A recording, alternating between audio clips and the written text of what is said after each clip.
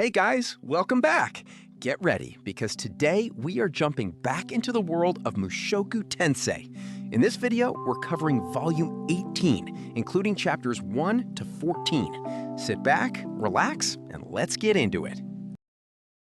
Volume 18, Chapter 1, Departure Towards Asura Kingdom. Part 1.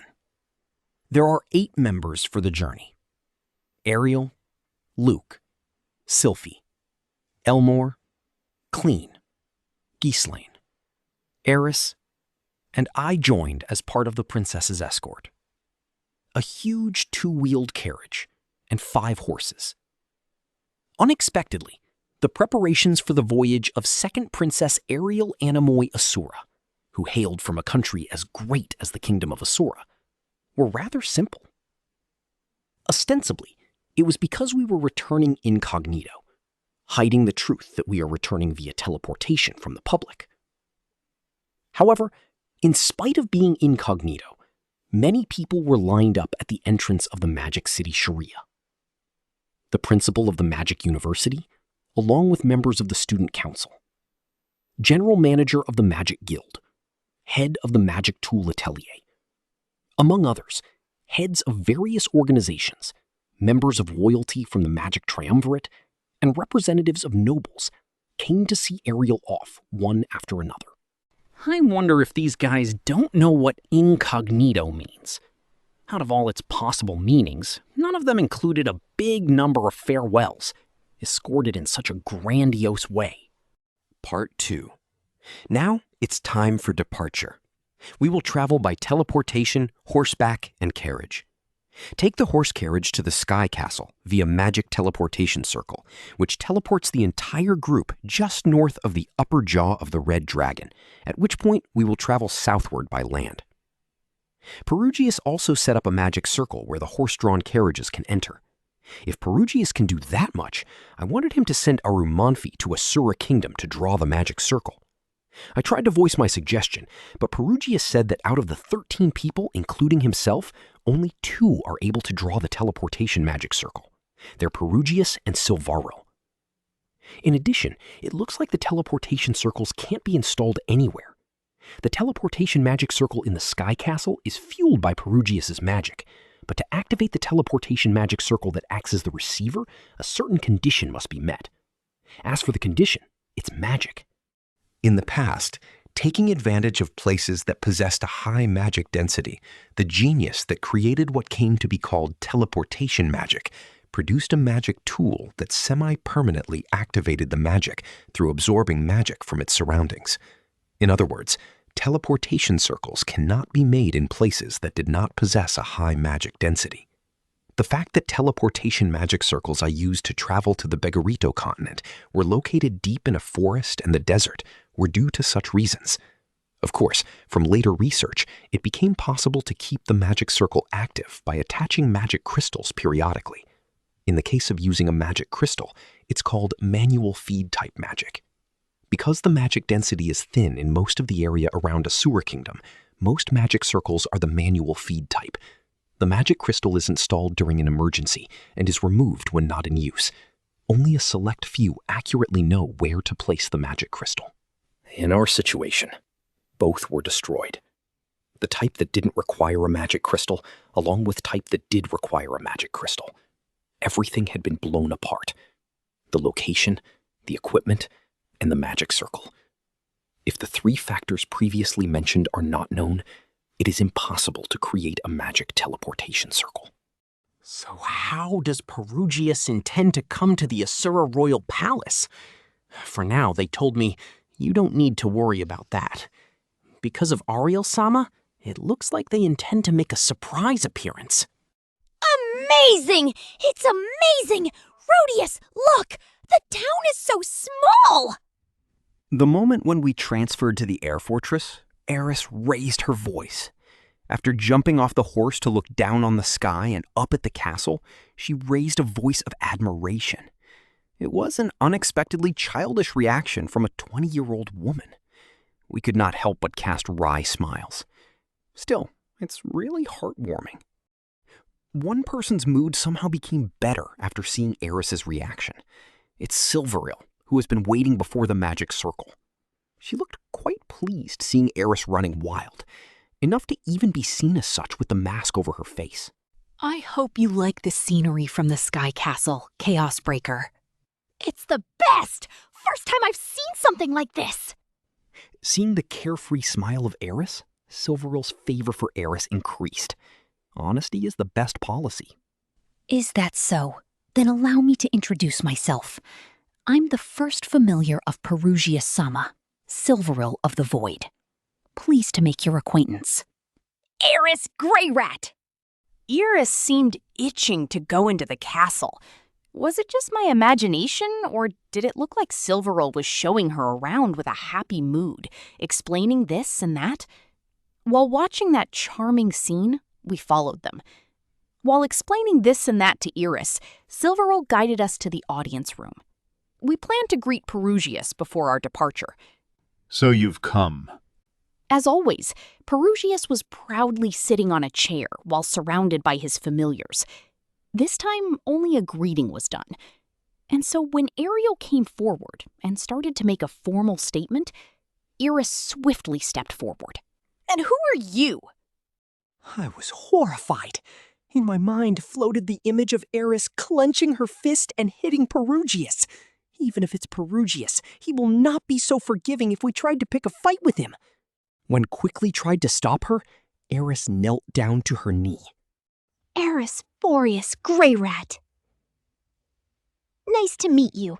My name is Rudeus Greyrat, and I've become Rudeus's wife a while back. Pleased to make your acquaintance.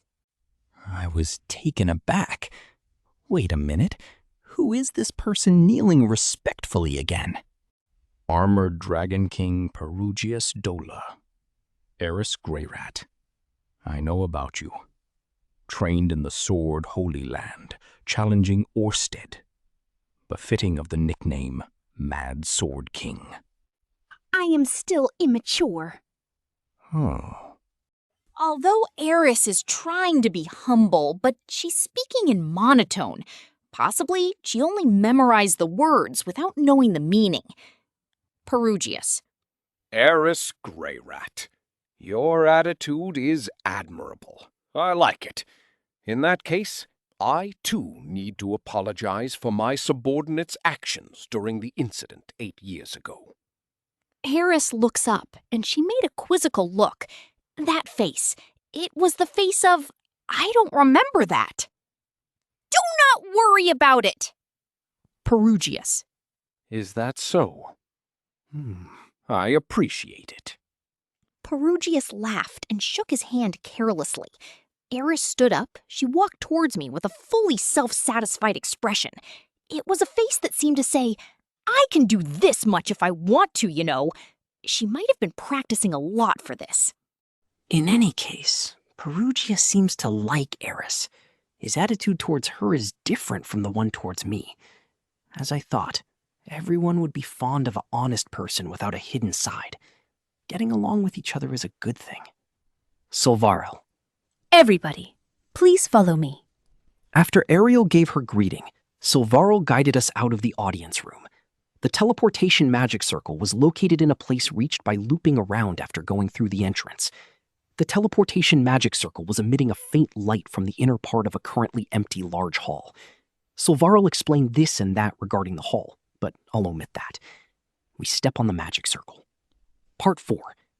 The teleportation circle's destination was a ruin. The ruin used to house the teleportation circle on the other side, the same type in Begarito's mainland and near Renoa Kingdom. According to Orsted, there were many more of these ruins in the past.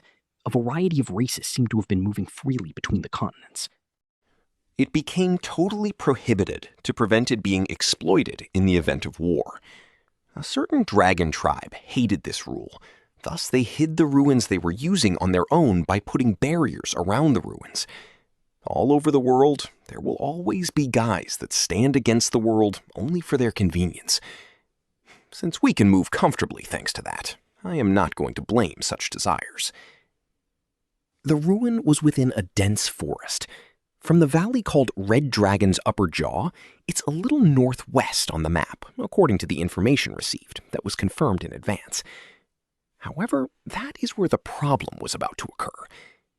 Although it's good that we can move the whole carriage using the magic teleportation circle, we can't move the carriage out of the ruins. We have this many people, yet we didn't think of that? While I was still dumbfounded by that, Ariel's 2 servants began to disassemble the carriage carefully. 2 people disassembled the carriage in a fluid motion and carried the pieces outside the ruin. And while I was thinking that they seemed to have assembled the carriage into small packages, from there, loading the parts of the carriage on horses, we moved to the vicinity of the highway. There, the reassembly of the carriage was finished in no time. Since it was getting dark when we got out on the highway, we decided to camp the night there near the highway. Why is the entrance so large? I thought of the ruins for Eastern Kingdom cities, villages, and towns, and it seems like a building made of large columns and stone slabs. And there are also caves. I guess it's a natural hole in a rock formed over time. Anyway, let's enter the ruins. We reached the center of the ruins in 10 minutes. From what I have seen so far, no trace of even ancient structure have been found. And while I was thinking that these were upside-down columns, they were actually moss growing on trees. At the center of the ruins is a giant palm. It's a branch of a giant tree that grows upward into the sky. Ridiculous. Why is the palm so large and so tall? What special qualities does it have? What is that thing?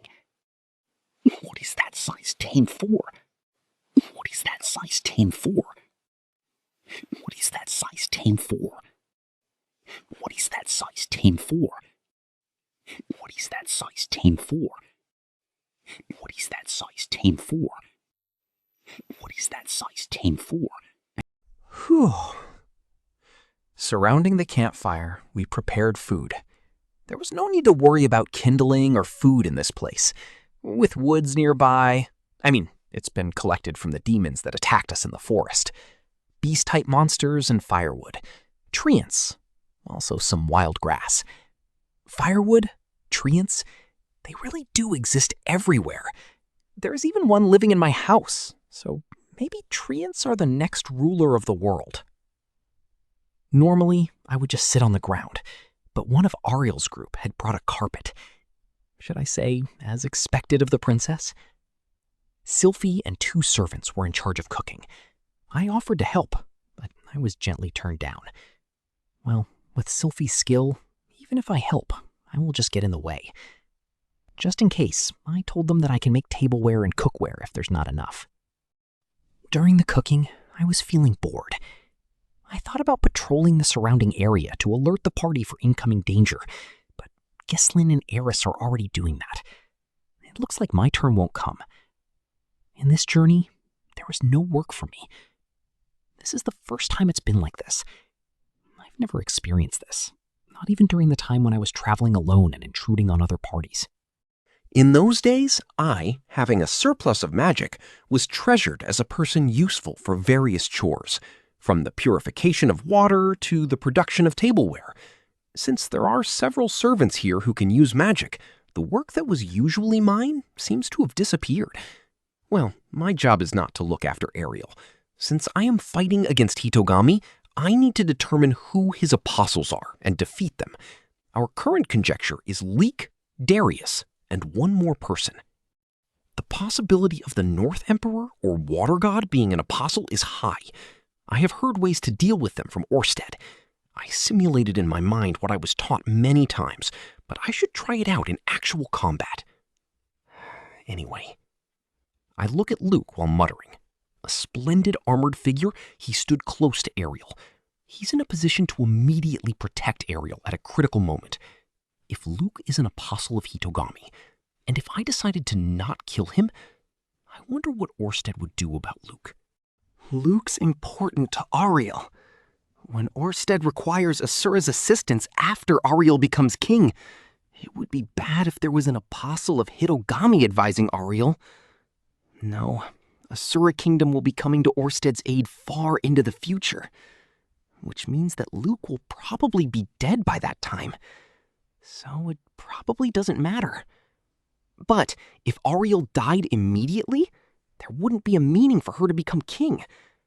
No, the event Ariel becomes the king would surely become a turning point. Or the event the first prince becomes king might be our bad end flag. Yes, just in case, I'll ask Orsted about it at the next opportunity. I don't know if he will tell me, though.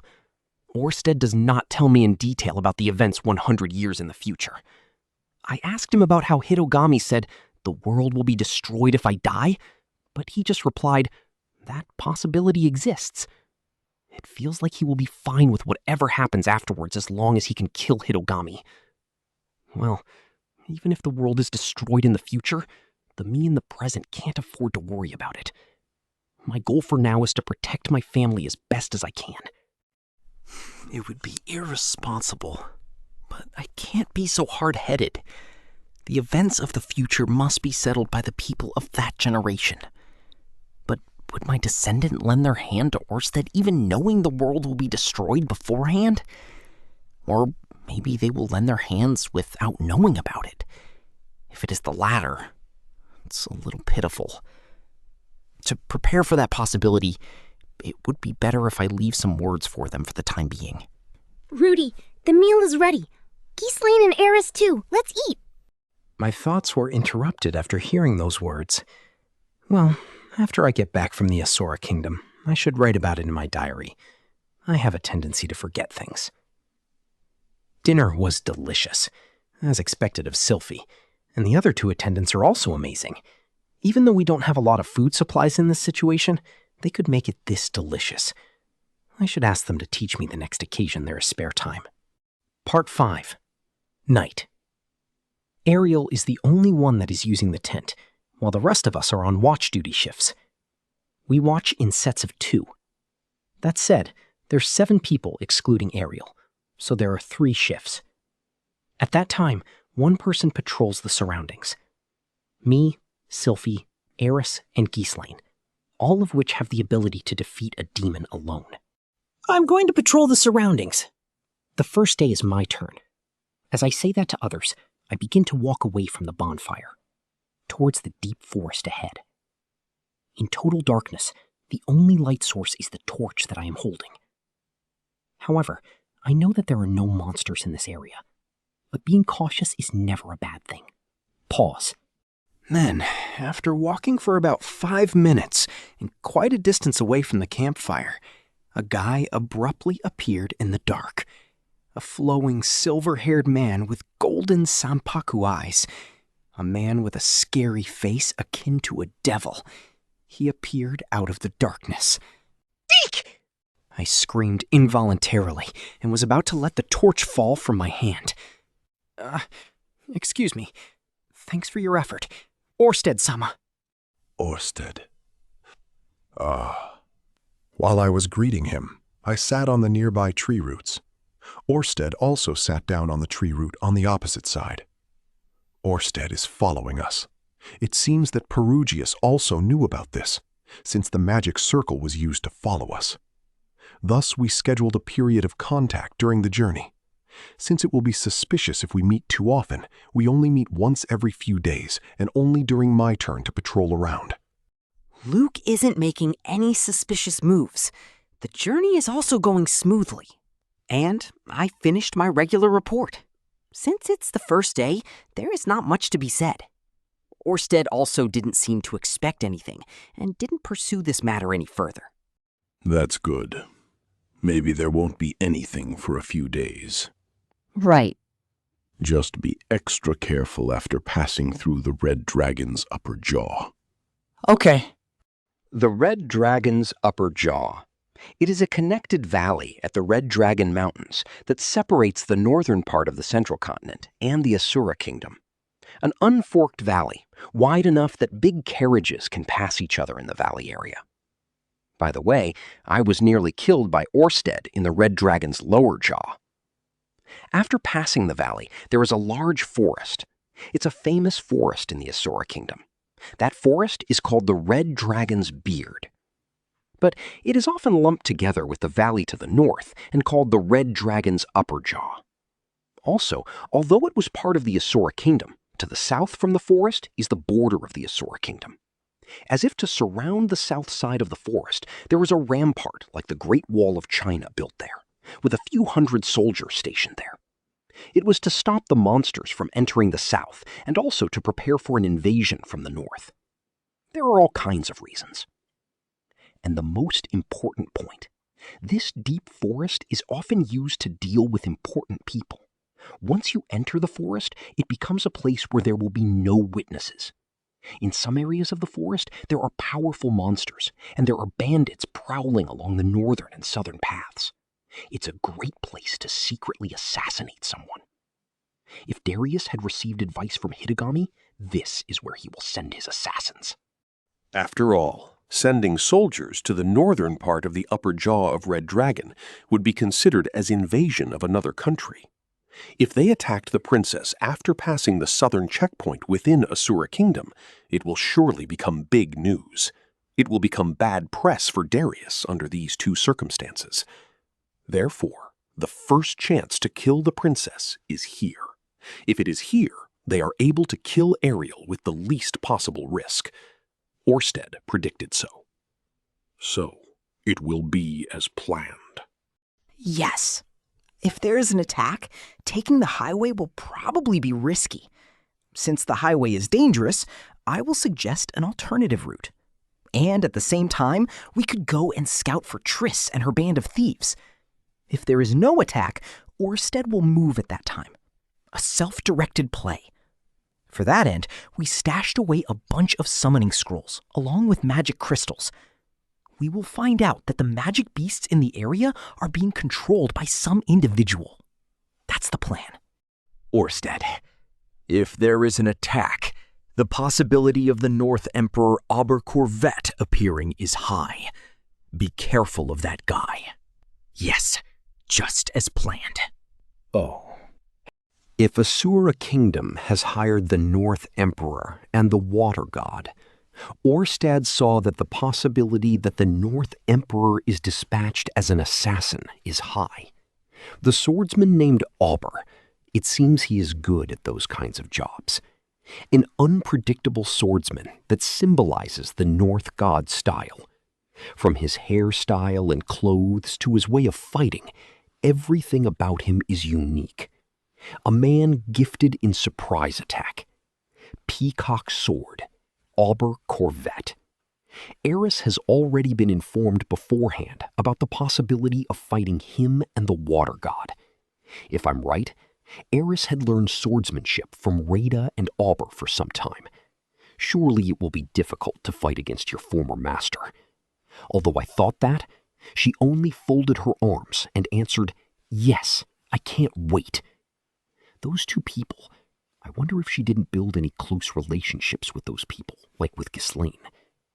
What I mean is, Eris, you don't have friends in the Holy Land of the Sword? I'm a little worried. I am concerned. About what? You. Huh? I have to say, for this upcoming battle, you're being too optimistic. Optimistic? I wonder if he's right. Maybe so, but I am prepared. I also heard about instructions for what to do. Although there is a chance that Albert won't come, I still simulated several ways to deal with him. Also, I know in my head that he is a terribly strong opponent. All that's left is to just deal with it calmly. While I can't say that it's a perfect plan, there's no reason to feel more nervous than necessary. Probably. Rather, I should relax at this stage. It is more efficient. Probably. Just in case, take this. Orsted took out several sheaves of papers from his bosom. They were scrolls with complex magic circles drawn on them. It is a magic circle for the king-class healing magic. You mentioned that you could only use healing magic up to advanced level. In case of emergency, use it. Yes. The healing magic of the king class. To what extent could it heal? Even for major injuries like missing limbs, such magic can regrow them perfectly. My defensive and evasion ability and the enemy's offensive ability. Based on those factors, it would be best to have at least this level of recovery. So, even king class healing magic has magic circles? Almost all magic in this world can be reproduced with magic circles. Almost? Then there is magic that cannot be reproduced? As long as it's not a unique magic with a special invocation. Such as? The howling magic that the beast tribe uses, and the gravity magic used by the Dragon King. Those things, without understanding the logic behind them, cannot be reproduced. Howling magic. What I've been calling voice magic. Once, I surprised someone with it. The level I can use it at is more or less able to scare people, but I don't know if it's because of the actual magic or not. Although I read that your future self has mastered gravity magic, it probably would have required considerable time to master it. Researching, understanding, and training.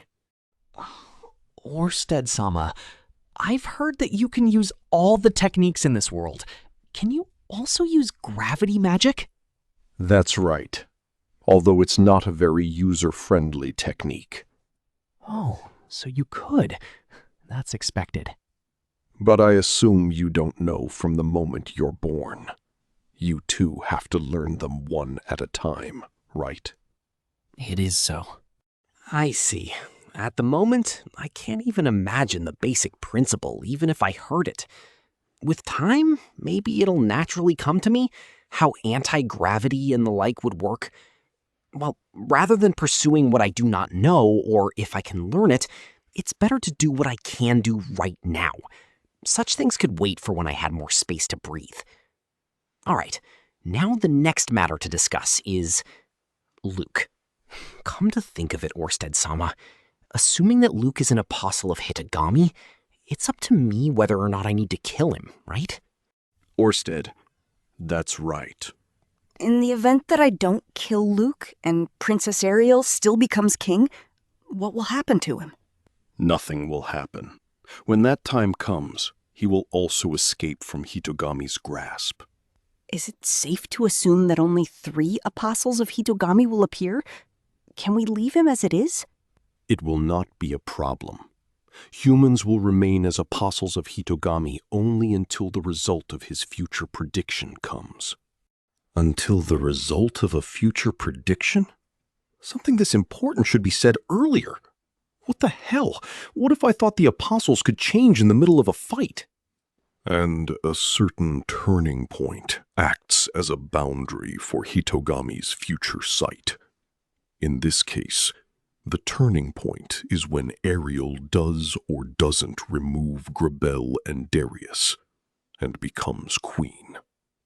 So, until then, the apostles will not change? That's right. Muyu, you keep such important things until later. Well, that's all right for now. Let's say it is good just to know about this now. Until this is over, the apostles will not change. On the contrary, once it's over, the apostles will cease to be automatically. Well, there is still the possibility of them becoming an apostle again. And judging from Orsted's tone, if any apostles die before the prediction comes true, Hitogami cannot replace them. That's the reason to kill them. Now return. If you don't hurry back soon, it will be suspicious. Okay. With that, I finished the scheduled contact with Orsted. I quickly returned to the campfire and reported that there was nothing of note surrounding the camp. I finished my shift and covered myself with blankets. In this way, the first day of the trip to the Asura Kingdom passed. Volume 18, Chapter 2, The Red Dragon's Upper Jaw, Part 1. The Red Dragon's upper jaw is a valley with just one continuous road. It is not as straight as the Holy Sword Highway, but it is a single path without any forks. It is between two different countries' borders, a neutral area without an owner. We passed by a big caravan while traveling there.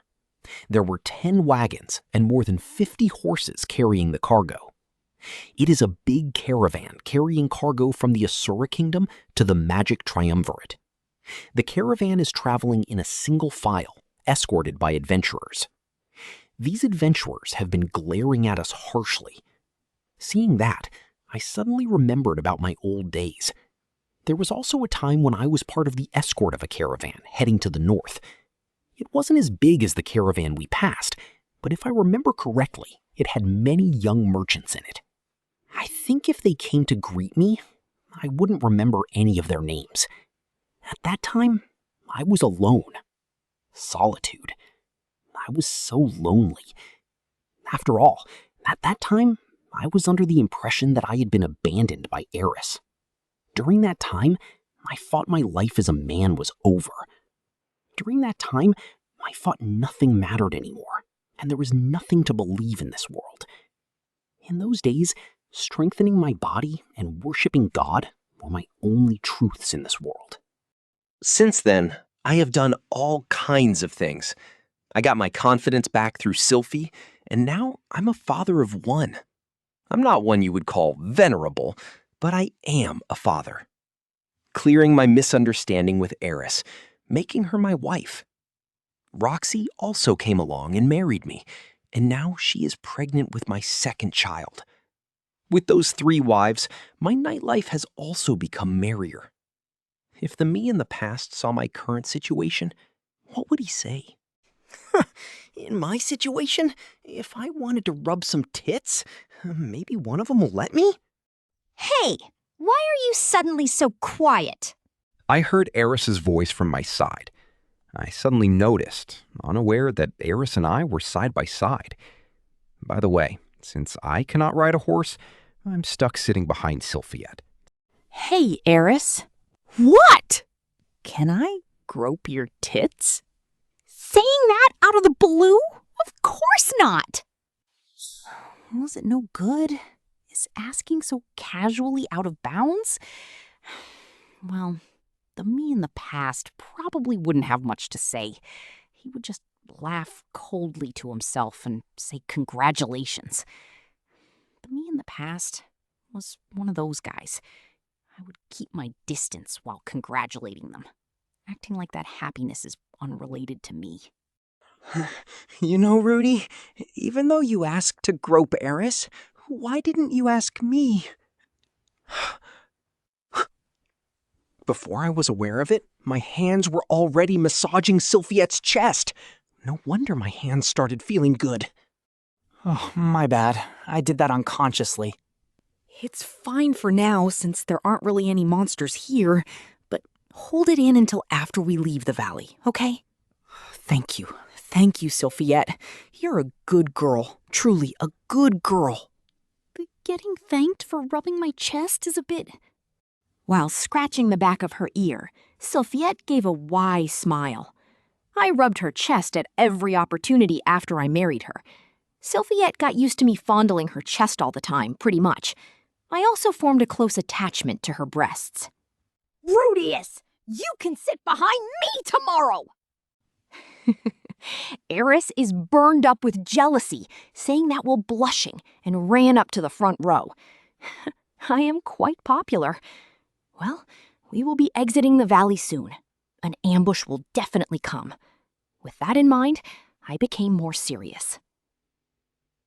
Part 2. Upon exiting the Red Dragon's upper jaw, a huge forest appeared. The valley exit is located on a slightly higher altitude. In the distance, from the spreading forest below, I could see a wall. But because of the forest's height, I can't see the road in the middle of the forest. I can't determine where the ambush will happen. Whatever happens here, it won't be seen by anyone. Or so Orsted says. From here, it seems he can see the exit of the forest from the walls. In other words, anyone can confirm who is entering and leaving the forest. On the other hand, from the forest entrance here, we can't see the wall. To an attacker, this is a geographical advantage for them, a perfect place to ambush us. At last, I have returned to this place. At the entrance to the forest, Sylphiette stopped the horse. Luke was also stopped. The horse-drawn carriage was also stopped. As for Ghislaine and Eris, they also stopped their horse. One of the servants got down from the driver's seat. Luke and Sylphiette also got down from their horses. From the horse-drawn carriage, Ariel came out. She held a small bouquet. On the roadside, 5 people walked up to a stone. It looked like an ordinary stone. There was nothing decorative about it.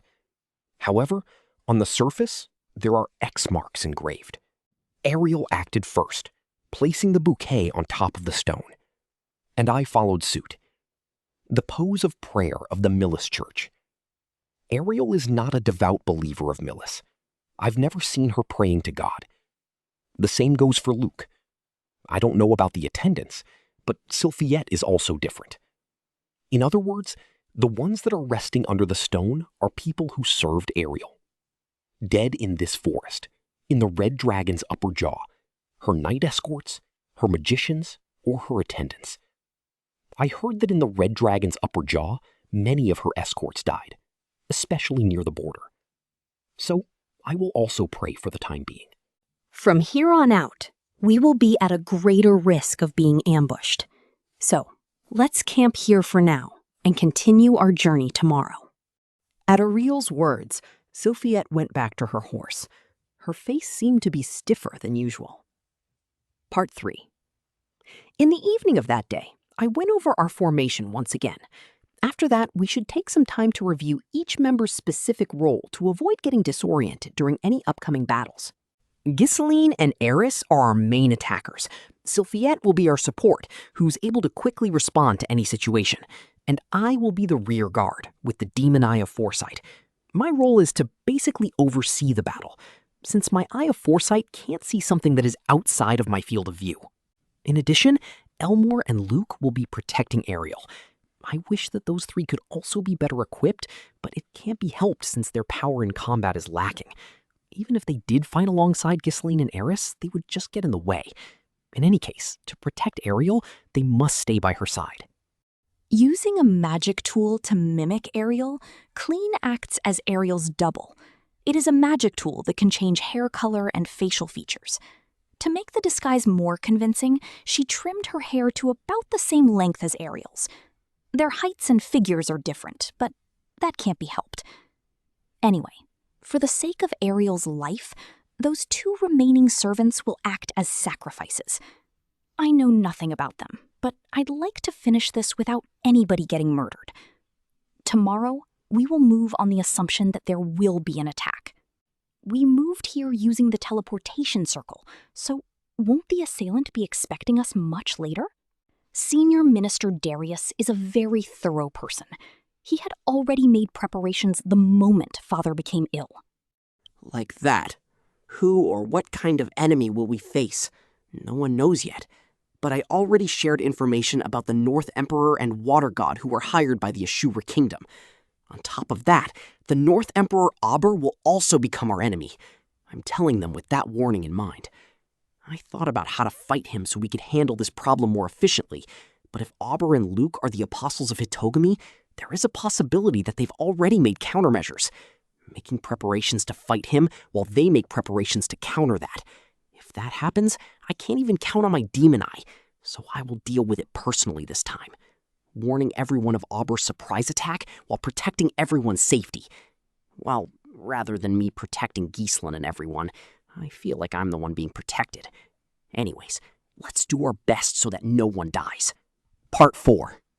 The next day. We are moving based on the formation discussed at the meeting. On horseback were Ghislaine, Eris, Sylphie, and I in the front. Riding the horse-drawn carriage are the 2 servants and Ariel, followed by Luke at the back of the horse-drawn carriage. While traveling cautiously along the forest road, we encountered a bend in the path that prevented us from seeing beyond it. just before the bend.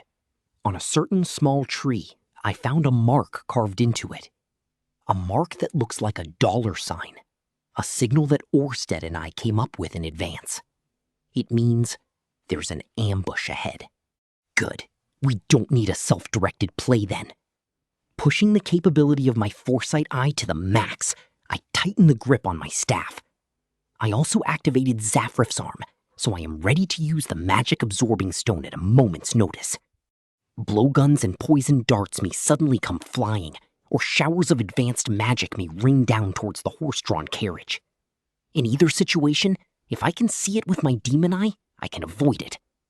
However, there wasn't a need for that. Ghislaine and Eris are at the front. Blocking the way of those two are figures of armored soldiers standing shoulder to shoulder, numbering more than a dozen. Halt! Slightly ahead, Ghislaine and Eris stopped their horses. Who is it? The armored soldier did not answer Ghislaine's question. Because of the full-face helmet, I cannot see his facial expressions. Among the armor-clad shoulders, there is one wearing flashy, conspicuous feathers. He should be the captain. They were silent. In silence, they just blocked the road. Rudy, get down! In response to those words, I jumped off the horse and walked towards Ariel's carriage. Sylphie is still riding a horse, going ahead. Taking a position in between Ghislaine and Eris, she stares at the captain. I am Fitz of the Royal Guard. The one behind me in this carriage is known as the Second Princess, Ariel Anemoy Asura from the Asura Kingdom. Whose soldiers are you? State your name! A manly voice shouted high. So cool. But the captain does not answer. Instead, he silently draws his sword. Following suit, the other soldiers also draw their swords. A high-pitched jakin echoed through the forest. At the same time, soldiers armed to the teeth emerged from the forest, making a kata-wata-wata noise. Most of them have swords, but I only have a staff, and we're considerably outnumbered. Getting off of his horse, Luke is already taking his stance. Elmore, sitting on the driver's seat, is clutching her whip with tension. Inside the horse-drawn carriage, Clean disguised herself as Ariel. Already, Ghislaine and Eris have engaged the soldiers up ahead. Their swords cut down the soldiers so fast that it didn't even leave an afterimage. The two are so fast that the soldiers were defeated before they could even unsheathe their swords. Leave the magic to me! Sylphie had to precisely control her magic so as to not hit Eris and Ghislaine. I can't see, but it appears there are magicians behind the soldiers. The number of enemy soldiers is almost 30. Yet troops continue to pour out of the forest. It looks like there are still more of them. Despite this, it seems such an advantage in numbers means nothing against Ghislaine and Eris. The enemy troops are being decimated in the blink of an eye. Eris is moving freely on her own. Ghislaine moves to cover her blind spot. Furthermore, Sylphie supported them both with magic. The trio constantly reposition themselves to avoid being surrounded, and they're slaughtering the armored knights. They are strong. Those three people. It will be all right, even if I leave them alone. Luke-senpai, are there any enemies behind us? No. Response from Luke protecting the back of the horse-drawn carriage. It looks like the enemy wants to lure us into a retreat. A trap? It is a trap. What will we do? Withdraw? No. It seems that it's possible to break through, so... Looking ahead, the flood of soldiers have parted in two. Then, a person appears between them. Ghislaine and Eris stopped moving. The person was smaller than I expected, only about a meter tall. Hobbit race. His small body wrapped in full body armor. His armor polished clean, so clean that it shone brilliantly in the light. With his short stature, he totally looked like a disco ball. I felt when he came out in front, the soldiers surrounding him felt fairly relieved. The feeling of being in a sensei's presence. Apparently, he seems to be powerful. Can he be Auber? My name is the North King Wita, one of the 3 swords of North God. Light and darkness. Wita. Who? I see you are Black Wolf Ghislaine. I challenge you to a duel! Disco Ball draws his sword. Fitting his short stature, it is a short sword, 30 centimeters in length. But the blade shines so brightly like a mirror. However, a one-on-one fight at this juncture? It is a situation of dozens versus 3 already. I wonder what kind of intention he has. It was directed to the Wita that pointed his sword. Very well. I, Ghislaine the Black Wolf Sword King, shall be your opponent. While holding a reserve sword on her waist, Ghislaine was facing the North King. So, the flow of time has stopped. The grunts stopped moving. After while checking their surrounding, they began to fall back. Sylphie also fell back, glancing warily at the soldiers' movements. What remains is an atmosphere for a duel against the man called North King. But Eris can't read the mood. She lunges ahead toward the retreating soldiers. Hey, Eris! Sylphie also enters the fray haphazardly. Covering Eris's back, a helter-skelter battle started. Are those 2 people all right? The number of enemies is great. I look at them for a moment. They aren't taking any attacks. Seems there is plenty of room for comfort. All right, it is okay to leave them for now. I want to support them, but I can't move from this place. Due to Eris's rampage, the distance between the horse-drawn carriage and her widened a bit. Still, Ober has not shown himself yet. Until he appears, I cannot move. Ober is skilled at surprise attacks. If we divert our attention, he may launch a surprise attack from behind us. It is a very textbook tactic, but it would be the best time for it. A moment of distraction. He would strike during that split-second opportunity. Especially against powerful magicians, he would hit them during their incantations. Therefore, Orsted said, if it turns into a skirmish, don't use any magic until that guy shows himself. Even if your ally is in a pinch, don't give them any support.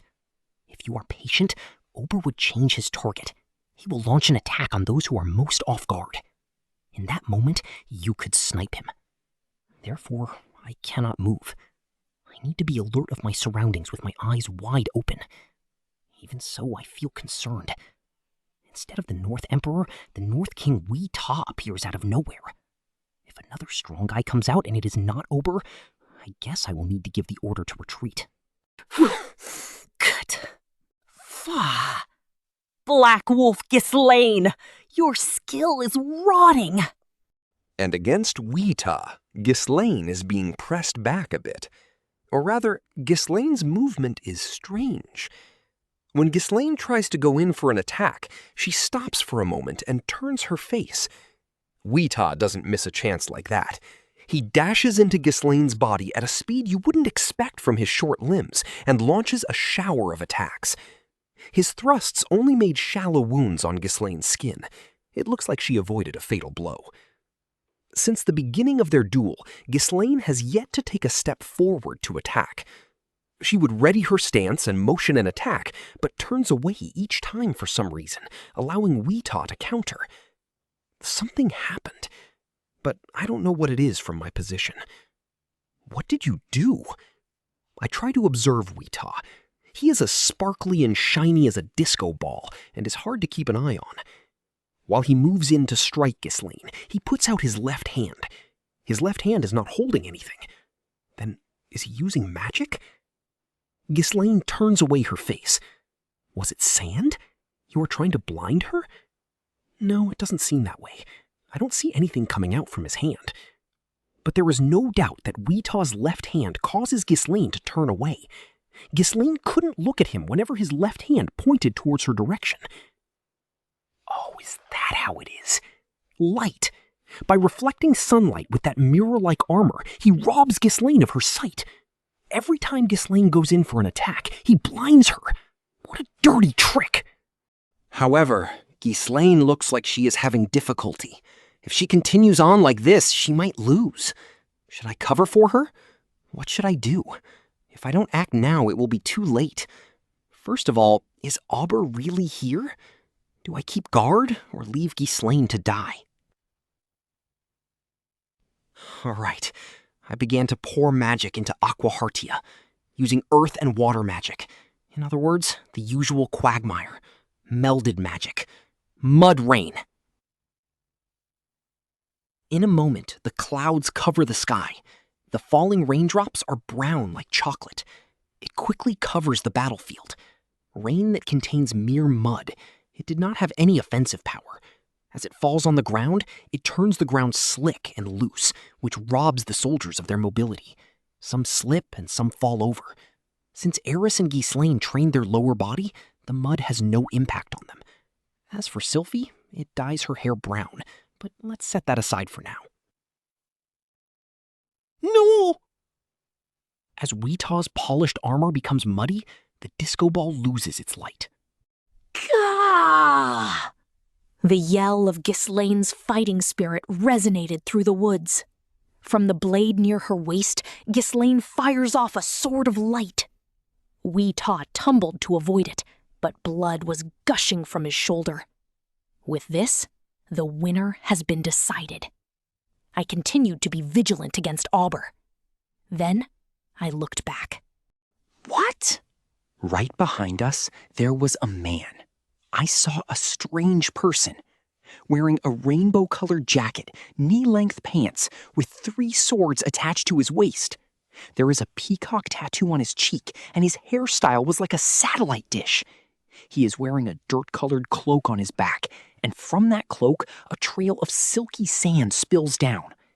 At the end of this trail, a hole was spotted in Luke's blind spot, who was supposed to be watching our back. This fellow, he was hiding in the hole he dug up in the road. Pause. His features and clothing match the description. This guy is the North Emperor Auber. You found me. The next moment, my foresight eye saw Auber's movement. He draws a sword with his right hand. At this distance against a magician? Sorry for the sneak attack. Auber swings the sword downward. I immediately react with my left hand. The left hand where Zarif's arm is attached. Although the arm feels no resistance from the weight, Auber is still faster. Arm! Fly! Fool! What? The! My heart is beating rapidly. I knew that Auber would attack with his tricks, even though I knew about it from Orsted. Damn, is this the result of not following his directions? Now I have to fight Auber one-on-one. My opponent is a North Emperor. While he isn't necessarily weak when fighting normally, his specialty is in surprise attacks. But I have heard of the actions that I should take after exposing this figure. It is possible to win. I am fine. Calm down. I am strong. I am strong. I am strong, and I am Stallone. Rudeus the Quagmire. Although I have heard the rumors, you are indeed strong. Why are you not coming at me? Although this method cannot be used if you are not coming at me. Where did you hear my name? From a certain beast over there. When I was teaching sword art to that beast, she always said, Rudeus is awesome. So it was Eris. A man who could tame that beast would be a praiseworthy man. Really, like the rumor said, even his arm can fly. It seems he is fascinated by my rocket punch, and I'm being watched with a vigilant eye, as if I will try some other weird trick. What a bad-mannered guy. It is not like I am some kind of rare animal. But it is good that he is being cautious. After all, in the edge of my vision, Ghislaine has defeated Weetah and is coming towards us. It is not a far distance. She should be here soon. If it is 2-on-1, our chances of winning will increase tremendously. Eris and Ghislaine. Silent Fitz and Rudeus of the Quagmire. As a precaution, we have brought Weetah, but since I couldn't kill Rudeus, this will be hard on us. Observing Auber convinces himself and nods. I wonder if he will come. Well, there is no shortage of opponents. He is coming. But in the current situation, if I can hold him for even a few seconds, I can attack him with Ghislaine in a pincer maneuver. And I know roughly what technique Auber uses. I can do this. I can bring him down. My name is North Emperor Auber Corvette. Ober drew the sword with his left hand and sheathed the sword in his right hand. I also started pouring magic into my staff in response to that.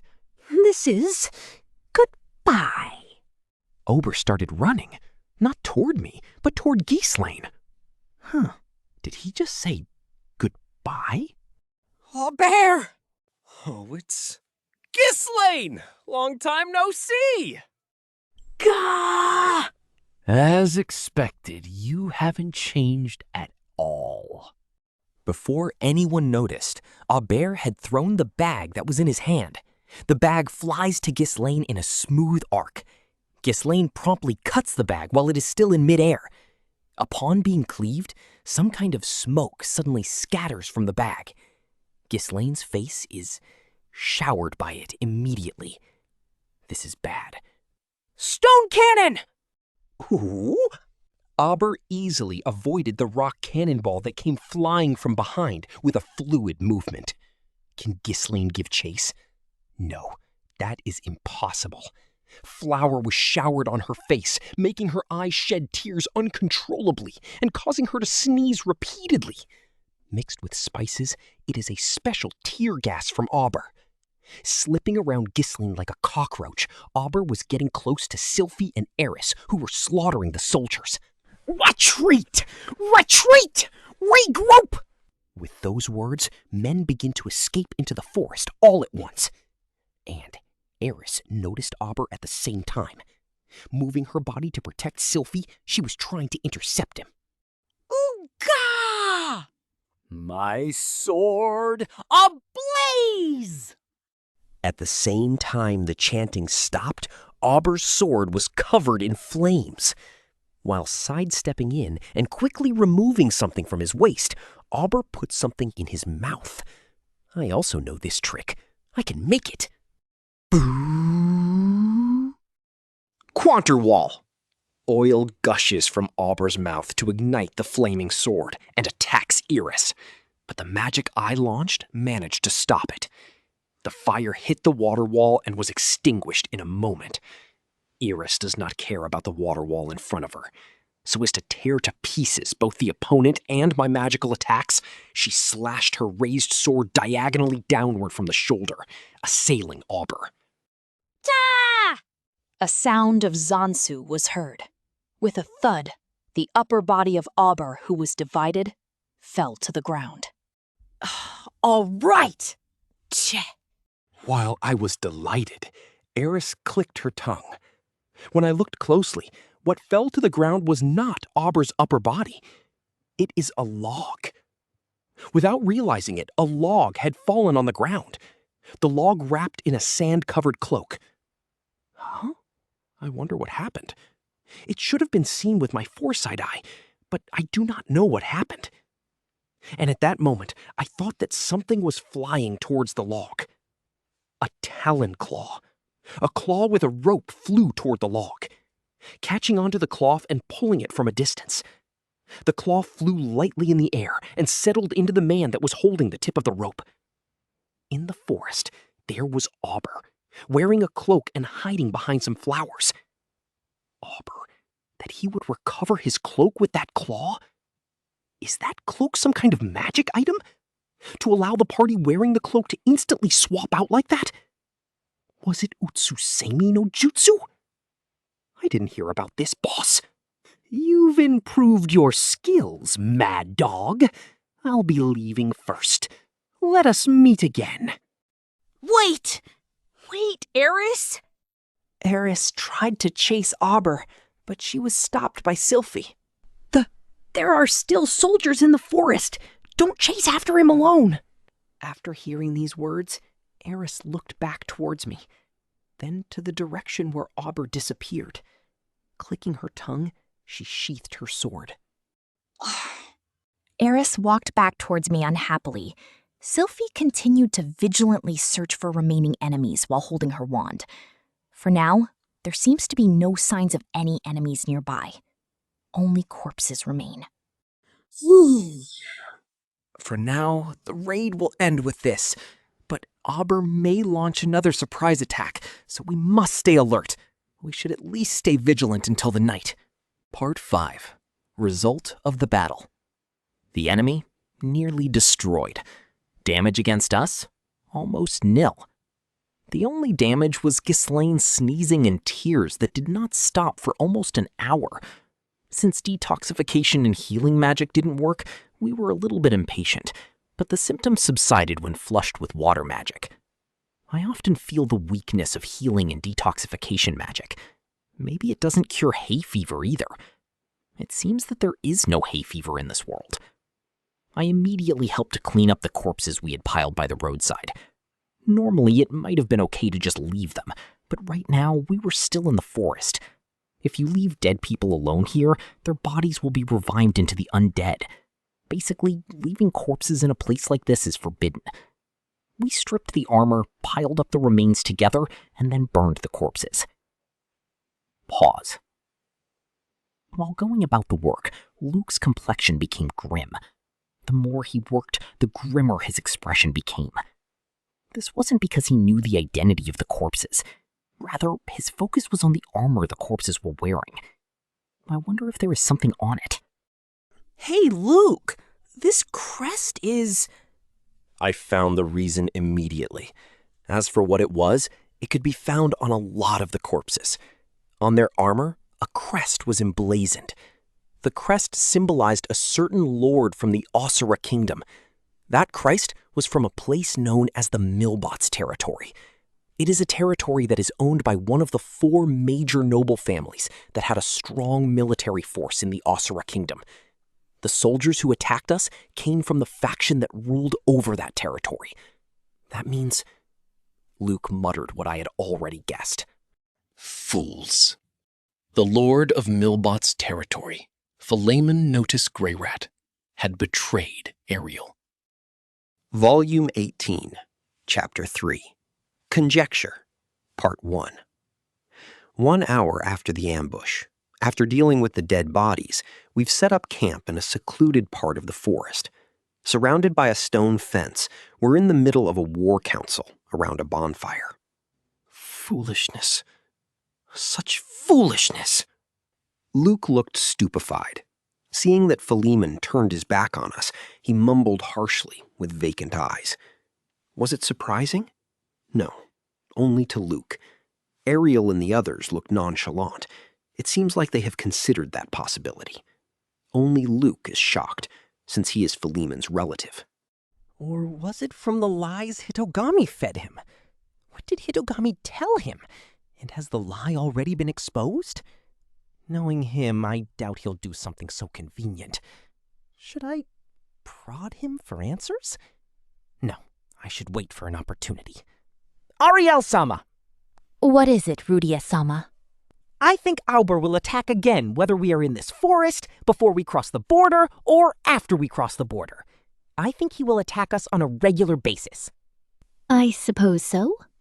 Such a situation. We have no choice but to face it. That was our assumption from the start.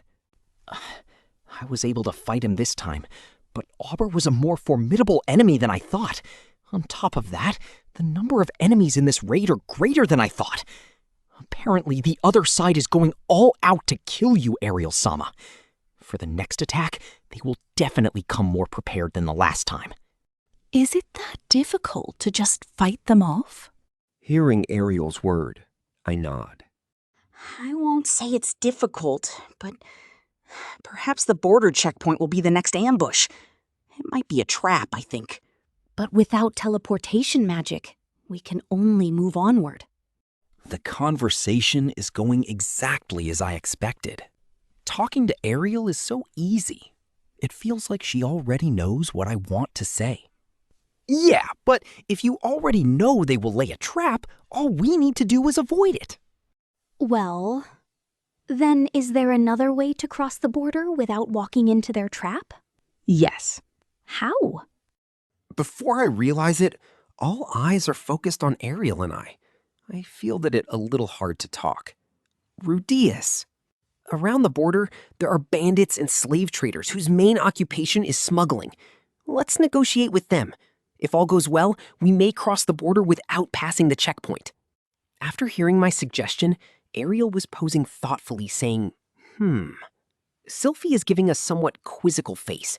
Neither Ghislaine nor Eris have heard about this.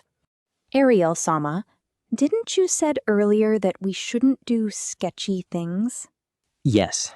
That does not change, but I seem to have misjudged a little about the severity of the situation.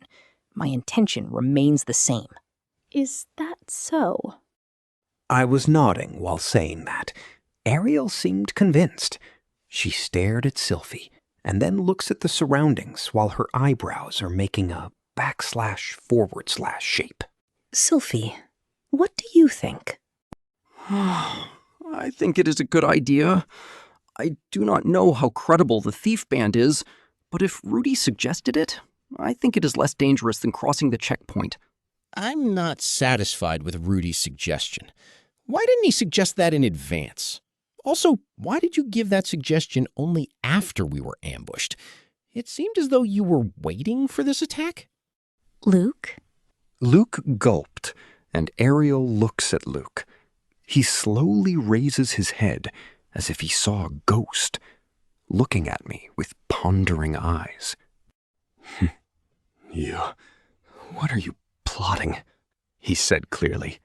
His voice is trembling. With a face full of doubt, he watches me. Your movement?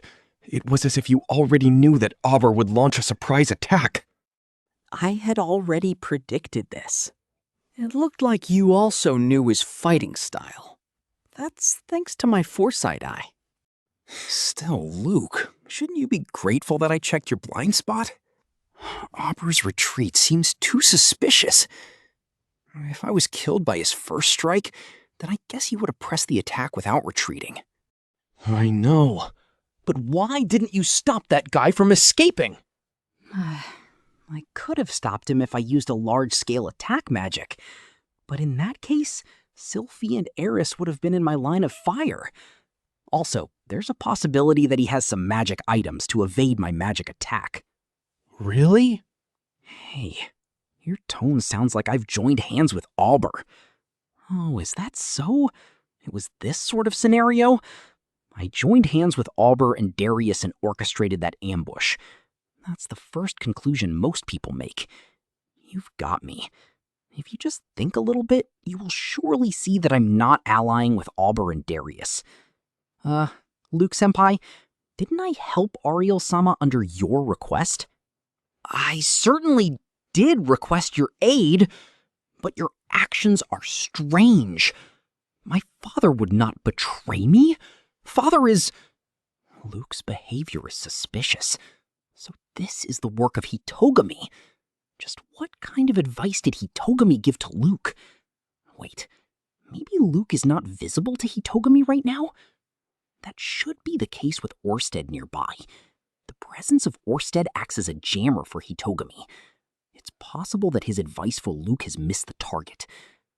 Or maybe that Hitogami has already discarded Luke. What the heck are you saying now? Eris looks frustratedly at Luke, like she's ready to beat him down any time. Sylphie looks alternatively between Luke and I with a sharp look. Ghislaine looks like someone with a huge question mark on her head. Ariel-sama. With a stern face, Luke turned his face toward Ariel. I don't agree. Rudeus's recent actions have been strange. Is that so? Also, I worry about the credibility of the alleged band of thieves. Although I agree that we should avoid the checkpoint, but I think we should head back and request help from Perugia-sama. Asking for Perugius's help, huh? Indeed, you have a point. To ask for one or two of Perugius's familiars to act as escorts, this will enhance our strength and will enable us to force our way through. Yeah, I also feel that this is quite a good idea. I'm fine with anything as long as Ariel is safe. but I must get in touch with Triss and her band of thieves. Besides, I don't always have to stay together with Ariel. However, if I leave her, there is the possibility that Ariel might die. And Elmore, Clean, what do you think? I support Luke-sama. Me too. Is that so? The 2 servants are likely to support Luke. With this, it's 2 to 3. But this party is not a democracy. The leader of this party is Ariel. Everything was decided by Ariel. Well, if it can't be helped, I will try to contact Triss alone. I'll make the excuse that I want to do reconnaissance in the country beforehand or something. But will it be suspicious if I go alone? Maybe I should bring Eris or Sylphie. Ariel did not consult with Ghislaine or Iris. A shadow covered her face while she takes her time to consider the situation. She narrows her eyes, staring at the bonfire, indulging in deep thought. Okay. After a while, she looked up, looking alternately between Luke and I. After looking at us twice, she stopped her gaze at Luke. I will go with Rudeus-sama's plan. What? Why? Perugia-sama won't be so generous as to lend a hand to the king that fled from her own kingdom. If it's only at this level, I won't rely on him. Saying that, Ariel winks at me. You mean you intentionally sided with me? I wonder why. Perhaps Ariel wanted me to owe her a favor, although it was convenient for me. But that's putting the cart before the horse! Working with the likes of thieves? We won't know if they're plotting against Arya-sama? Luke is blindsided by Ariel's decision. What's wrong with you all of the sudden? Suspecting Rudeus-sama suddenly? But father is... Didn't we already discuss the possibility that Philemon would betray us before? Didn't you say that if it's father, it may happen? I certainly did think so before. However, I am certain that I've heard... And Luke shut his mouth before he spoke. Ariel also seemed a little surprised by his reaction. Luke was wide-eyed and lips trembling. Luke, by chance, did you hear it from your brother? Ariel stops abruptly. Then, in a different tone, she asked Luke. Luke Notice Greyrat. Who are you? Luke looked at Ariel with an understanding look. Then he shifted his gaze to Sylphie, me, and rest of the party. After seeing the anxiousness in our eyes, he looks back at Ariel. Kneeling without diverting his gaze, Luke said, looking up. I am your knight. And I am your princess. Luke looks down. Ariel nodded. Like a shadow has been casted off, those two share a satisfied smile. All that needs to be said has been said. That was all that was necessary. With such satisfied smiles on them, Sylphie and the others looked relieved as well. Let's depart. Rudeus-sama, please lead the way. Yes. Anyways, with this, we're contacting the bandits. I will not betray Luke, but anxiety remained. With this conversation, there's no doubt that Luke is an apostle of Hitogami. Part 2. Returning to the highway, then entering the forest again, I already knew the location of the band of thieves. Enter the forest from a certain mark on a rock, then head straight to the east. The band of thieves in question is located in the east side of the forest, apparently under a cliff at the foot of a mountain. However, our pace is slow. Since our horse-drawn carriage was disassembled, Ariel tried to ride a horse at first, but after seeing how high up it was, she came down immediately, since there was a risk of falling from the horse. We're moving through an area that's usually impassable while leading horses. If you clear the way with magic, you won't have to take a detour, although in that case, it will be easier for the enemy to track us. However, if we're fighting against demons on the way, we will leave a trail no matter what. Well, I guess we don't need to care about it too much. Along the way, we rested many times, because Ariel complained that her feet were sore repeatedly. It's because she is not familiar with walking through the forest. Fortunately, Ariel did not voice any complaints aside from that. Sylphie repeatedly applied healing magic to Ariel's feet and waited for her to catch her breath. There is no conversation in particular. Concerning the apostles of Hitogami, what made them apostles is the advice given by Hitogami. Luke, apostle of Hitogami, he has gotten some advice, no doubt about it. But it is unclear when he received it or what the advice was about. Looking at my example, Hitogami did not give me advice often.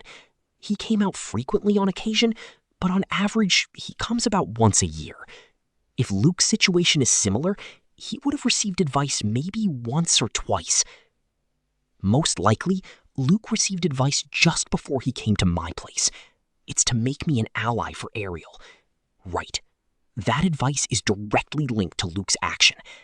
But after this attack, I feel that it is a little different.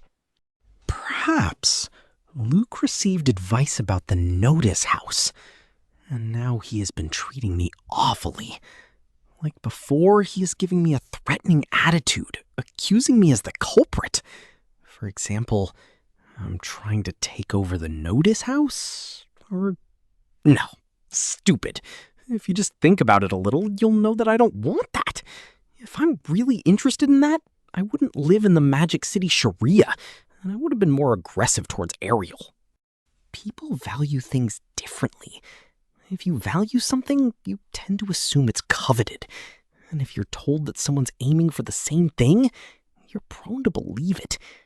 If you're Luke, what would you want the most? Perhaps he wants to become the head of the Notice House, although I don't know for sure. This time, Philemon betrayed Ariel. This might or might not be due to the advice of Hitogami. The diary didn't say anything about this. No, Eris was at Philemon's mansion in that world's diary. Eris is a Boreas, and Boreas belonged to the First Prince's faction. If you think about it, even without Hitogami's intervention, Philemon would have most likely betrayed us. So Philemon isn't an apostle after all. Given his influence and ability, Darius is still the most likely candidate. That's right, Darius. Another apostle. Senior Minister Darius Silvaganius. I wonder what kind of advice he received. At the very least, he would have gotten information such as Ariel is heading to the royal palace. Ariel had said Darius is supposed to have predicted our return at the time the king became ill. However, our enemy's force is powerful. The North Emperor and a North King. Both should be valuable forces. How would you prepare against an opponent of uncertain strength? In regards to the Second Prince, I'll discuss that another time. We've reached here through teleportation magic. I don't know how long it takes for information that Ariel is heading to the royal palace to reach the Ashura Kingdom from Magic City Sharia, but the information shouldn't be fast enough to allow Auber and Weta to ambush us. That explains why Auber came straight for me. Instead of targeting Ariel, he chose me. When I think about it, there is a possibility that Darius's target is not Ariel, but me. Either way is fine. For Hitogami and Darius, Ariel and I are both hurdles. His advice must be something like that. It's easy to understand. The last apostle remains unknown. I'm still pondering about Auber's last sentence. Auber knew that I was in the party. He mentioned that Weta was brought. Does that mean... No, Darius might have known about it. I can't determine from this attack alone who could be an apostle of Hitogami. It seems the North Emperor knew of my participation, but he might have also heard it from Darius. Either way, Auber's an opponent I have to defeat. Even so, facing Auber's mysterious fighting style, as well as his mastery of a variety of tools, such as oil and tear gas, I'm sure that he still has some tricks up his sleeve. This time he gave off a very dazzling impression, but according to Orsted, he's strong even if it comes down to a regular sword fight. Although I've heard about him, it is a big difference when you're watching it with your own eyes. I wasn't caught off guard covering for Ghislaine, but all it takes is one mistake, one bad choice, and he could have taken me out from behind. I want to take him out for sure next time. Though Orsted said that killing this guy is hard. Even though he stood out so much, he disappeared so easily into the forest. The name of North Emperor isn't just for show. Well, rather than Peacock Sword or North Emperor, he gave off the feeling of a ninja. No, he is a ninja. A ninja in a parallel world. Using oil and tear gas. I wonder if I should try to imitate him. Part 3. Midnight. I contacted Orsted. Since the battle just ended, there was a lot to report about. オーステッドは、オーベを追いつくのは難しかったのか。はい。すみません。よく解いていただいたのに。ならん。オーベはそれは難しい。それに、オーベが逃げるつもりなら追い切れない。Narrator. Auber's movements after he decided to withdraw were fast. His pattern was complex. I could not predict what he would do. But Orsted seems to know most of his patterns. I wasn't able to counter them at all. Well, in that case, Orsted can just kill him if he wanted to, but... No, let's not go in a direction that relies on him so much. Faith alone can't solve everything. Leave Auber to me. I need to do it. I believe I can. Anyways, who is Wita? Orsted, cold and detached. Someone might have called him. Perhaps at Hitogami's proposal. Well, what kind of guy is he? Just in case, I should learn about my enemy's war potential. Orsted. Light and darkness. Wita. In the North God style faction, he is a disciple of Kalman III. Indeed, he has been the bodyguard of the Notice House for a long time. Notice? Perhaps he's Luke's or maybe Paul's home tutor? Darius is also from the Notice clan. Notice. Notice. Notice. As his name suggests, he is good at blinding his enemies using light from his polished mirrors and armor in the daytime.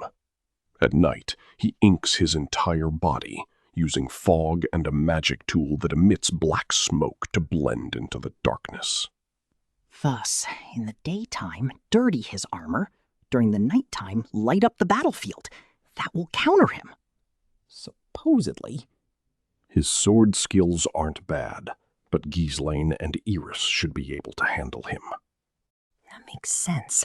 Although he uses a cheap technique, it seems that it only supplements his skills. There's no way anyone can become a North King using cheap tricks alone. Still, we don't know who else the enemy has employed. At king rank? No sword king, of course. But how many more water kings, water emperors, or sword emperors might be involved? How many does he need to hire to crush us? No. Darius probably only needs 1 or 2 guards with the water god there. Because the enemy has the force of someone as strong as the water god, the enemy might have become complacent.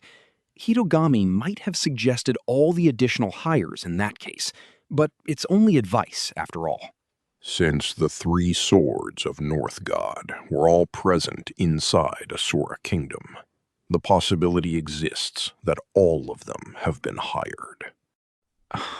About the counters to them, let me tell you. 3 swords of North God, self-proclaimed leaders of the North God style. 4 in all, each with their own unique set of skills and particular features. After teaching me how to counter each of them, we proceed to the next topic. What about Luke? Orsted. It's a good sign. Hitogami can see the future, but because of it, his predictions are not always accurate. If you manipulate multiple apostles, fractures often occur. In short, Hitogami does not give advice with the thought of cooperation between the apostles. This time, Luke was upset about Darius, or there might have been a discrepancy with the advice about Auber. Hitogami's advice might be accurate in some part, but the rest are full of lies. For Luke, the advices that he was given might have been mostly decorated with convenient lies. Do you think there's a possibility that Hitogami has discarded Luke? There is a great possibility. Luke's fate is weak. Hitogami isn't expecting anything from him as a pawn. Just that, in order to see your action, he was used as a watchdog. However, with me nearby, his monitoring ability is extremely limited. But since he can only control 3 pawns, doing that seems like such a waste. When he hears that, Orsted makes a frown. For Hitogami, who is omniscient, what he fears most is an invisible opponent. Since he is fulfilling the role of surveillance, there is no need for more. I see. From Hitogami's point of view, the ability he relies on the most is being sealed. Without Luke, he won't even be able to predict the changing future. He would have to weakly tackle us without even any hints. Considering that, he probably won't release Luke. It's also a form of control. It's too complicated. Then let's leave it alone for now. Is it safe to leave Luke alone for now? Orsted. Yes, but be wary. When Hitogami gets reckless, he will make the apostles do excessive things without thinking of their consequences. Yes, that's right, isn't it?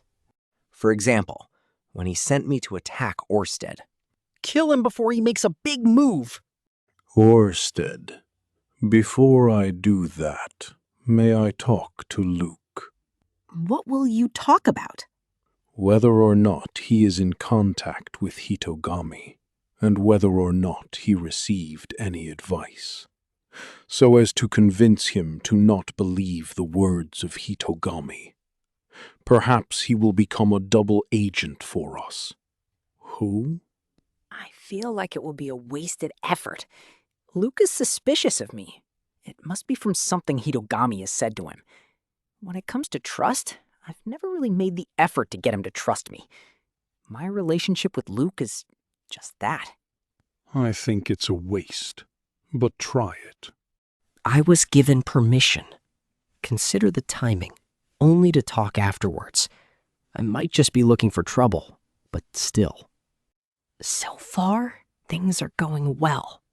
Hitogami hasn't made a good move yet. Let's hope it stays that way.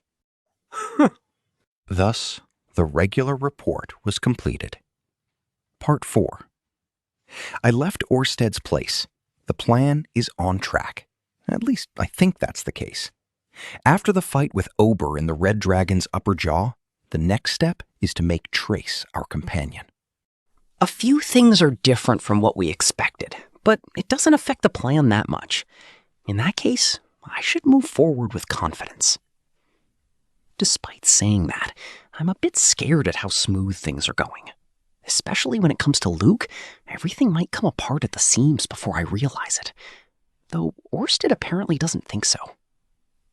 Probably because he hasn't personally witnessed the situation. Or maybe he's thinking the issues are somewhat negligible. Or perhaps I'm just overthinking things. What Orsted is thinking, I do not know. He didn't make a move because there are no problems. Although I understand, when you move recklessly, things turn for the worse. It's better to regret doing it than to regret not doing it. A phrase I've often heard in my previous life. But I might regret no matter what I choose. The status quo is an option as well. I want to make a choice that leaves me with as little regret as possible. As I recall Luke's conversation with Ariel, Luke might have continued his line with just a little push. I will try to bring up the subject when the opportunity arises. I haven't decided on the details of what to talk about yet, and I might be stirring up trouble. However, it might be good to mention the risk caused by Hitogami. Not speaking to him might be good, though.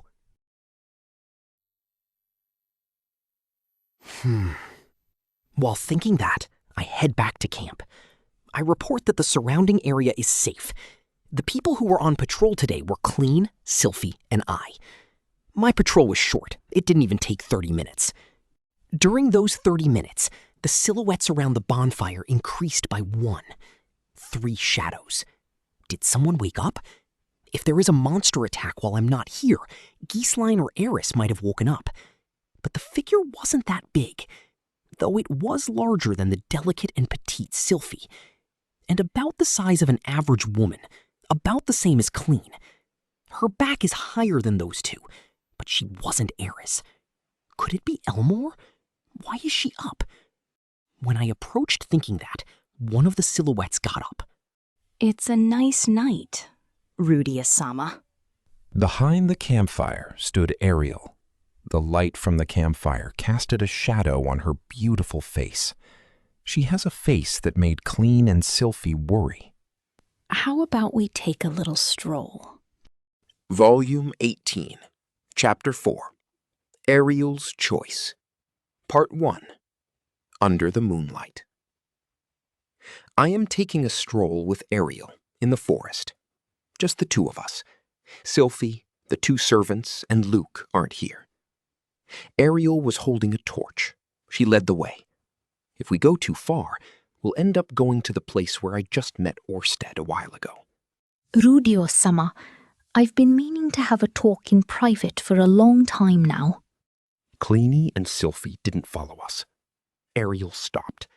She says she has something important to tell me, so she has brought me into the forest. Midnight tryst. I wonder what she needs to talk about. It doesn't seem like she's making me into her attendant for going to the toilet.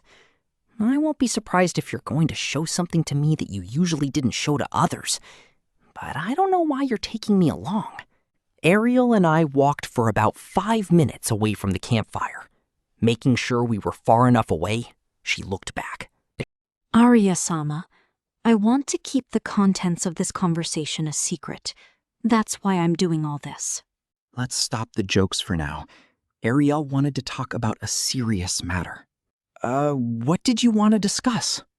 Although I've already expected this, but to be safe, I asked her. Showing a fearless smile, Ariel caressed my chin. Hey, touching is NG. Oh, well, we can take our time since the night is still long. Even if the night is long, the time for us to sleep is short. Don't be that way. I just want to be able to talk to you freely, Rudeus-sama. After she says that, Ariel let go and sat down by the nearest tree root. For the time being, I should fully activate my demon eye. It's not that I'm wary of Ariel. It's just in case if something were to happen to Ariel. That reminds me about Sylphie and Eris-sama. They get along surprisingly well. Is this what we're going to talk about? No, it's just a conversation starter. Well, originally I thought they would be quarreling a lot, but it seems to me that they're getting along really well. To be honest, I always wondered if taking Eris as a wife might lead to conflict and chaos in my family. I was wondering if Roxy and Sylphie ought to be quarreling more. But you shouldn't quarrel with family. The other day, while Rudeus-sama was out patrolling, I met those two and talked about this and that. Such as? She said, "You'll be fine if you leave it to Rudeus. For Eris-sama, staying silent and hearing all you say is important. Rudy also make mistakes, and I'm no good unless I'm following Sylphie's guidance." Being relied on is nice, but honestly, Eris, you really are overestimating me too much. It's nice of you that you're trying to help me behind Sylphie's back. I think those two are still anxious about me becoming Orsted's underling. Without making a complaint or disagreement, you two are willing to follow me. Ariel-sama, those two are exact opposites. Eris-sama will fight and stand in front of Rudeus-sama. Sylphie will support Rudeus-sama from the back. Doing all they can to cover for me, I can only offer them my gratitude. My love and gratitude for those two. It's something that I won't forget even until my death. What's interesting is seeing Sylphie scold Eris-sama like a little sister that has done something wrong. A bad little sister? Yes, Eris-sama has taken the lecture to heart, even though Sylphie was reluctant. I wonder. I didn't notice until she said that. I mean, now that I think about it, I haven't spoken much with those two recently. I'm being too narrow-minded. I thought that I was familiar with how Eris thought, and so I ignored it. I have not seen Sylphie looking after Eris with half-baked feelings. It's interesting how Sylphie is looking after her junior. Ariel-sama even notices these sorts of things, huh? Unlike Rudeus-sama, who misses small details like that. She's bewitching. Stop blatantly showing such temptation. Well, I know that Rudeus is busy every day, gazing here and there, and thinking about everything from what can be seen to what can't be seen. Ariel looks at my eyes, playing with the topic. Perhaps this is what she wanted to talk about? One thing I would like to ask Rudeus-sama. What do you think about Luke? Luke? What do I think about Luke? So it's not about Orsted. Cautiously evasive. Even if you ask me now. Well, Ariel, what sort of answer are you hoping for? Rudeus-sama, your bad habit is showing. What? Answer me honestly. I'm a master at the art of conversation. Such a skill is a staple for someone in my position. Habit? Do I have such a habit? Although I feel that we've been talking and thinking about just such a thing these days. About Orsted, about Hitagami. That's not all. My family also. I think that Luke is betraying us. And suddenly, Ariel decisively said it. Luke's betrayal. Oh, that key word. Although I haven't said it to Sylphie and the others. I bet, but that's a little shocking. I thought that Ariel-sama trusted Luke. I was wondering about that, about Ariel's trust in Luke's loyalty. Sylphie, just like Luke, will not betray Ariel. The two attendants as well. I do. There is no reason for Luke to betray me. If he wanted to betray me, he would have done so a long time ago. Luke would have been able to take my life during my sleep whenever he wanted. Then why? Even someone as loyal as Luke would betray me if he were forced into a situation where he had no choice but to do so. Like, for example, since he cares deeply about his family, maybe his family was taken hostage? Ariel said so quietly. Family taken hostage? I see. If you're convinced, even without knowing about the existence of Hitogami, the words and actions of Luke can be explained. Darius taking Luke's family hostage and forcing him to betray Ariel. On top of that, with noticed soldiers attacking Ariel, the promise was broken. If you look at it that way, it all makes sense. But Luke has remained eerily silent. Does it appear to Ariel that he's troubled about whether to return to Ariel's side or stay on Darius's side? That's why I want to hear your opinion. What do you think? I'm asking Rudeus-sama since he has recently offered his help to me. Also, it's possible that Ariel also suspected me. Because of Luke, suspicion against me has grown. By those words, she assumed that I'm teamed up with Luke. Is discussing a matter like this all right? In a place like this, I could turn out to be a traitor and take your life here and now, Ariel-sama. Ariel, I don't think Luke is betraying you. It's just that he is being manipulated. By who? Her question is not easy to answer. I wonder how would she respond if she hears Hitogami's name. It's easier to just reveal the truth, but wait, looking at this conversation, perhaps Ariel is actually an apostle of Hitogami? Although Orsted said that was impossible. Calm down. The advantages and disadvantages of informing Ariel. Let's consider them all. First of all, Though I'm asking you that, it's probably difficult for Rudeus-sama to answer. If there was an easy answer, you'd have given it a long time ago. Ariel's following words stopped my train of thoughts. So, could you introduce me? Ariel was laughing. In the dark, I see a friendly smile. To the person that Rudeus-sama occasionally contacts. Orsted-sama. What? What do you mean? This is getting complicated.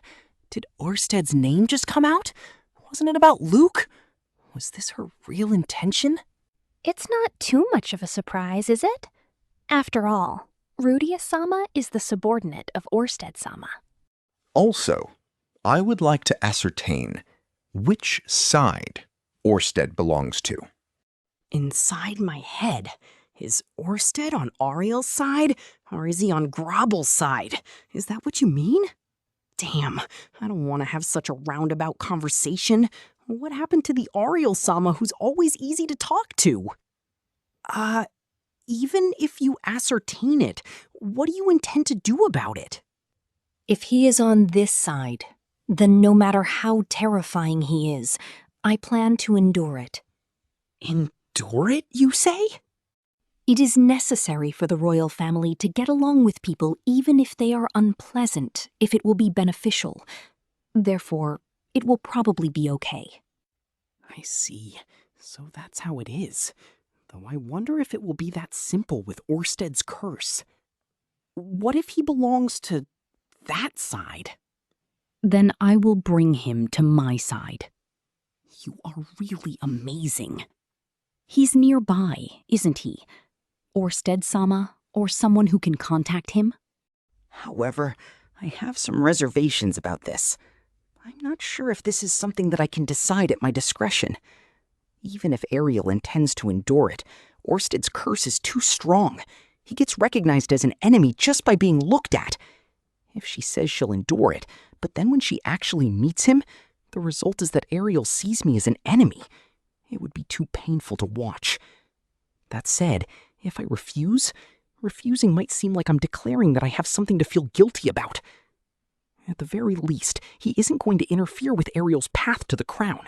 It's Hitagami that would like to disrupt Ariel's path, and we would like to interfere with Hitagami. It will be difficult to explain. Don't worry about it. A voice came from behind me. Looking back quickly, he stood there, a silver-haired, golden-eyed demon. I mean, Orsted. Ariel Anamoi Asura. If you wish to speak to me, then I won't reject it. Orsted's sharp glance silenced Ariel. Facing his eyes as if she had received a shock, Ariel's leg trembled, and she starts leaking. Oh. As if her nightmares had been materialized, her face distorts in fear. With a reaction like that, I'll probably be labeled a traitor. As I was thinking that, Ariel's expression morphed to one of ecstasy.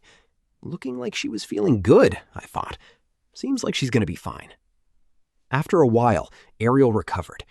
Now, as if putting on airs, she's wearing a normal expression.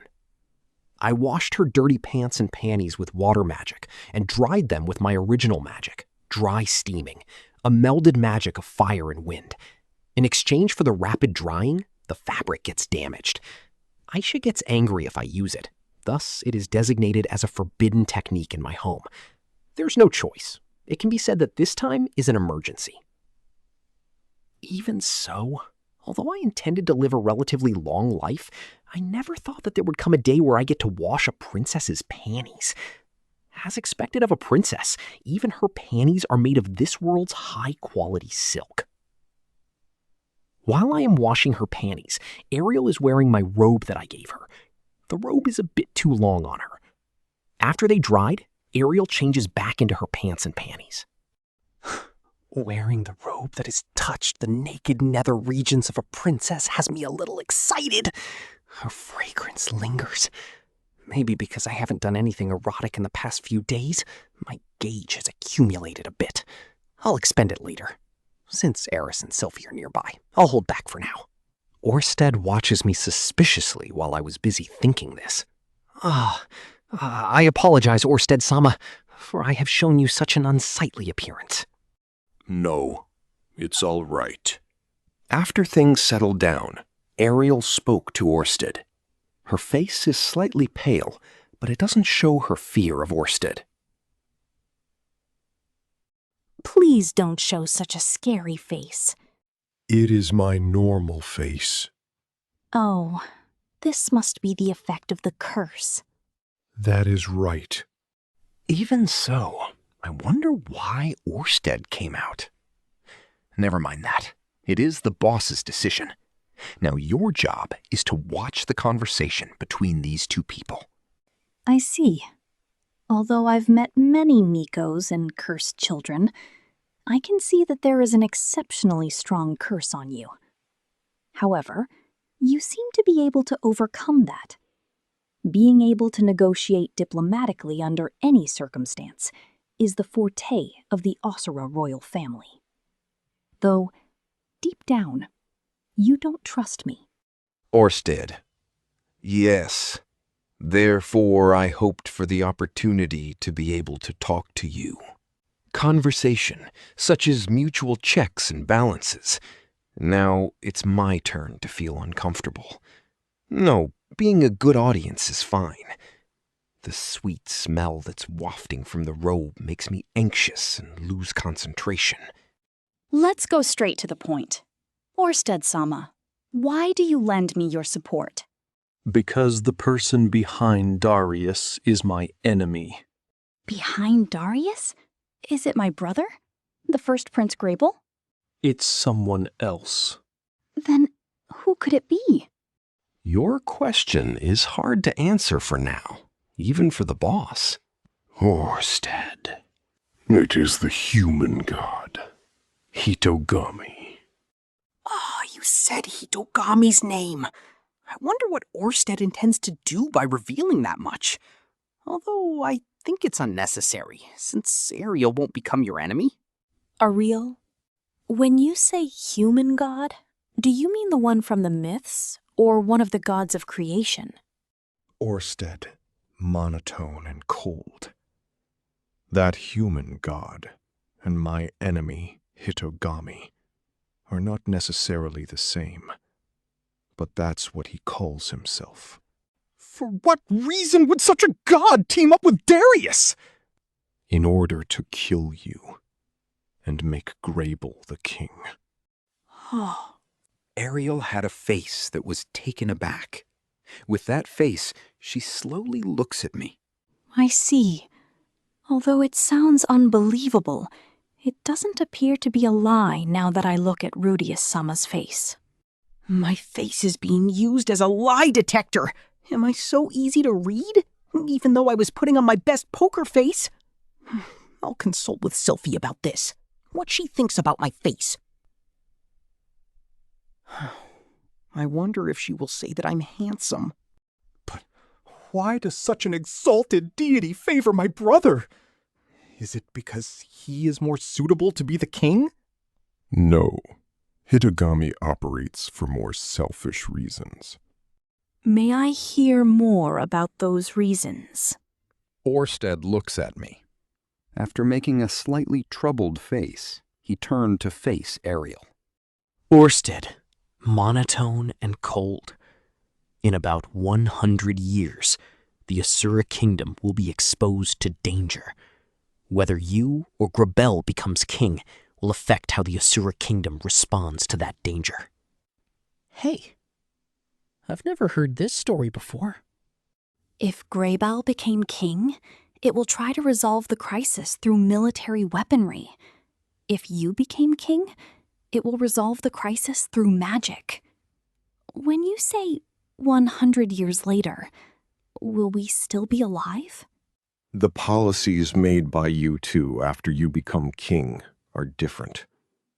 Grable will head down the path of weapon development, and you will pour resources into military magic development.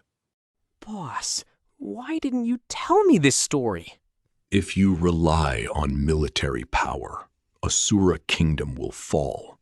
In the case of relying on magic, Asura Kingdom will survive. Hitogami wants the Asura Kingdom to perish. Perhaps Orsted is lying and made up a story that is convenient for Ariel. But if Ariel tries to check the truth by looking at my face, won't the lie be exposed? Why does Hitogami want the Asura Kingdom to perish? Because the person who will defeat him is born in the Asura Kingdom. Then those people are obstacles to him? That's right. Ariel looks convinced. Then Orsted-sama needs that person? Orsted. That's right. Ariel places her chin on her hand and strikes a thinking pose. She peers at me with a somewhat troubled face. Stop. Don't look at me. Don't use the lie detector. No, this poker face of mine will cover for Orsted. Well, I couldn't even fathom an answer like that, so I'm a little confused. I wonder if I can believe it. It seems she thinks it's a lie. Damn it. There is no need to believe me, though I'll tell you what you want to know. What I want to know, you said? While Orsted said that patronizingly, Ariel seemed surprised. Old Lotus Greyrat did not betray you. However, he is being manipulated by Hitogami. From Ariel's face, her smile disappeared. The smile that had been stuck as the default expression has disappeared. We're shocked. He is being manipulated? He was told by Hitogami it's for Ariel's sake, and went down the wrong path. Luke is a wise man despite how he looks. Do you think he'd be deceived that easily? When people are given beneficial information by someone, they will trust that person easily. Although Orsted has not given any beneficial information to me, well, that and believing it are different things. It's a sudden and unbelievable story, but Rudeus-sama, what do you think? I was suddenly shaken. I think it's a good play. Orsted is telling such crazy lies. If I can't back those up with a satisfactory answer, then she will see through the lie on the spot. However, to this question, I answered. I was manipulated by Hitogami for a long time. That guy appeared in my dreams and gave me advice many times, which yield immediate results. Thanks to that, I obtained many things.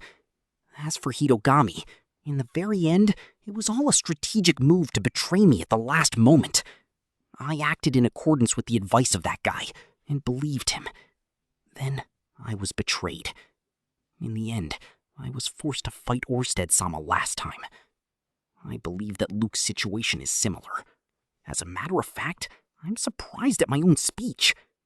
Looking at that, the smile on Ariel's face disappeared, and Ariel turns to face Orsted.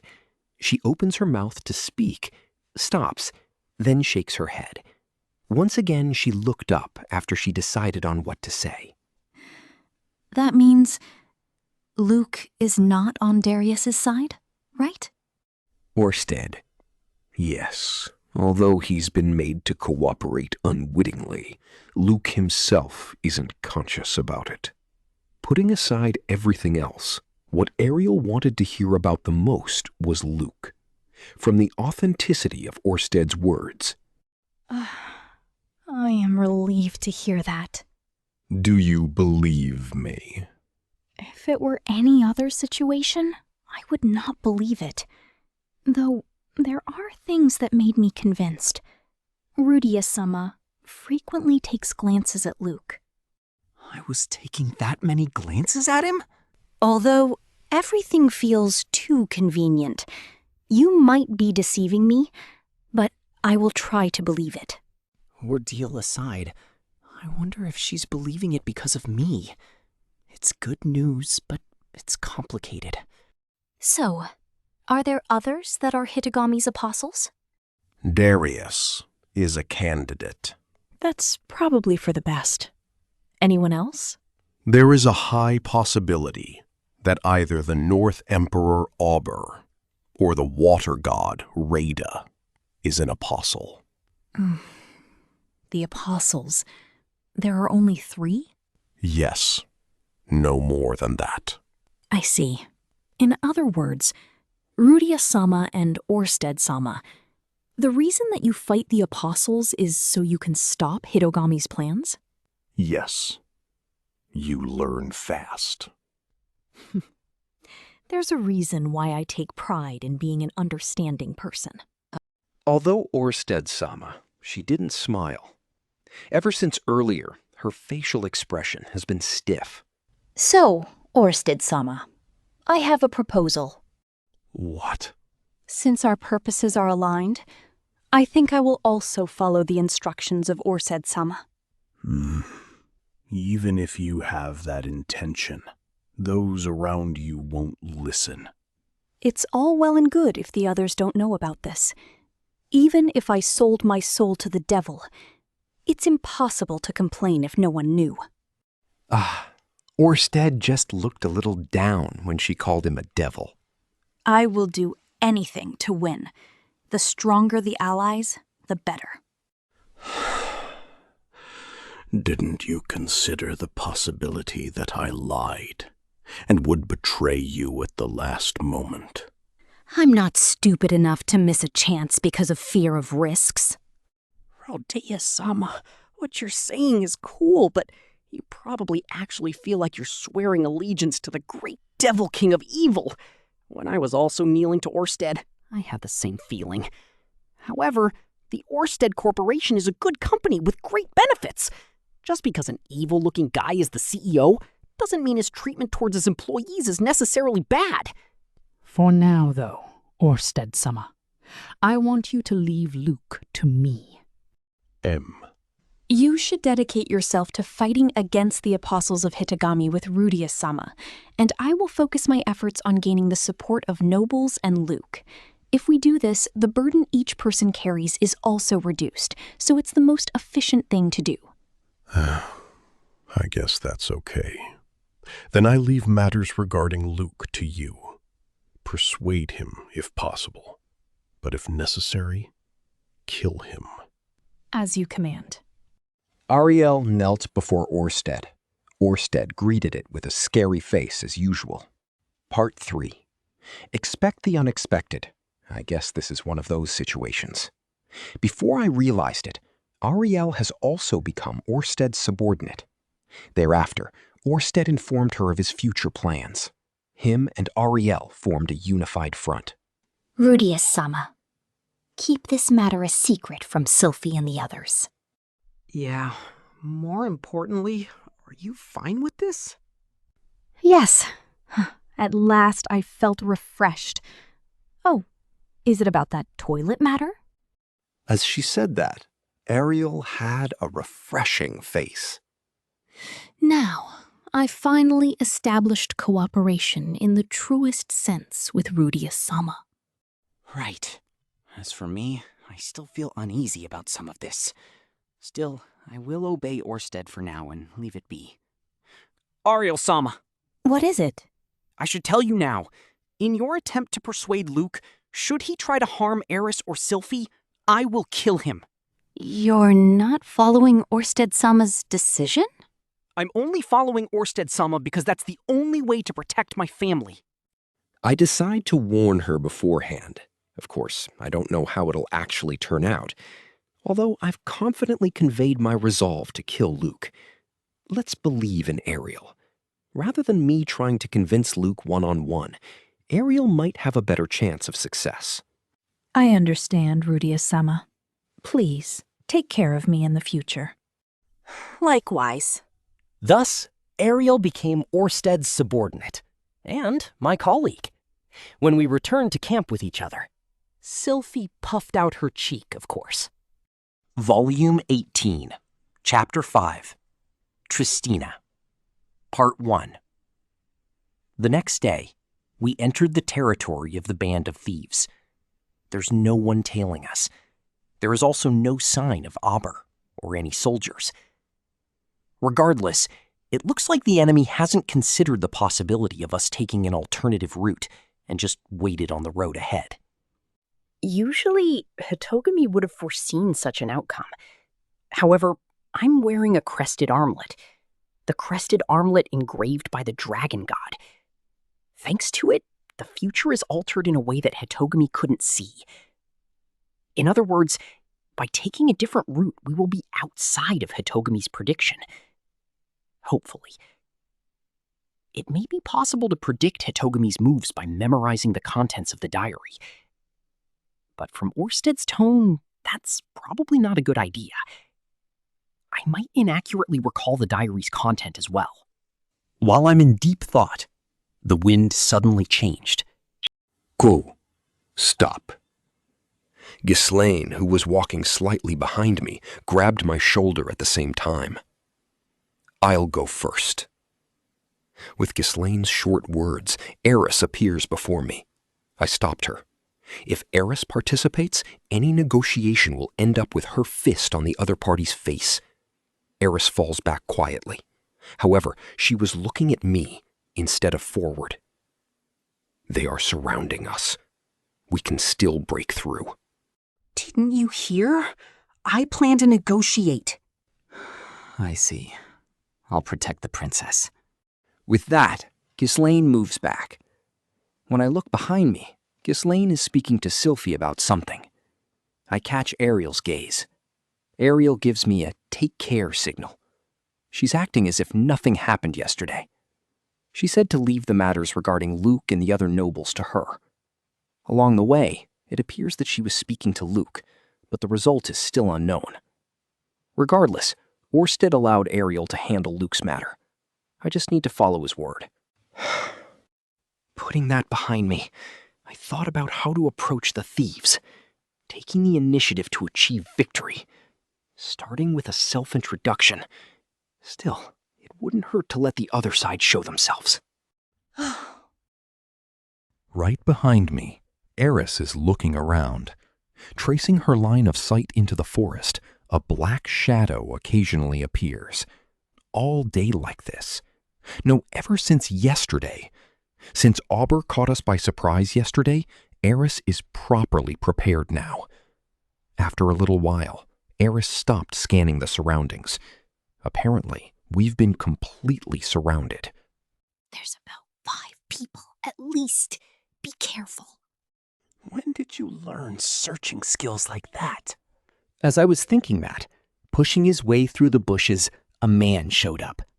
At the same time, from the shadow of the surroundings, from the top of the trees, figures appeared one after another. 1, 5, 10. Hey, Eris-san, there are 20 people.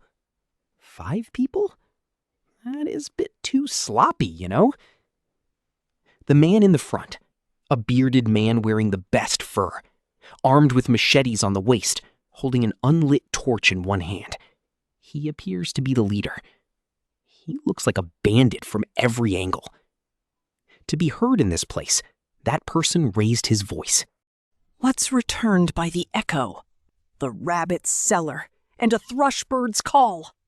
The bandit's phrase means, state your business. Smuggling. We also have some business with a member in the Band of Thieves. That was our reply. For slave trades, the answer would be, fox raises a child. If you're searching for someone, cat's attendant. If you wanted to assassinate someone crossing the red dragon's beard, waking up the bear. A heavy division of labor. But if you wander into their territory without knowing the code, they simply change jobs to highwaymen. In response to my reply, Mr. Bandit made a quizzical look. Tina Thrush? Striped pattern acorn? The code for Triss. Hearing that, the bandit makes a quizzical expression, then shrugged as if to say, oh well. then raised one hand. The shadows of the people surrounding us suddenly disappeared. Part 5. Follow me. The bandit told us that and ignited the torch. When I gave the OK signal to the back, I could see Ariel relax.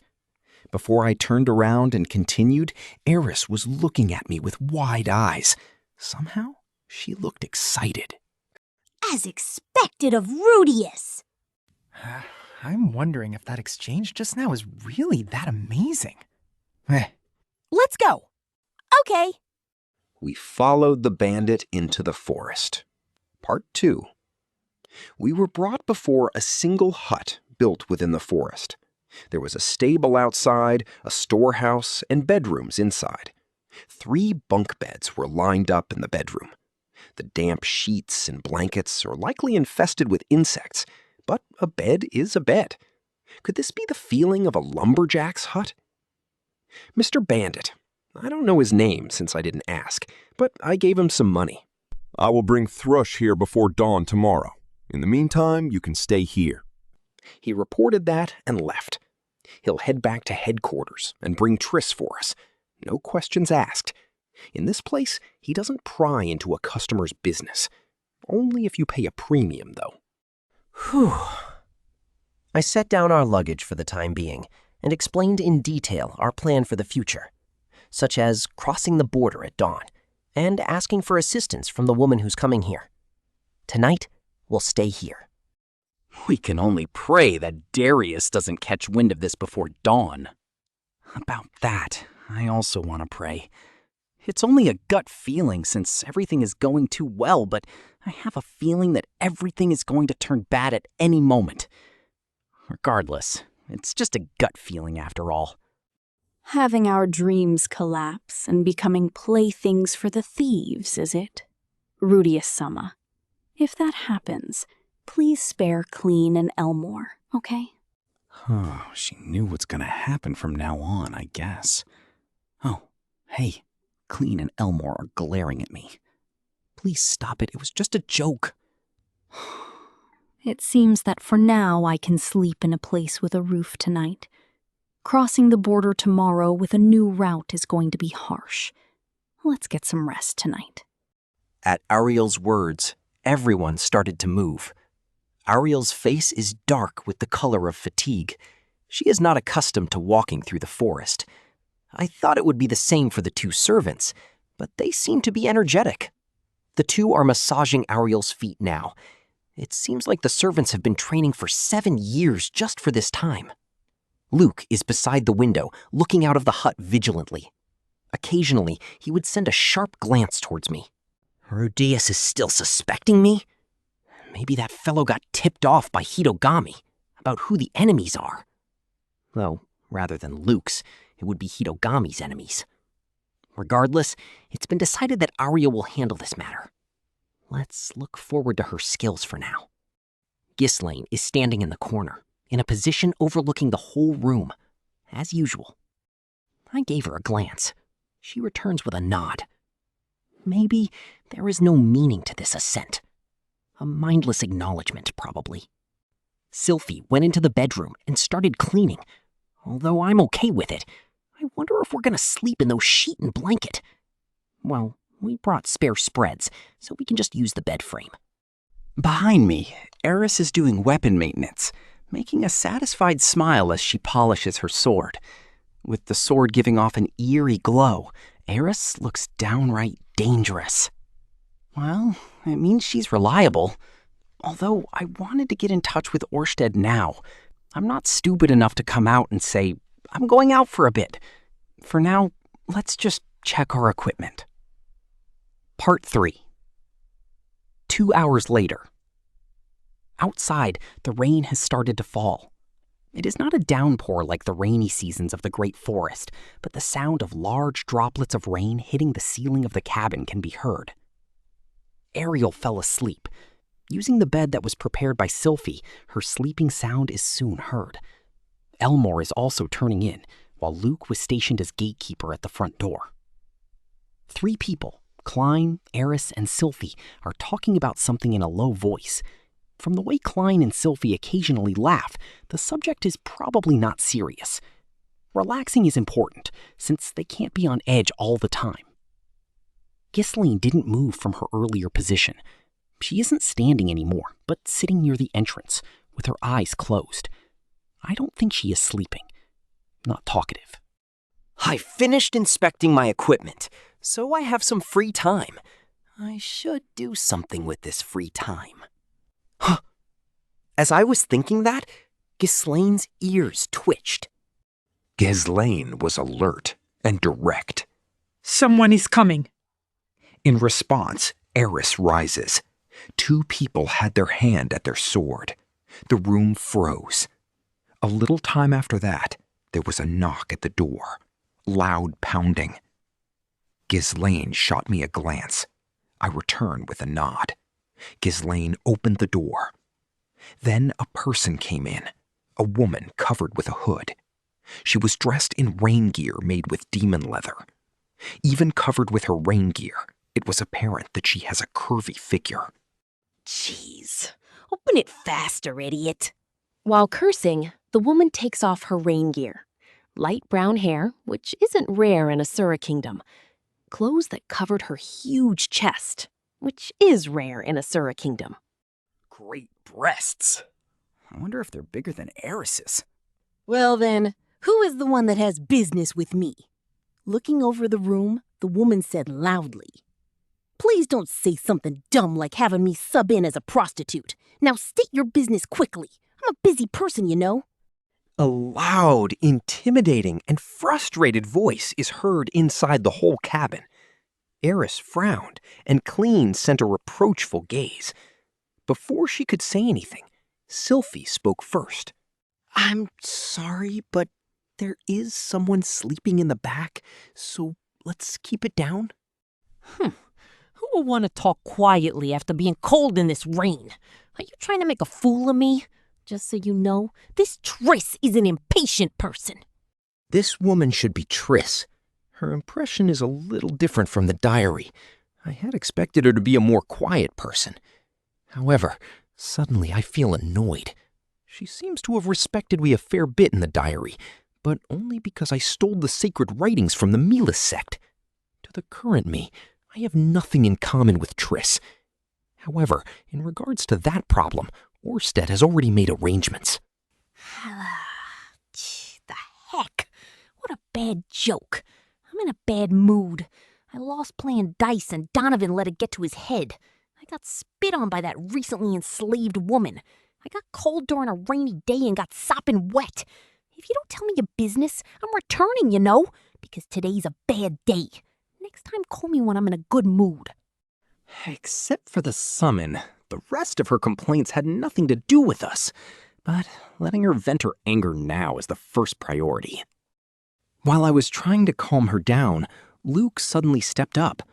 He took Triss's hand and wipes the water that was flowing on her forehead with a handkerchief.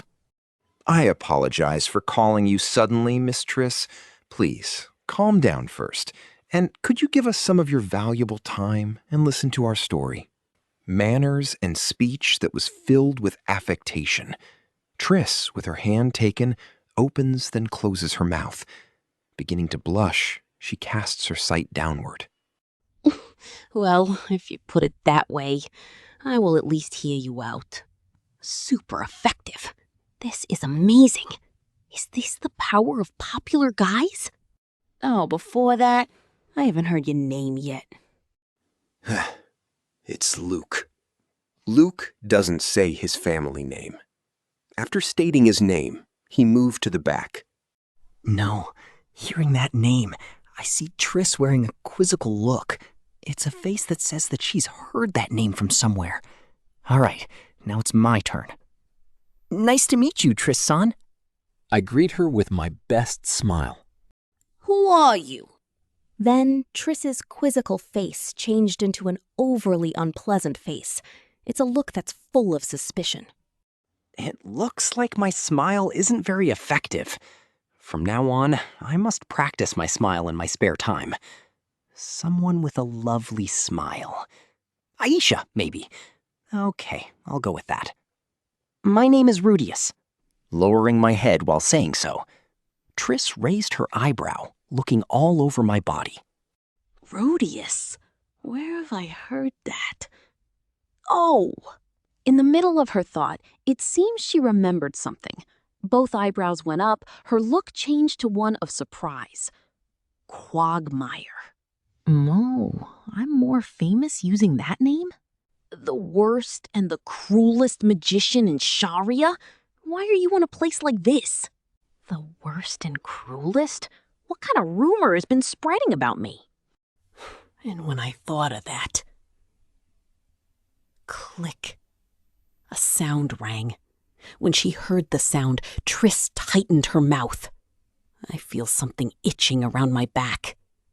A click, click, rhythmic sound is heard. Looking at my field of view, Eris is the one that is making that sound. She is hitting her sword handle with her finger. To issue a warning by the sound. To show her irritation by the sound. Like a rattlesnake whose territory has been invaded. When I hear that sound, chills run down my body for some reason. From head to toe, I tremble in fear. My bad. And the one that's shivering is not just me. Triss's small shoulders are also shaking. I didn't mean to pry into your business. Rather than a word with me, it was more like an excuse to Eris. With one snort, Eris stopped tapping her sword handle. What was that about? When you're in this business, information is everything, especially the name and appearance of a dangerous person. I'm not as dangerous as it sounds. Oh, is that so? Sure. Though the name Rudeus isn't that famous, Quagmire, on the other hand, is well known on the street. The woman over there is also known as Mad Sword King. The beast woman over there, isn't she Black Wolf? Isn't that right? Well, that's right.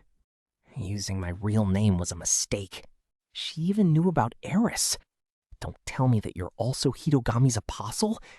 No, that's unlikely.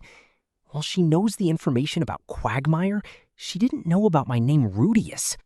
The information about Mad Sword King, Eris, Black Wolf, Ghislaine, and Quagmire, Rudeus, is already widespread. If I tried to tie everything to Hitogami, it's likely that I will make errors in my judgment. So, what does the infamous Rudeus want from Triss, a countryside bandit? Now, talking about the matter of her imprisonment, finally getting her help to overthrow the seed of evil, Darius.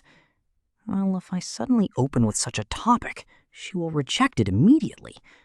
So it is not like I can say, "You're Tristina Purplehorse, a true Asoran noble," and go straight to the point from there. My opponent is one of the most powerful nobles in Asora. If I talked about straight facts, I won't have a chance for victory. Because of that, we have to take things one step at a time. First of all, we have to get along first. Then, during our travels, I will drop hints regarding the path to victory. And when the time is right, I'll say something like, "I wish to put an end to the noble that enslaved you. I want to overthrow Darius." That will be my plan. If she refuses after such a thought-out plan, then I will have to employ more forceful methods. All right. You're Lady Tristina Purplehorse, right? Why do you know that name? Well, it's Tristina, after all. Hey, have you forgotten? Didn't we meet at my 5-year-old birthday? While I'm wondering about what I should do, Ariel took the initiative from me. I sent her a wink and entrusted to her. Ariel-sama? Facing her, Triss is looking at Ariel with a look of surprise. Perhaps she was checking her memory, looking at Ariel intently, thinking if she looked familiar. Her surprised expression remained. Why is Ariel-sama at a place like this? While her legs are trembling, Triss immediately kneels down in place. I move away, and Ariel stood in front of her. I came back in response to the information that Father was sick, but apparently my brother didn't welcome my return very much. I wonder if it's all right to say things like that. Well, I have my doubts, but it's easier to gain another's trust by being truthful. Oh, I see. So in an attempt to cross the border safely, you're making contact with us? Maybe she heard about the information about our ambush in the forest. Why is Tristina in a place like this? I had heard that you were missing. At that question, Triss was troubled, but she resolved herself and opened her mouth. To tell you the truth, Part 4. Everything proceeded smoothly thereafter. I am not needed after all. As if making confession, Triss revealed most of her life up to that point to Ariel. Kidnapped at an early age, she lived as Darius's sex slave, then sold to bandits, and then lived as the thieves' boss's woman for a while. She began training as a thief at the whim of the boss, became a free woman when the boss changed, and that leads to now. There were some colorful passages in her story, but Triss said her story indifferently, without laughing or crying. Ariel shed her tears at the tragedy of Triss's life. They were sincere tears from her heart. Although I may not understand your suffering, I will bestow upon the one that made your life hell a befitting punishment. I want you to testify against Darius about being his sex slave. What a convincing performance. Triss did not understand immediately. The Asura kingdom is powerful, and Darius is a cunning man, which is why Ariel's victory is not guaranteed. In contrast, Ariel fought otherwise. She is convinced that by using Perugius's name, Sylphie, Eris, Ghislaine, and I, she would be able to topple Darius and take the throne. Triss was at a loss. She needed time to think. 1 hour. After a long silence, in the end, she nodded her head. Then she swore to God that she will send Ariel to the capital safely and help us get revenge against Darius. Triss became Ariel's companion. I did nothing. Skillfully weaving her words, Ariel made Triss into her companion gracefully. Of course, it was Orsted who, during our meeting, suggested bringing Triss to our side. But in that retrospect, it wasn't discussed in detail. My roundabout plan turned out to be completely unnecessary. Should I say, as expected of Ariel? True to her word, she dealt with the noble on her own. Well then, I should also concentrate on my work. From tomorrow, the journey begins. Well then, follow me. With Triss leading us, we proceed deeper into the forest. As the sun is not out yet, it was hard to tell where we were headed. Looking at the inclined ground, it seems we are moving towards the mountain. Without any chatter from anyone, we moved quietly. I think we're already pretty deep in the forest, too deep to be followed. But after emerging from some bushes, the forest abruptly opened up in front of us. There is a large lake in the middle of the forest. I can say that it's more like a swamp, but it's still a lake. The half-moon-shaped lake, flanked by a tall cliff and the tall forest behind us, had a clear blue color. There was no waterfall nor river. I wonder if it's fed from spring water. This area isn't charted on the map yet. This is a position that can't be seen from far away, and you guys wouldn't have managed to come here without our map. Hey, Triss said as she explained this to us. We walk along the lakeshore, heading towards the cliff. When we reached the vicinity of the cliff, Triss casted some sort of spell towards the stone tablet. Then, part of the cliff that was facing the lake disappeared, revealing a cave. Over here. Be careful, the floor is slippery. Under the cliff, Triss stepped into the lake while walking on its edges. The part of the water near the cliff seems to be shallow. The water is about knee-deep. Rudeus, let's hurry! Eris is looking at that scene with her eyes sparkling brightly. It seems she wants to go into the cave quickly. Even though she's already 20 years old, this part of her didn't change at all from the old days. Well, as a matter of fact, I'd also enjoy entering tiny crevasses. It's okay if you hurry along, but don't let your horse slip and drop you into the water. Iris makes a face like she doesn't understand and forcefully pulls the horse Matsukaze into the lake. Matsukaze doesn't seem to want to enter the lake, but tugged by Iris, he gets pulled into the water. She's almost like a kappa. Iris seems like she'd be good at sumo. Does she like cucumbers? I haven't seen her be picky about things often. Rudy, where next? Prompted by Sylphie, starting with Eris, we form the horses into a line. The water is cold. If it's already this cold now, what about during winter? I wonder if the horses will die in such a low temperature. No, since the lake freezes in winter, you might be able to move more easily. I mean, it was raining yesterday, so it's possible that the volume of water increased. The water probably only reaches the calf normally.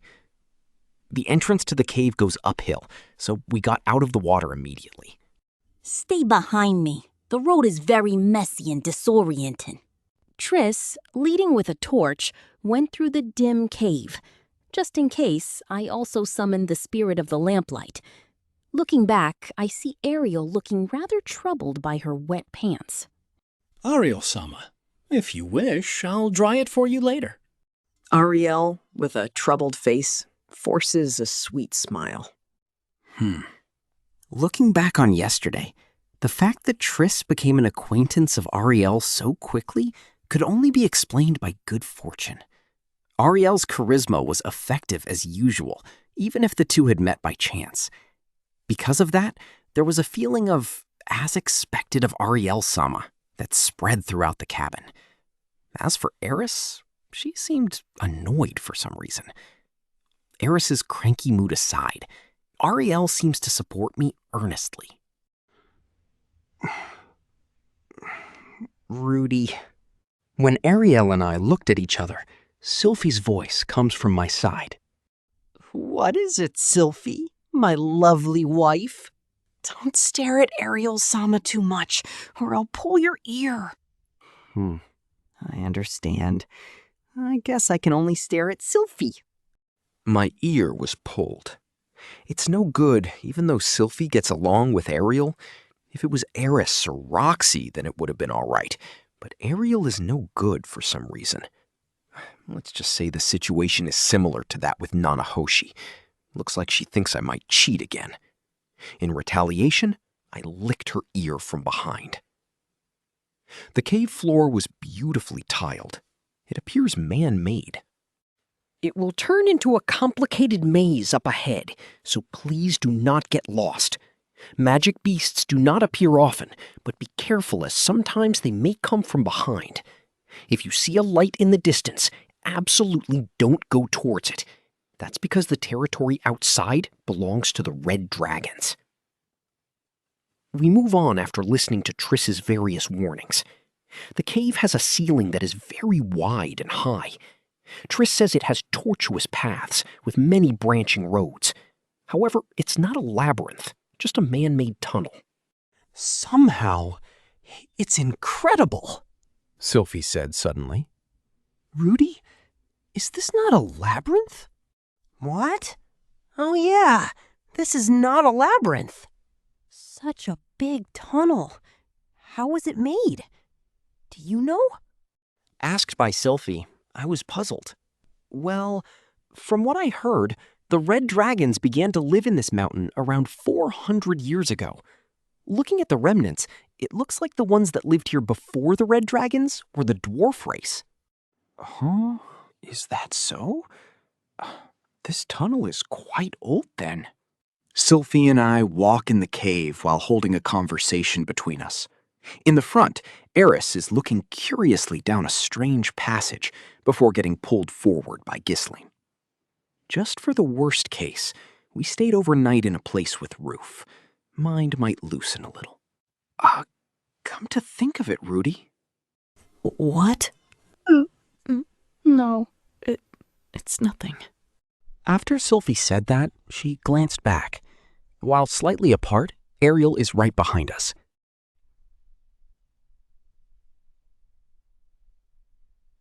The party must not fall into disorder. I guess it's better not to widen the distance from each other so much.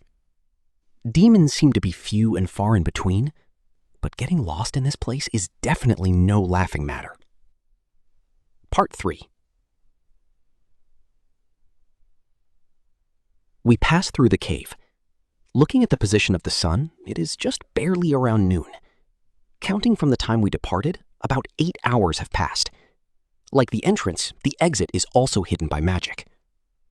Speaking of which, we are still in the middle of a forest. Triss says the time for smuggling into the border is from morning to evening, and from the evening to middle of the night, it is for smuggling out of the border. This way the smugglers will not get in each other's way. We were made to wait in that hut due to the timing. Yes, we have now reached Asura Kingdom. Our current position should be southeast of the border. If you head south of here, you will hit the Donati territory. If you head southeast, you will hit the Fedoya territory. Ariel-sama, you have crossed the border. Congratulations! Thank you. Triss said so as a joke, but Ariel was exhausted. Even compared to Luke and the other attendants, Ariel's physical strength seems low. Well, Ariel had reigned as a charismatic figure in the magic university. Even if she cannot train her magic and perform physical exercises, she should do things such as jogging. Even in everyday life, stamina is important. Despite her muscle pain, she could move around. It would be solely thanks to the healing magic. Healing magic works well with muscle pain, back pain, and also stiff necks. However, it cannot alleviate fatigue. We continue while taking a break several times and aim to exit the forest. Part 4. The journey from there went smoothly. Triss knows all the back roads in Asura Kingdom. Even though they were the back roads, they weren't any harder to traverse on. Also, other than the highway connecting the city and town, the back roads exists as an alternative route for convenient use. The princess's carriage, traveling on dirt roads normally reserved for village handcarts, unfortunately draws a lot of attention. While we moved quickly, though we expected it, Alber's attack never came. Though it can also be attributed to the routes Triss chose. But there's no way to know if Hitogami had already known about these routes. I guess the enemy is concentrating its forces near the royal palace or imperial city instead. Whether it's Darius's judgment or Hitogami's judgment, it was a mistake on their part. Part 5. Along the way, we pass near the Fedoya territory. A few years have passed since the beginning of the reconstruction. Wheat fields are visible here and there. The people have also become more and more lively, but the golden sea of wheat from our memory was absent. It would need another 10 years for that to be regained. Sylphie and Eris, with their horses in a row, are watching the wheat fields and grassland spreading before them. The face of the two contrasted each other. Sylphie has a nostalgic face. Eris has a grumpy face. There are more fields now than when we came before. Really? I don't remember. The reconstruction is going well. It doesn't matter. Iris turns away with a frown. Sylphiette, don't say that you don't care about this. After all, it's our hometown. Even knowing about that, you still didn't want to come back? Iris? No, I was hated. Come to think of it, I was also hated. Saying that, Sylphie's eyes narrowed down in nostalgia. How nostalgic. Both of them were born here, but into vastly different situations. Bullied, Sylphie could only coop up like a turtle. Eris was bludgeoning her opponents before bullying them. If these two met at the same time, things would have just gone wrong? No, that's no good. The scene of Eris bullying the crying Sylphie floats before my eyes. Somewhat different from the present Eris, the past Eris seems more fierce. If Sylphie was hanging out with Eris, it would be a day-to-day hell for Sylphie. It's day-to-day, such as Nob was beaten by Giant every day. It might also have Iron Fist made Suoni of Sylphie now. Sylphie, just so you know. What, Eris? Even if I remained here, there is nothing I can do anyway. Sylphie tilted her head. It was lovely, like a squirrel. Oh, that's right. Eris was the daughter of the lord of this area. I'd forgotten about it. Just a figurehead anyway. But I think Eris would be more uncomfortable with such a lifestyle? Right. Iris's mood has improved. The wonder of simplicity. On top of that, I don't necessarily want to be a lord. There are people who deemed me unfitting for that role anyways. I guess Eris is more suited towards swinging the sword. Right? Eris's chat with Sylphie does not stop. But if things happen differently, there's a possibility that Eris would have become a noble of the Asura kingdom. There isn't. And I feel that Rudy would have married Eris and helped her from the shadows. And with Rudy's help, Eris would become the head of Boreas in no time. Sophiat, that delusion is an overestimation. So, Rudy abandons me, approaches Ariel-sama. The House of Boreas becomes Ariel's faction, Rudy's and Eris's companion, and as a result of that, they wage a battle against Darius and Grabel. I disagree. If that were the case, did Sylphie intend to abandon me? If that were the case, Sylphie and I wouldn't meet again. Well, it is just a delusion, but it's quite good. What else would be different? Eris is the head of the Boreas house. Rudy is the lieutenant. I think you would be a match. I'm only good at swinging the sword every day and making babies with Rudeus. Even though I was listening, I felt embarrassed. Sexual harassment. Sylphie, are you not satisfied with just that? Honestly, I'm satisfied. After marrying Rudy, I was allowed to have a fulfilling life. Soon after marriage, Rudy and I were also like monkeys in heat. Rudy carried me into the bedroom with an erotic face when we were home alone. As for me, my heart would beat quickly thinking. This isn't something to talk about during daytime, is it? Oh, that's right. We should probably stop. Starting from a while ago, Eris was watching jealously and stealing glances at me. I'll probably be kidnapped into a bush by someone with an amazing naughty face tonight. Although I welcome it, I'm worried. There is no time for such things right now.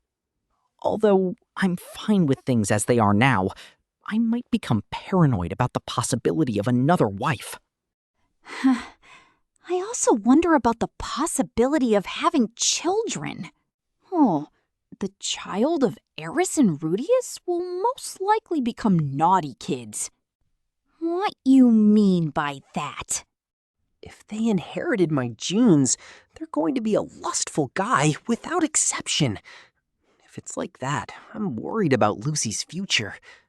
Even if Sylphie isn't too lewd, her grandmother is Elenalise after all. Those tendencies might become worse by mixing with my genes. My child could grow up into a man-eater of innocent, honest boys. All right, this requires moral education and continued vigilance of her growth as closely and as early as possible. I want a child soon. Sophiette-san would say something so self-depreciating. The affinity between our bodies is outstanding. Even now, my inner beast is on alert, and it'll be ready to make a second child with Sylphie. No, instead of a child, right now it's more important to protect Rudeus. That's right. The casual conversation continues. Sylphie will teach Eris cooking when we get home, what Roxy is doing right now, the regional specialties of Fidea region. Meandering, leisurely words. Eris doesn't speak much, so Sylphie keeps the conversation going, but it doesn't feel forced. Listening to them converse is soothing, and hugging Sylphie from behind makes me feel secured. Even though we could be attacked in any moment, I couldn't help but doze off.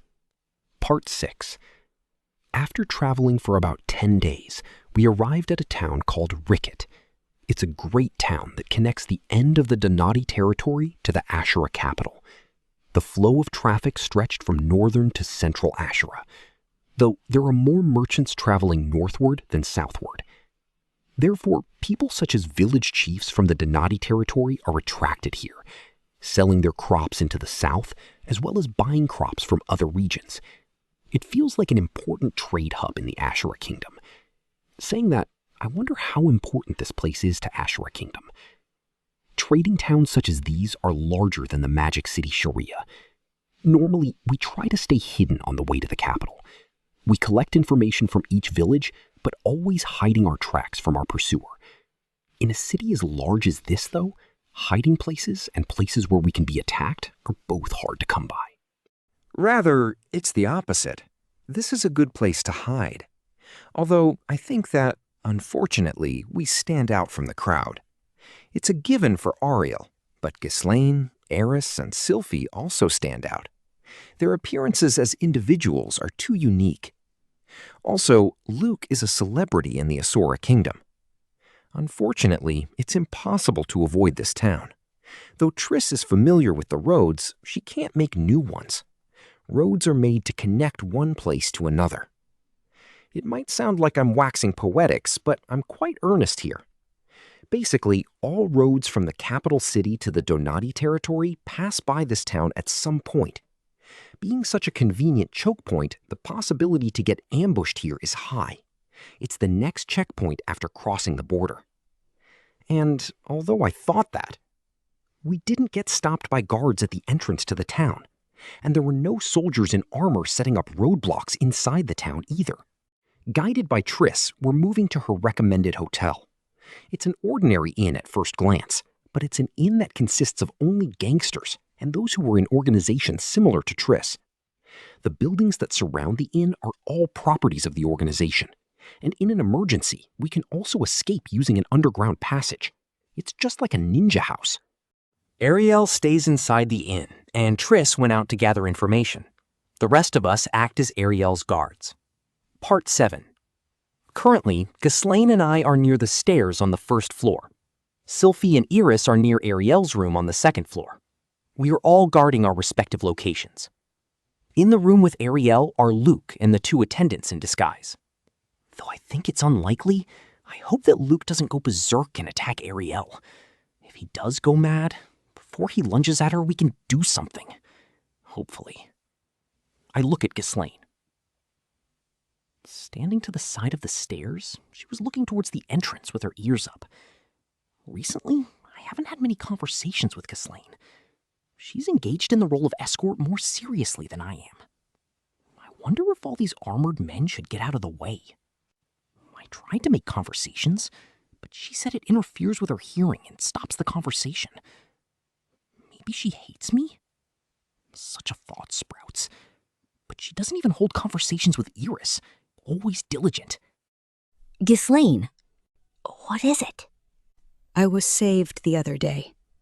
The other day? When? When I was blinded by Wita. Oh, that fight in the forest. No need to thank me. Supporting you is the role of the rear guard.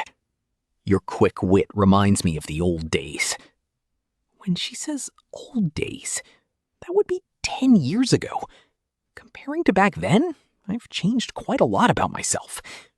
Though, in the eyes of Ghislaine, I did not appear different. But your wit will also get you into trouble one day. When that happens, rely on Eris Ojo-sama. Oh, that's what Ghislaine is talking about. The fact that I always try to do everything myself. Eris Ojo-sama worked hard for that. right. I wonder why. I want Sylvie and Roxy to sit tight at home, but I don't think the same about Eris for some reason. As you say, Ghislaine, it's probably because Eris has been working hard for that. That effort is showing its results. An image of Eris that stays put at home never crosses my mind. I mean, Eris says she wants children, but I wonder if she is going to sit still. I'm worried. Afterwards, the conversation dropped. What should I do? I wonder what I should talk about. Old things, Incidentally, Ghislaine, do you still practice your reading and writing? Oh, sorry. After I learned it, I've never practiced again. Now I have forgotten most of it, despite all of your hard work. I'm sorry. What a great attitude. I want Eris, who also didn't remember most of it, to emulate that. The guys from the Holy Land of the Sword didn't believe that I was able to write letters. But it should have been easy to prove? No, because most of the guys can't read or write either, so they think it's just scribbles. I want to see that sight a little. What about you? Are you still practicing the sword? A little, when I have time. It's part of my exercise routine. Practice swings. I thought because you're a magician, you've stopped training them. Even for a magician, muscles are necessary, right? I am not aiming for the top in sword skills. Paul, my goal for that is gone. Though I was able to teach a little swordplay to Norn. But in this world of swords, not being able to wear toki is deadly. Do you remember the promise of the old days, Rudeus? Promise of the old days? Did you forget about making a doll of me? Oh, come to think of it, there was such a promise. One made on my 10-year-old birthday. How nostalgic. I do not know much about art, but I like the dolls you make. Those were some moving words just now. Why do the people of this world like this kind of talk before battle? Although somehow I became anxious. It's not a death flag. No, I'm aware. It's the opposite. Since I've retained the knowledge of my past life, to speak like that before a decisive battle would be considered a death flag. However, this world is different. You have to collect all that give you a reason to live, and when push come to shove, those reasons will decide life or death.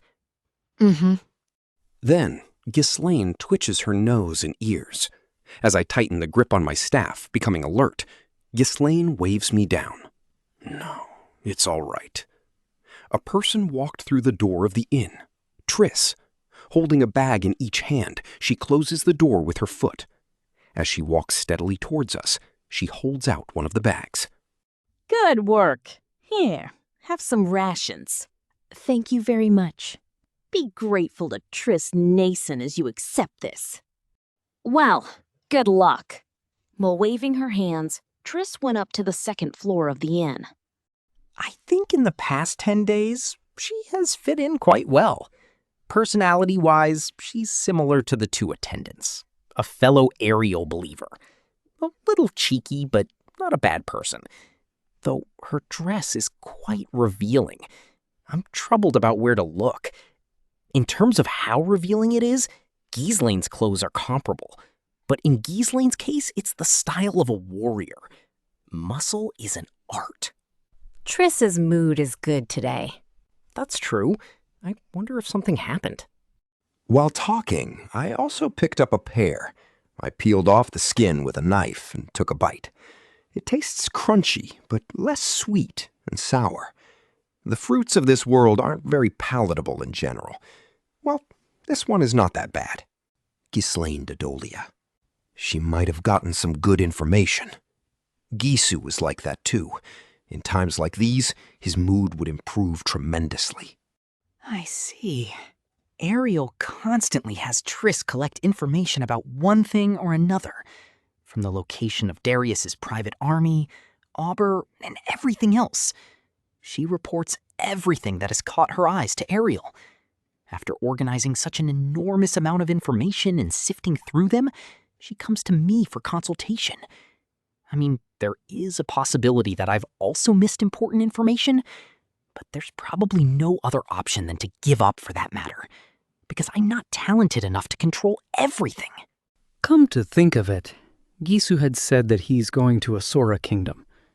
Possibly, we might meet up somewhere. If he's here, he'll be the one to find us. True. Gisu is that type of guy. He discovers you, but he doesn't make contact then and there. He instead takes action to set up a passionate reunion. He's probably trying to produce an exciting reunion. A guy like him. Being bad at gambling, he would have left to another country anyway. Gisu is bad at gambling? He is only good when there is no money.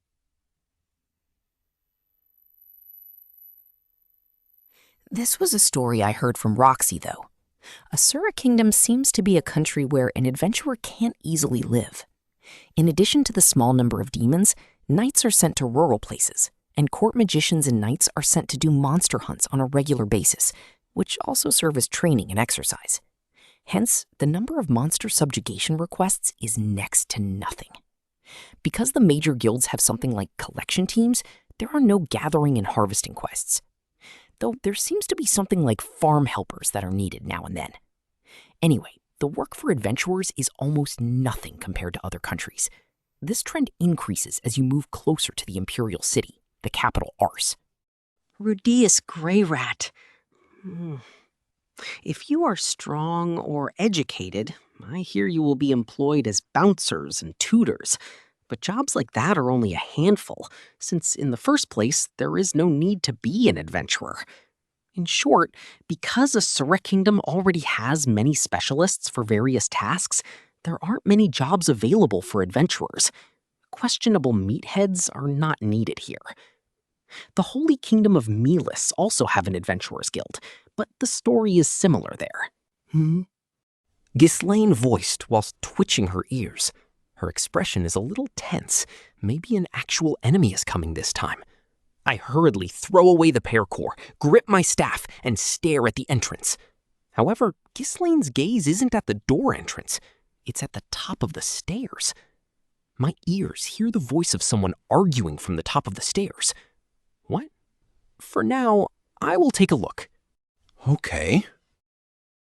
If you go up the stairs, you can see Eris and Sylphie are watching the door with an anxious look. Did something happen? Sylphie? Oh, Rudy. A while ago, after Tree-san came back, Luke and Ariel-sama started arguing for some reason. Luke and Ariel fighting? Hey, even though she said things like, entrust Luke to me? No, maybe fights are important to have every once in a while? Excuse me, it's Rudeus. I'm entering. Just in case, after I knock once, I enter the room without waiting for a reply. There, Luke stood with a pale face. Sitting on a chair was Ariel with a straight face. And there was Triss, looking troubled. Rudeus-sama, you've come at a good time. Did something happen? Yes. Triss brought some information. Triss, who brought that information, had a troubled face. What information? Information regarding Saros Boreas Greyrat. Saros. So it's concerning the promise with Ghislaine. Did she make Triss look into it? Ariella Nemoy Asura. Events in the Asura Royal Palace, rather than in the capital. The people from this region are more knowledgeable about that. If you know things you're not supposed to in the capital, the royalties will have you silenced. Rudeus Greyrat. I guess it's something like that. I see. And the person who arrested Soro-sama? Who is the main culprit? Ariella Nemoy Asura. Main culprit, you say? Luke's face is scary. Ariel wears a no mask. It is a face with no emotion. Again, that person was from our faction. Moreover, that person has had a personal grudge against Saros-sama. It's Philemon Notice Greyrat. Philemon killed Sauros? Well, it would be likely. The Notice House was the largest noble house in Ariel's faction. The Boreas House sits opposite of the Grabel faction. They're enemies. On top of that, Philemon personally hated Sauros. There is no reason not to act given the chance. I guess that's to be expected. Whatever you say about Sauros, he was still a lord at that time. Even if he lost his territory, he had the protection of the First Prince's faction. He wouldn't have been able to lose his standing if the person responsible wasn't a noble with the same level of power as him. So what do you intend to do, Ariel-sama? As promised, I will leave him to Ghislaine. Luke chewed his lips. Well, someone is angry about it. Ariel knew how much Luke values his house. In this case, prioritizing Ghislaine over Luke. Ultimately, Philemon-sama, and whether the Notice House has really betrayed us, I still can't confirm the credibility of this information. Supposing that we've been betrayed, then I will execute Philemon. Then I will appoint Luke as the head of the Notice family at that time. If you have not been betrayed, I will persuade Ghislaine, and we will settle for another person's head. Who is that other person? I see. Even if Philemon is the main culprit, she still has uses for him. Keep her tools alive, kill others. Selfish, but it can't be helped. I am no saint either. I can't afford to care for people outside of my circle.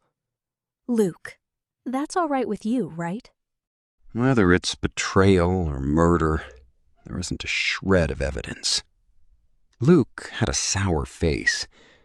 I understood at the beginning, but now it's a face that I can't read. He's not giving much of a reaction, even when he hears that his parents are going to be killed. Someone might be trying to lure us into a trap. Saying that, he looked at me for an instant. Release your concerns, Luke. As I said before, Rudeus-sama will not take over the House of Notice. Ariel-sama, talking about that in front of Rudeus is... No. Exactly because he's in front of us. I need to be clear about it. Said Ariel while inhaling a big breath, as if to make a declaration. No matter what achievements he accumulates during this fight, I have absolutely no intention of granting nobility to Rudeus-sama. I have no intention of accepting it either. I've never thought of such a thing. But Luke's face when he heard this? I've become a mortal enemy to him. Part 8. The next day, there was a report from Ariel. Thanks to the fight yesterday, Luke finally confessed.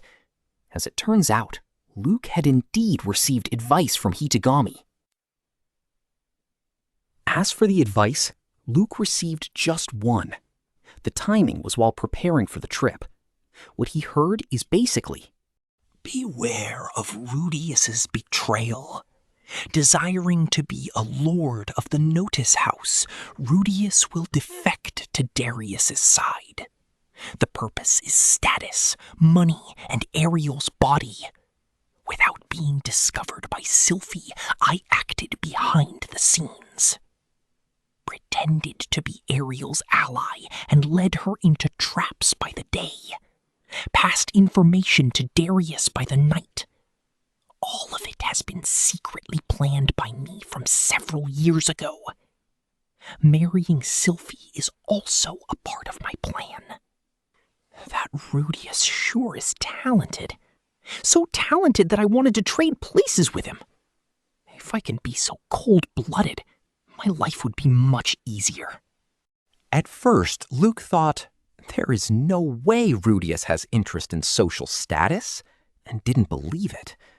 I did not think that he had so much confidence in me, but I suppose that matched my usual behavior. However, with the Transfer Magic Circle's destruction recently, then the betrayal of the Notice House, Hitagami's prophecy began to hit the mark. With these things happening, Luke's trust in me began to wane little by little. So he readily believed in Hitagami and came to look at me suspiciously. By the way, it seems that even now he still doubts me, but Ariel seems confident she has him under control. Well, if the degree of advice Luke had received was just that, we could probably take it easy for the time being. The fact is, I have never even seen Darius's face. I am not interested in Paul's former home, and it is not like I need Ariel's body either. No matter how much Luke is suspecting me, it is all a baseless lie anyway. Lousy advice from Hitagami. I understand very well. That guy did not expect anything from Luke. Anyway, with such a lousy story, it cannot stick even on someone suspicious of me. Fitting the right story for the right person is important. Part 9. I went out to town the next day. Luke was standing around acting hostile towards me and acted in a way to separate me from Ariel as much as possible. Since Ariel declared that I won't be made a noble, he probably thinks that I will kill Ariel and deliver her neck to Grabel. However, being separated wasn't that bad. Knowing Luke's way of thinking, his actions are limited. Now the number of things to be concerned about in this journey have decreased by 1. I don't know if she anticipated all this, but Ariel's ability should be praised with as expected of Ariel. Oh yeah, as for avenging Sauros, Ariel told everything directly to Eris and Ghislaine. And that's why. The one who took down Sorrow-sama may be someone from my faction. Is that so? Eris wasn't interested even a bit, but Ghislaine's eyes were filled with murderous intent. But that doesn't mean Eris didn't take interest at all in the conversation. I understood that when I saw her hand gripping the sword on her waist. Her finger lost color and turned white. She is trying to restrain herself. Glysaine, do you wish to kill me? No. I will kill the enemy that you've prepared for me. Ghislaine seems to be obsessed with killing Philemon. I wonder if she can be persuaded. But this was Ghislaine's aim all along. Eris was silent, but nodded so as to follow Ghislaine's words. Well, I will also kill the enemy that's trying to attack Rudeus. Eris is as usual. After that, all that remains is the capital. It should take about 20 days. While taking several detours, we headed to Asura Kingdom's capital. We arrived at the imperial city Ars. Volume 18, Chapter 7, Imperial City Ars. Part 1. The Imperial City Ars, the world's largest capital.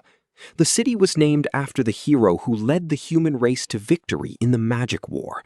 A city that takes your breath away. High up on the top of a hill sits a majestic castle, the Silver Palace. Surrounding the castle are the huge mansions belonging to the higher nobles. Boulevards extend out of the surrounding city wall. A huge coliseum. A gorgeous training ground for knights. Beautiful temples for the St. Milas religion. An aqueduct system that spread throughout the city. Headquarters to the world's largest trading companies. Dojo and headquarters of the water god style. A packed opera theater district. A tavern district filled with decorations and the scent of beautiful women. A gate that was made to commemorate the victory of the Laplace campaign. Spreading far without end in sight, no matter how far my eyes can see.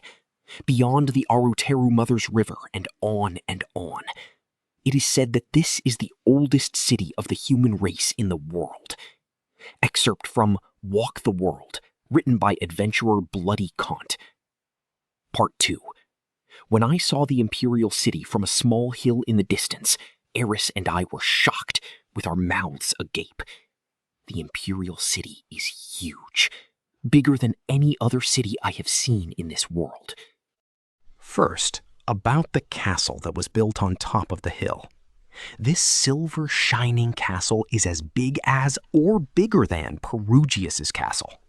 Surrounding it are thick fortress-like walls.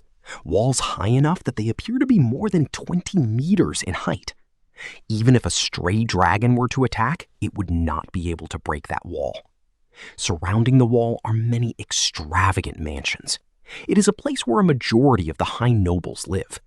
Brilliant mansions the size of castles. This district is also enclosed by a wall. Ordinary streets extend from there, and every so often a new wall encloses everything. The city has probably expanded gradually over the years.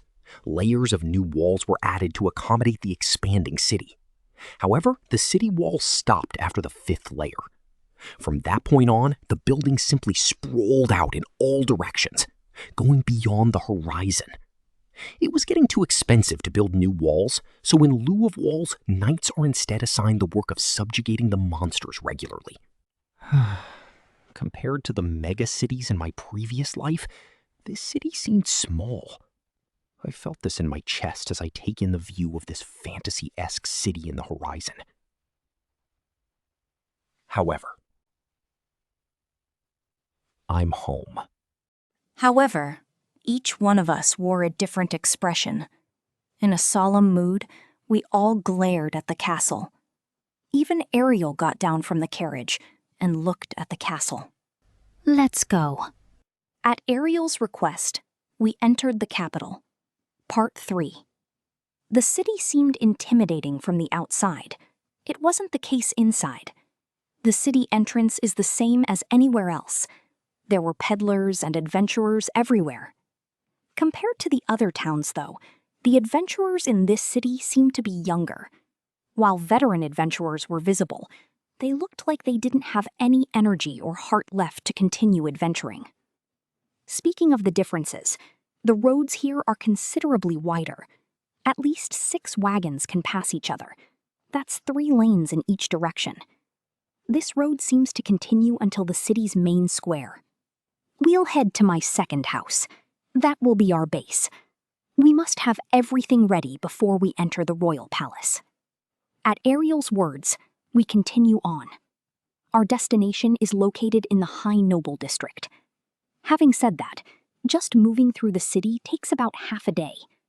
With Luke leading the way, we press on in the order of Iris, Sylphie, Ghislaine, the horse-drawn carriage, and I, traveling in a single file. Although the road is plenty wide, we don't want to get into the way of some noble and cause trouble. Although one usually doesn't give way to lower nobles, Ariel wasn't displaying her crest on the carriage. Showing each other's crest would simply take too much time. Like that, we continued to move into the city. At some point, the surroundings changed, from a city of adventurers to a city of civilians. At that point, curious townspeople appeared and looked our way. Hey, isn't that Fitz-sama and Luke-sama? You're right. Then that carriage must be... Is Ariel-sama inside it? She probably returned after hearing about His Majesty's illness. Sylphie and Luke's faces gave away the contents of the carriage. In other words, hiding our identity was no longer necessary. Nor did we intend to hide Ariel completely. For someone like me to represent a princess would seem unfitting. Even if Darius doesn't catch wind of her sighting, I wonder if he is ready to launch an attack on Ariel. Right now, we're not in a hurry. Kya! Luke-sama! Fitz-sama! Ariel-sama! You have returned! Still, they're very popular. From here and there, cheers come flying. Sometimes flowers are thrown. Not everyone, but about 1 in 5 people reacted when they saw us. Ariel is idolized more than I thought. Luke also waves back. Ariel has been away from the royal capital for 10 years already, and yet they are still this popular? She is amazing. What's really interesting is that our path is suddenly cleared. I wonder if there's a rule that says a path must be cleared for a noble's carriages. Those that interfere with the daimyo will be cut down immediately. Townsperson male. Look, it's Fitz-sama! Every time she receives a cheer, Sylphie scratches and plays with the back of her ear. That's Sylphie's habit when she gets flustered. I'll tease her later. When we passed the square, the cheers became even louder. People rushed here hearing of the news about Ariel's return. With the increase in commotion, I wonder why the guards haven't come out yet to calm things down. What if Auber takes advantage of the commotion and attacks from behind? Scary. Though I was afraid of that possibility, no attack came. That doesn't mean there are no soldiers. They're cheering with the civilians. Guys like the commanding officers took the initiative. Including the common soldiers, it seems that these people are Ariel's supporters. Even in the Asura kingdom, there are those unhappy with the current political situation. We're receiving a hero's welcome. I don't handle attention well. I feel great! Though Eris gave off a different impression. As we enter the nobles' district, the cheering subsides. I guess Ariel is popular with commoners, but not with the nobles. Perhaps the nobles have no interest in cheering on the street. Which one is it? When we entered the nobles' district, groups wearing armor walked around. They wore silver body armor and a full-face helmet. It must be heavy for these guys. Compared to the soldiers that were cheering earlier, their atmosphere is more serious. If the soldiers before were the police, then these guys give off the feeling of the army. I wonder who they are. They're apprentice knights. Oh. A way to become a knight without attending knight faction by joining as an apprentice first. The role of patrolling the city seems to be the job of apprentice knights as well. You know a lot about this. I heard it from a friend. I was surprised that Eris had friends. Though from her tone, it's probably not an imaginary friend like Tomo-chan. Friends from the Holy Land of the Sword? Yes. That is a swordsman friend. Or Kentomo, sword friend. I'm happy that my Eris has friends. You may fight, but if you hold back sometimes, then you will get along fine. But that child... Suddenly, Eris stopped talking. Her gaze snapped elsewhere, and at the same time grabbed her sword. In Eris's line of sight, she notices that one of the apprentice knights is staring over here. Due to the full-faced helmet, I can't tell his expression. I wonder if he's an enemy. I feel that something is off. That person said something to the commanding officer and ran over here. Sylphie, Ghislaine, and Luke all drew their weapons. Sylphie is amazing. She was able to draw her wand faster than Ghislaine. What? Surprised at the three people who suddenly drew their weapons, the person wearing armor stopped walking. It seems that he couldn't hide his confusion, and he lifts his hand up and takes off his helmet. What was underneath was a beautiful woman. There's no words to describe her beauty. She has flowing hair, forehead wet from sweat, full of sex appeal. Eris! Ghislaine! It's me! Behind the horse-drawn carriage, her gaze was directed at us. To be precise, to Eris. Eris is staring at the woman on horseback. Eris. So you've survived. Master had said that you were as good as dead if you fight against the dragon god. Though, why are you in the Ashura kingdom? If you had contacted me... Who are you? Kidding. While joking, Eris quickly jumps off her horse. It's been a long time, and since Isolde is wearing a strange armor, I thought it was someone else for a moment. A strange armor? This is the Azura Kingdom Knight's formal armor. Isn't it cool? It looks hard to move around in. Since the water god style doesn't need to move a lot, this is perfect. Realizing it's Eris's acquaintance, Luke lowered his sword. Sylphie also relaxes, but still held on to her wand. Ghislaine's sword remains readied as she is overlooking the surroundings. The moment you let your guard down is your most vulnerable moment. Her judgment is correct. Are you serving the person inside this horse-drawn carriage? There was this rumor about how the second princess has returned around the town, so it's probably her. But why is Eris?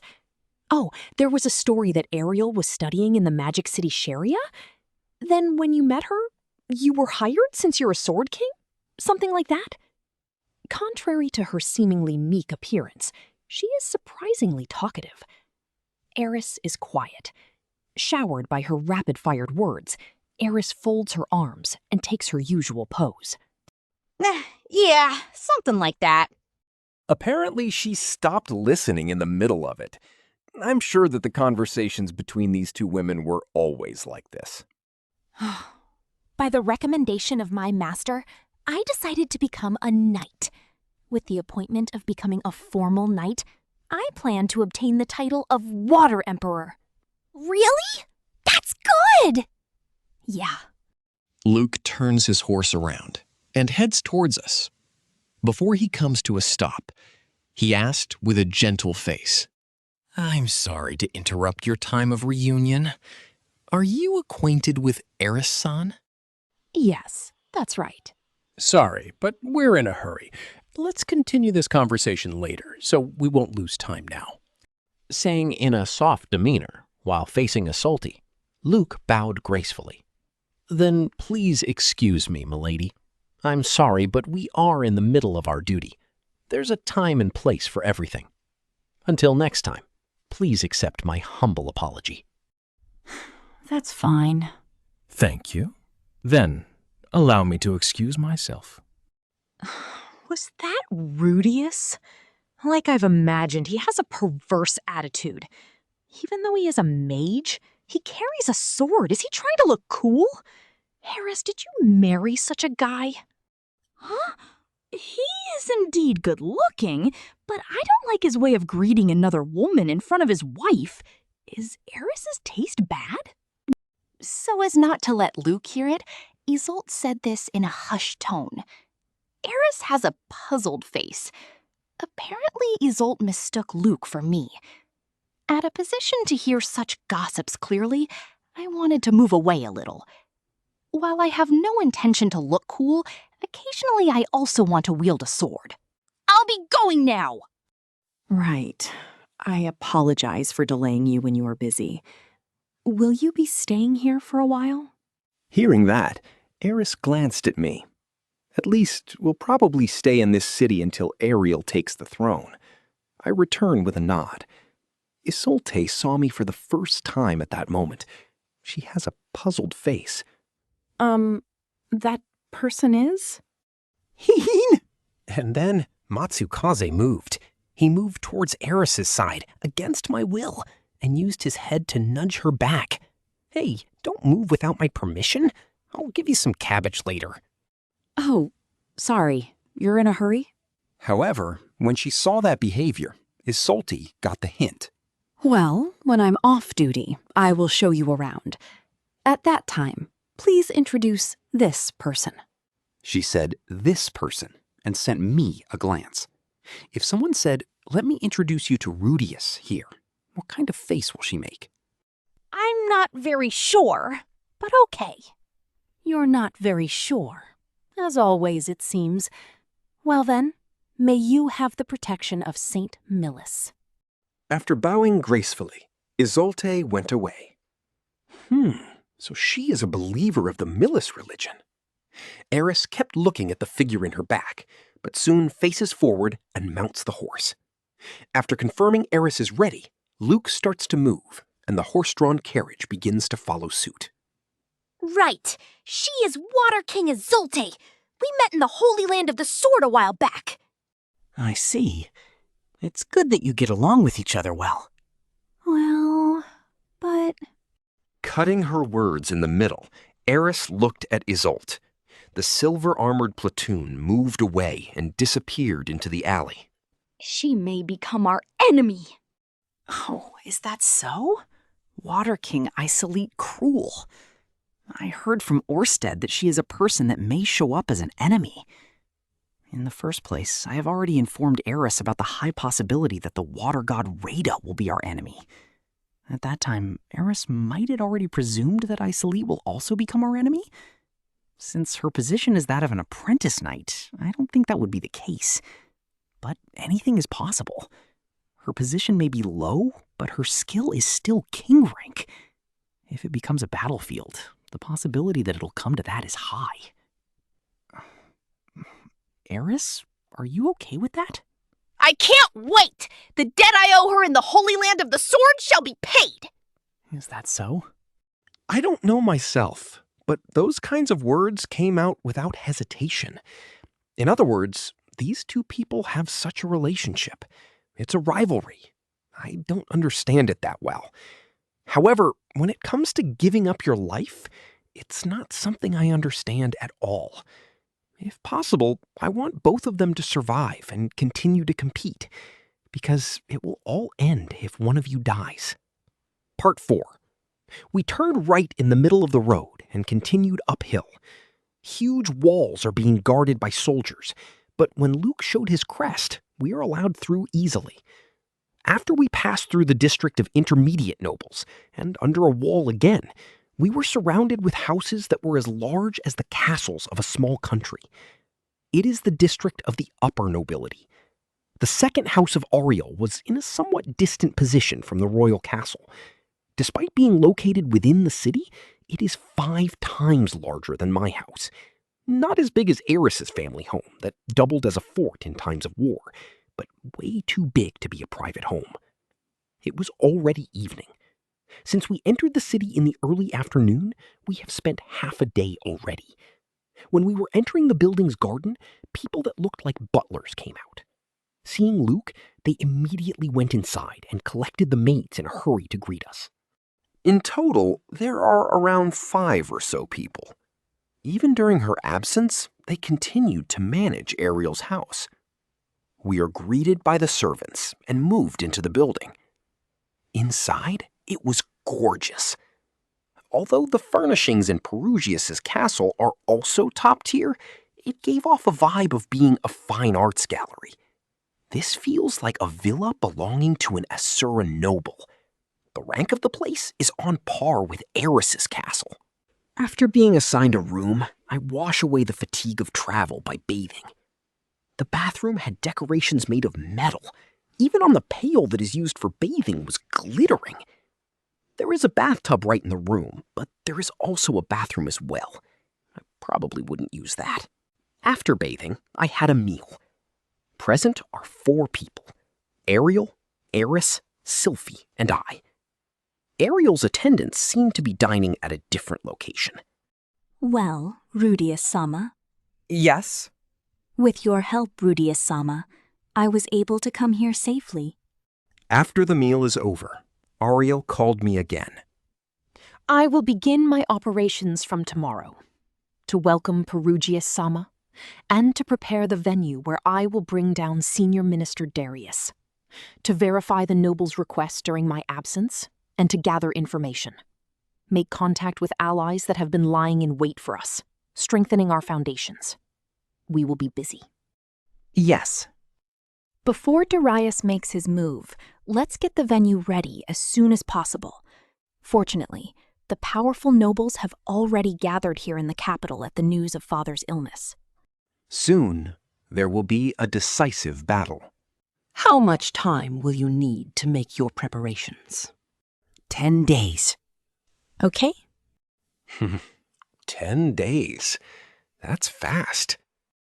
I have all the pieces gathered here.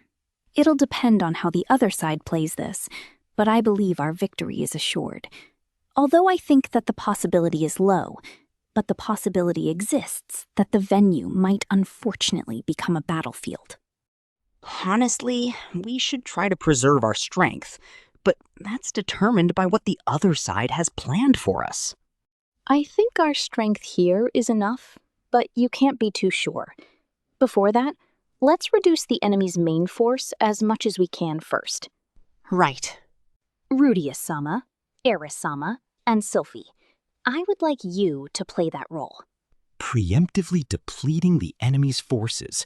Indeed, our opponent may have employed many from the North God style. However, it will be difficult to launch an attack and ensure the safety of Ariel at the same time. In this city, Ariel has many allies, but there is no one at the North Emperor level.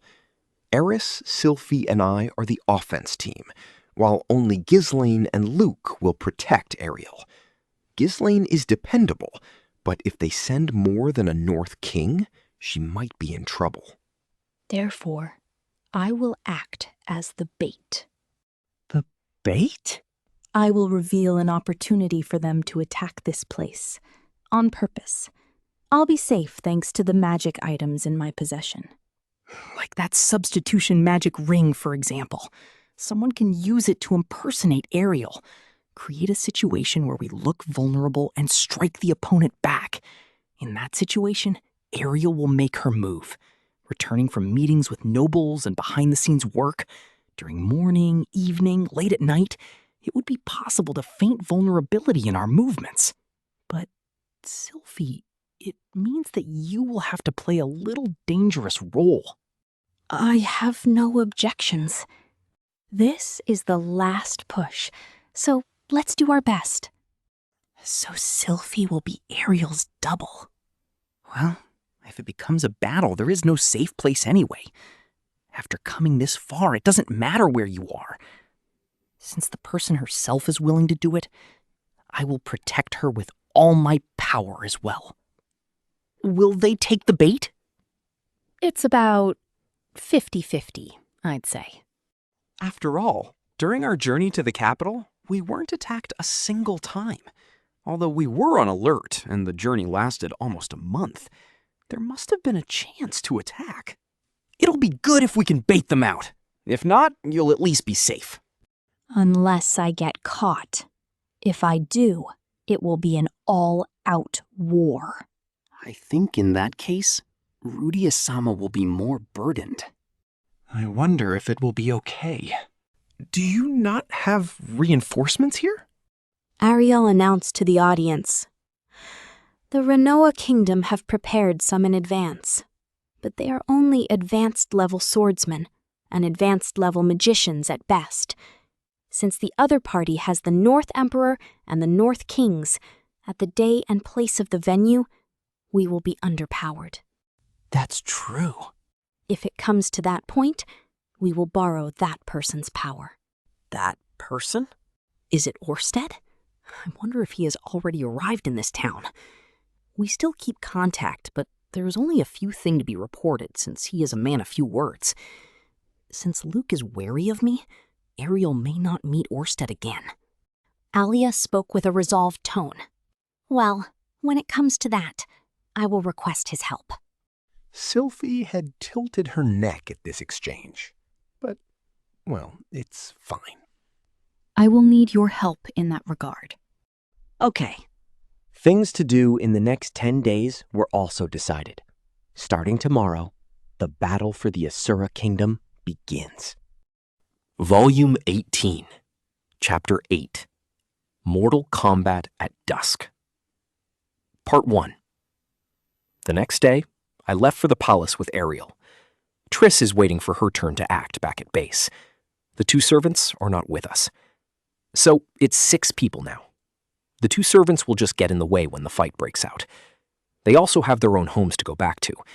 Their houses are both important allies to Ariel. Besides, those 2 have already been assigned their job by Ariel. She really intends to finish everything in 10 days. Seeing the royal palace for the first time. Looked at from afar, the royal castle of the Asura Kingdom is certainly big. Perhaps even bigger than Perugius' sky castle. Nestled at the back of the castle is where the royal palace is located. That is where the royal family lives, and it's a place filled with palace gardens. Supposedly, the palace is forbidden to everyone except the royal family, but that is not important right now. I'm a little curious about the king's harem, but I have no business with them for now. But today's business is paying condolences to the ill king and make preparations for the venue. There's an interesting thing about the royal palace. No, it might not be that amazing. Since it's this place, it's not so strange for such a thing to be here. Though I say that, I couldn't help but look twice when I see it. A portrait of Perugius, one of the 3 lined portraits. The unique features of the dragon race are extremely prominent. The beauty of Perugius in the portrait seemed to be exaggerated, making him look 10 years younger than he actually is. Honestly, I didn't recognize it to be Perugius at first. Since I didn't recognize it right away, I looked away from it for a moment. However, because the plate just below the portrait caught my eye, I did a double take. His name is written, Perugius Dola. I'm surprised. I'm surprised because Perugius's portrait hangs right next to the portraits of various Ashura kings throughout history. Beside him hangs a portrait of a human race I've never seen before. A portrait of a man with silver hair, with streaks of blonde. Perhaps it's because Perugius told me, I immediately recognized the portrait. That person is the North god Kalman, and this dragon race that looks to be half human would be Dragon King Open, I guess. They are the 3 heroes who defeated the demon god. If it was the me from before, I might have looked down upon them for not finishing the job. Though, after hearing Orsted's story, I won't make fun of them too much. After all, they had defeated the full-powered demon god Laplace in battle. A long time ago, the demon dragon king Laplace was considered as the strongest being in the world, and demon god Laplace is a fragment of that being.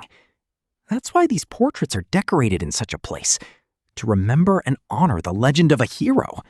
He's a great person. Jeez, I was even worried about Perugius's appearance at the venue. Now that I see his portrait hanging next to the king's, though, all right, it should be safe. Part 2. It's been 3 days already. The plan was on track. Ariel's venue preparations are progressing smoothly. According to her, the number of nobles who are looking forward to her return is increasing. While being her escort, Ariel introduced me to dozens of the nobility. Honestly, I didn't remember all of their names. The first Prince Grabel and Senior Minister Darius. I haven't been introduced to them yet, but I had the chance to see them from a distance. If I had to describe Darius with one phrase, it would be, he's an old-timer. A fat body, flabby cheeks, and disgusting eyes. With such an ugly figure up close, he looks like a pig monster. When he sees me, he looks afraid. It was as if he's looking at the Grim Reaper. Though I can't be sure based on his look alone. Since his reaction is so easy to read, I don't even need to check whether he is Hitagami's apostle or not. The first Prince, Grabel, is a normal-looking old man with fluffy blonde hair.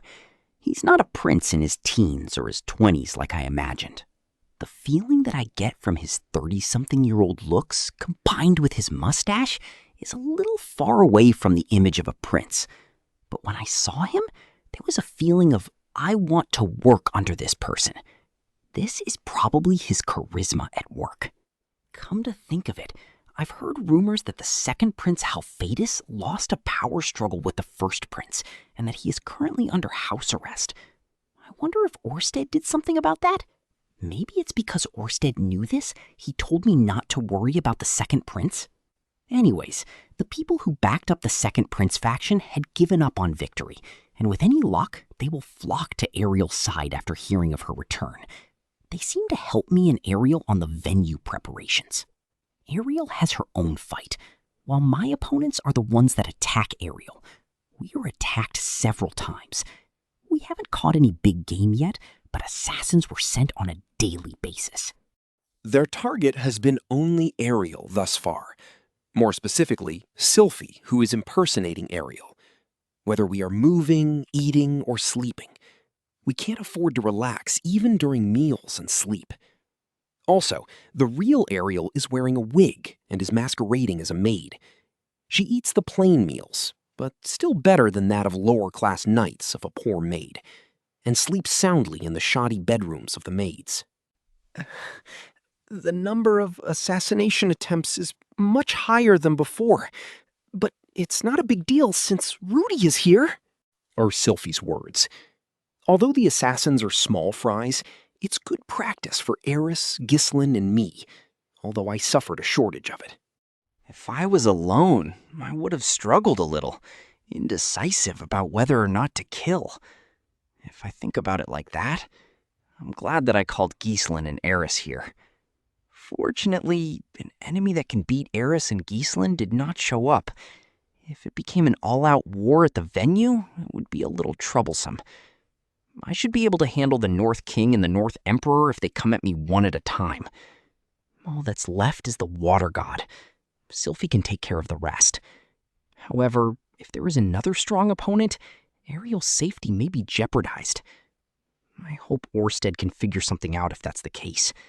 I couldn't manage to contact him ever since we entered the capital. First of all, we don't even know if he is in the city or not. Anyways, faith alone won't solve anything.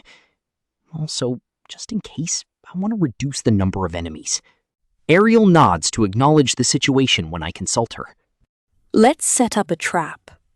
That day, Ariel was talking about something with a noble from the First Prince's faction. The topic is quite vulgar. Ariel is talking about how Ghislaine and Eris were both having their time of the month that day. The noble looks really interested in Eris. Eris puts on a very uncomfortable look, passing rumors that the escorts are in poor form in order to bait an attack. In the end, this strategy was unsuccessful. It might have been too obvious. Even the next day, assassins did not appear. Part 3. The 5th day. There is no attack. Instead, the influential nobles supporting Ariel are targeted, mostly those who promoted the construction of the venue. However, they also seem to have their own means of self-defense, so it's nothing to worry about. Although those attacks might just serve as a warning, only the attempts from a few small fries of the First Prince faction.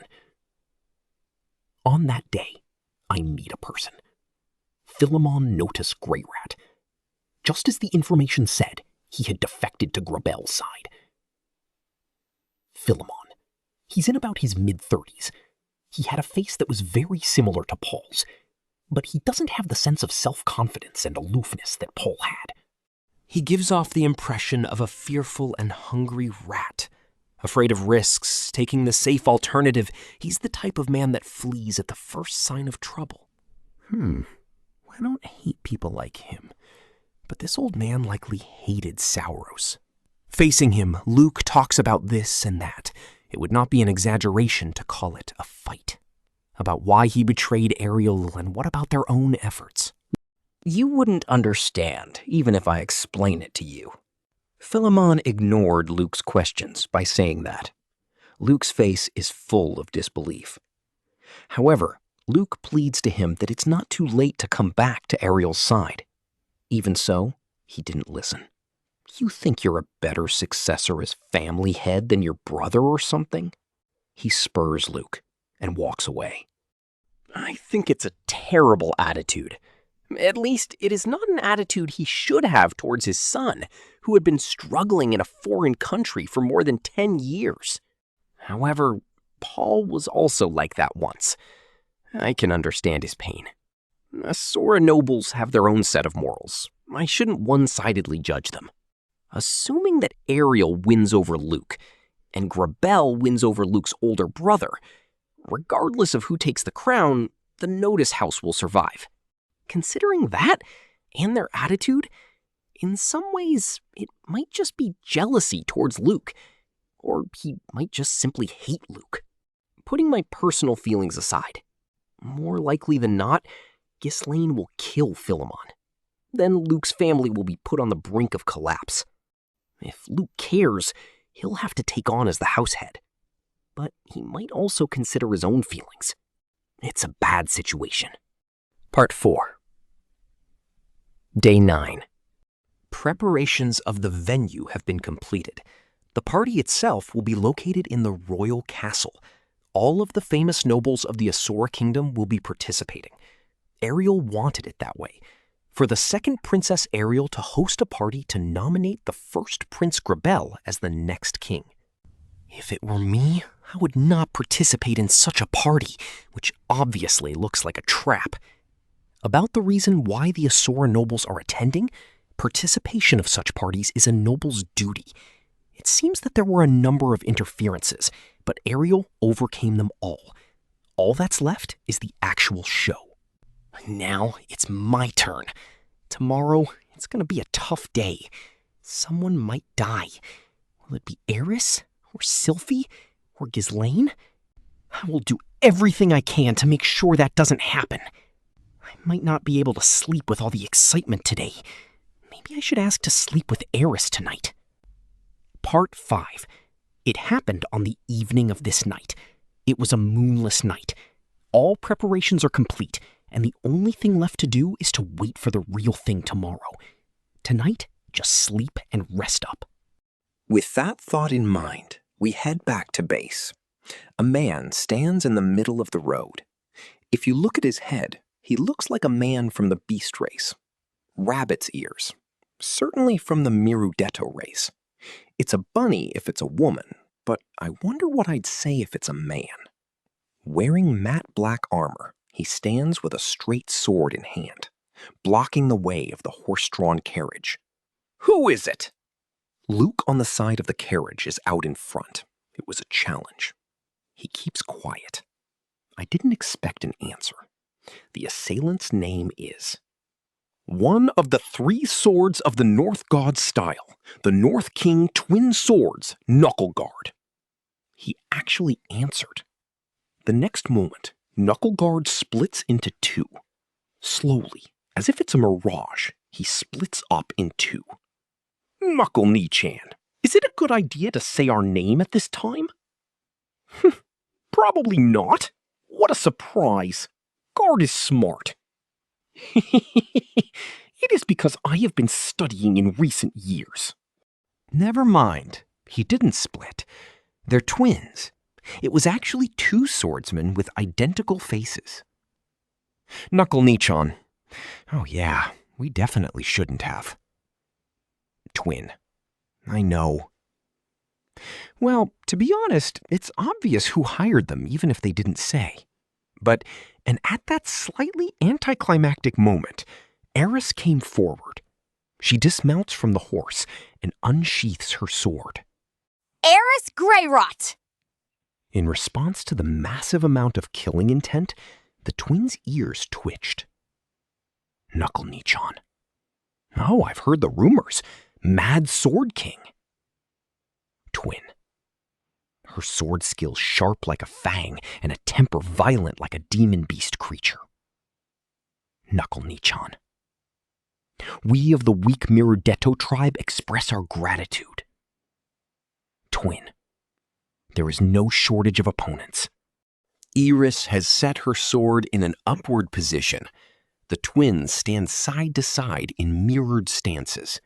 We are each half of a man. Thus both of us are one. Even if it's 2-on-1, we won't call it cowardly. No, but 2 against 1 is unfair. As I think that, another figure appears from behind the horse-drawn carriage. It's a small shadow. The shadow wore an armor of black as though it was filled with ink, wielding a black sword and a black shield in his hands. He does not say his name. He didn't need to say his name, but he took a stance. Facing him is Ghislaine. Naturally, she draws her sword against the man. I will pay the debt from the other day. Wita's eyes are good in the night. I'm at a disadvantage now. It is Wita. Last time, Ghislaine was cornered by him. But the other day, I already told Ghislaine about Wita's trick. I do not know whether she understood me, but I guess she will be all right this time. The rabbit's at the front and the hobbit at the rear. Speaking of this situation is strange because it seems to be very simple. It's the North King Gate in action. Who should I support? I will assist Eris, while Luke and Sylphie will be backing up Ghislaine. That way I can level the playing field against the 2 rabbits. That's what I think, but I must not move yet. Auber is not here. This situation is constraining my movements. Ariel isn't in this place. Using a different route, Ariel has been moved to the 2nd safe house from the royal castle. Therefore, it is better to take the formation of Luke covering Ghislaine, while Sylphie covers Eris, respectively. However, if we do that, the enemy will also realize it, that Ariel isn't here. Then they will retreat. Since the target is absent, it's the obvious move. Tomorrow, they will ambush us in a more perfect position. At that time, they would bring reinforcements. Now's the chance. It's a chance to kill 2 North Kings.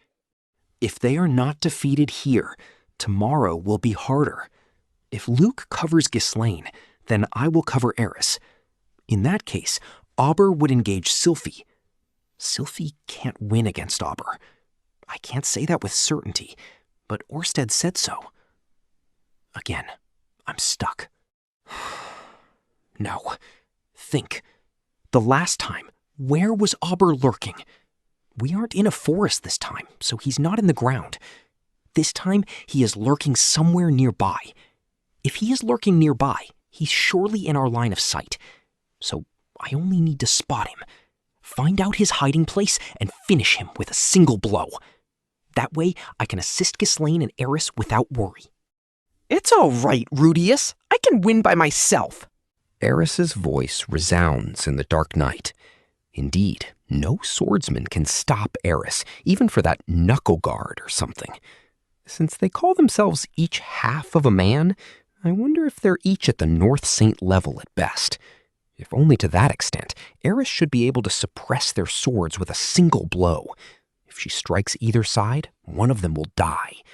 Being capable of it, it doesn't seem to require much effort. Ghislaine also has the advantage in reach. Ghislaine, with her tall stature, and Wee Taw, the hobbit, there is too much of a difference in their reach. Still, she won't find a gap that easily. But they will not withdraw. Again, probably because they're after one person. 3 pieces. Our opponent is committed. They intend to kill us here. Auber is somewhere. Where could he be hiding around here? It's hard to say whether this place is suitable for an attack. A wall on the left and a noble's residence on the right. The right of us appears to have many places to hide. The garden there is surrounded by high walls. There is an alley between the houses. But since it's wide enough to allow passage for horse carriages, it's not an easy place to hide in. Maybe he's hiding in the garden and intends to break through the walls? No, that's stupid. He is not Bodygotti. What about the wall? It's high enough for me to have to turn my head up to see the top. Perhaps jumping down with a rope from there? Or come jumping off? If it's the North Emperor, it's possible to do that. Then from below? Just like before, did he hide himself under the ground? No, that's not it. Given what happened last time, we'll obviously check the ground for movements. I don't think that was overlooked. I left the rear of the horse-drawn carriage. Luke is located right in front of the horse-drawn carriage. There were only 2 light sources. Torches were equipped on the horse-drawn carriage. Thus, I summoned a spirit of light. The light's intensity is strong. I can even clearly see the figures of the assailants in black. There is no place that's not visible. Or still on the wall? He can snipe us with magic from the wall? I send the spirit of light towards the wall. Found it.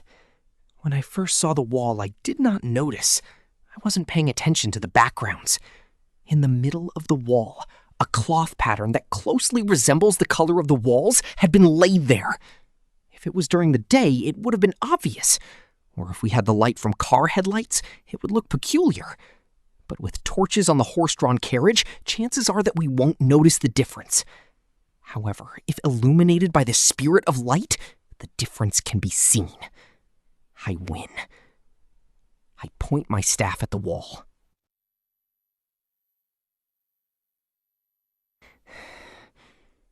Stone cannon. Full force. Do it. Farewell, Auber.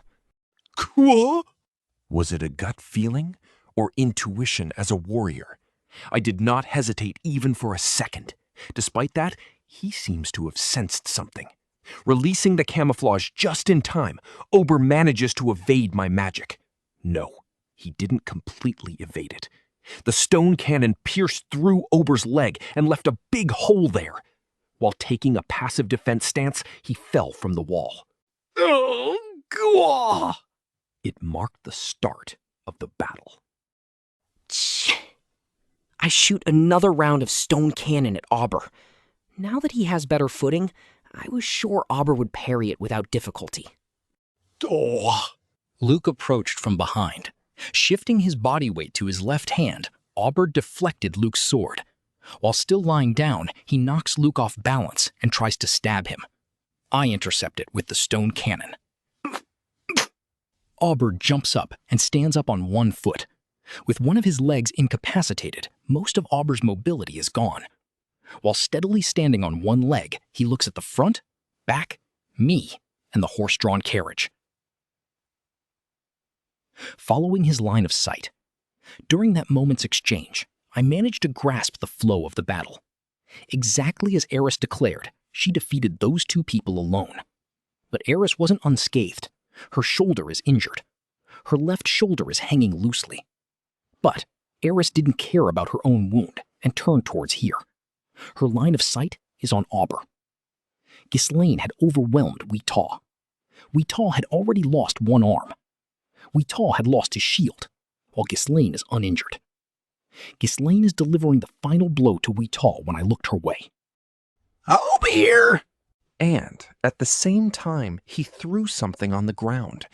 A powder-like buffoon sound is made, and we were instantly wrapped in black smoke. Was it some kind of magic tool or magic item? Weetaw used the black smoke at night for blinding, but even if I understood it, experiencing it felt different. I could not see anything. In this dense fog, the sound where Weetaw was running to can be heard. Following him is Ghislaine's footsteps. A sword abruptly swings down in front of me. I quickly avoid it. Weetaw ran by me. Was he aiming at me? No, he was aiming at the horse-drawn carriage. Sylphiette. Leave it! The next moment, the door of the carriage opened, and while Sylphie was coming out, a magic was released.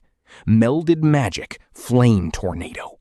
The melded magic of wind and flame blew away the black smoke and shed light on the surroundings. Status check. Ghislaine alive and well. Luke alive and well. Sylphie alive and well. Eris also alive and well. Weetaw disappeared into the alley. Did he run away? Fair enough. Even if we failed to catch Weetaw, I only need to kill Auber. Auber is not here? Where is he? Rudeus. Looking at her line of sight, Auber was using claws to climb the wall like a cockroach. He disappeared into the top of the wall at an incredible speed. The others cannot follow him. And now is not the time for hesitation. Weetaw! The decision was made immediately to enter the alley. Can we catch up? A small part of me thinks, is this the wrong decision? When Weetaw fled to the back alley, should I immediately give chase? That guy is missing an arm. His body is out of balance. You cannot run quickly like that. But since it's North God style, their training might... And when I stepped into the alley to think, I stopped walking. Weetaw is dead.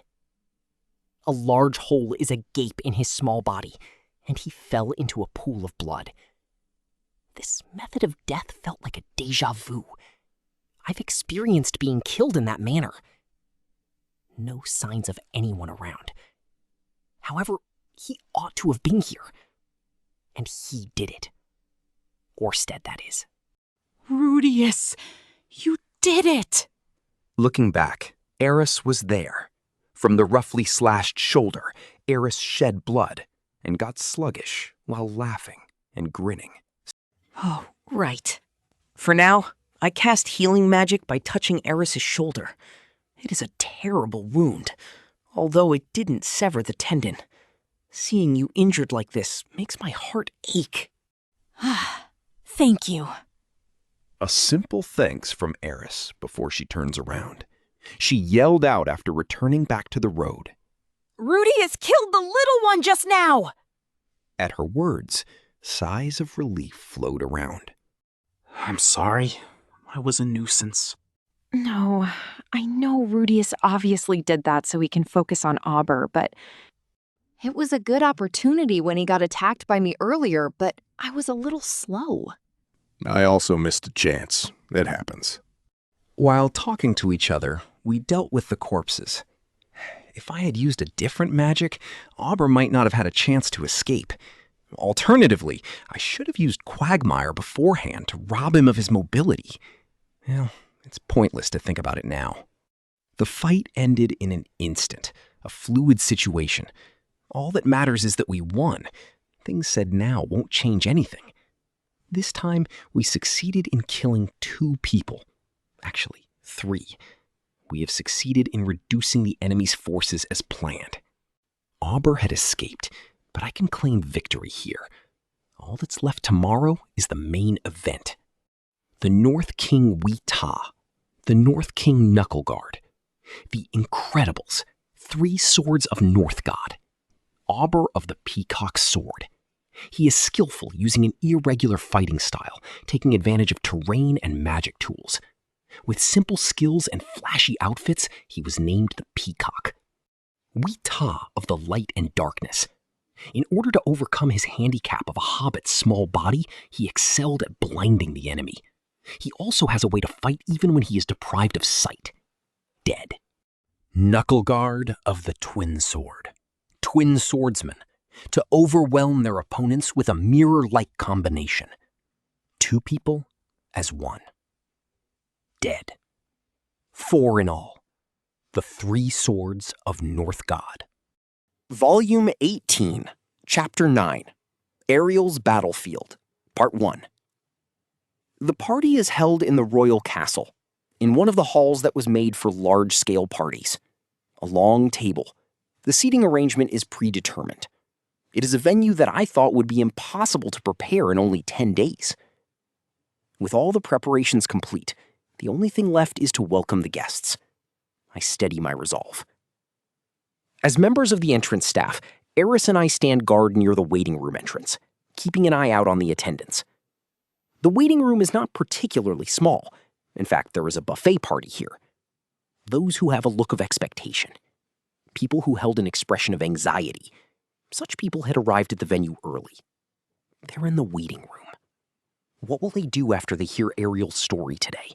Or what kind of response for support in the Greybell faction will result from it? The outcome of this story amuses them. They're just here for the entertainment. There's not a person of note in the midst.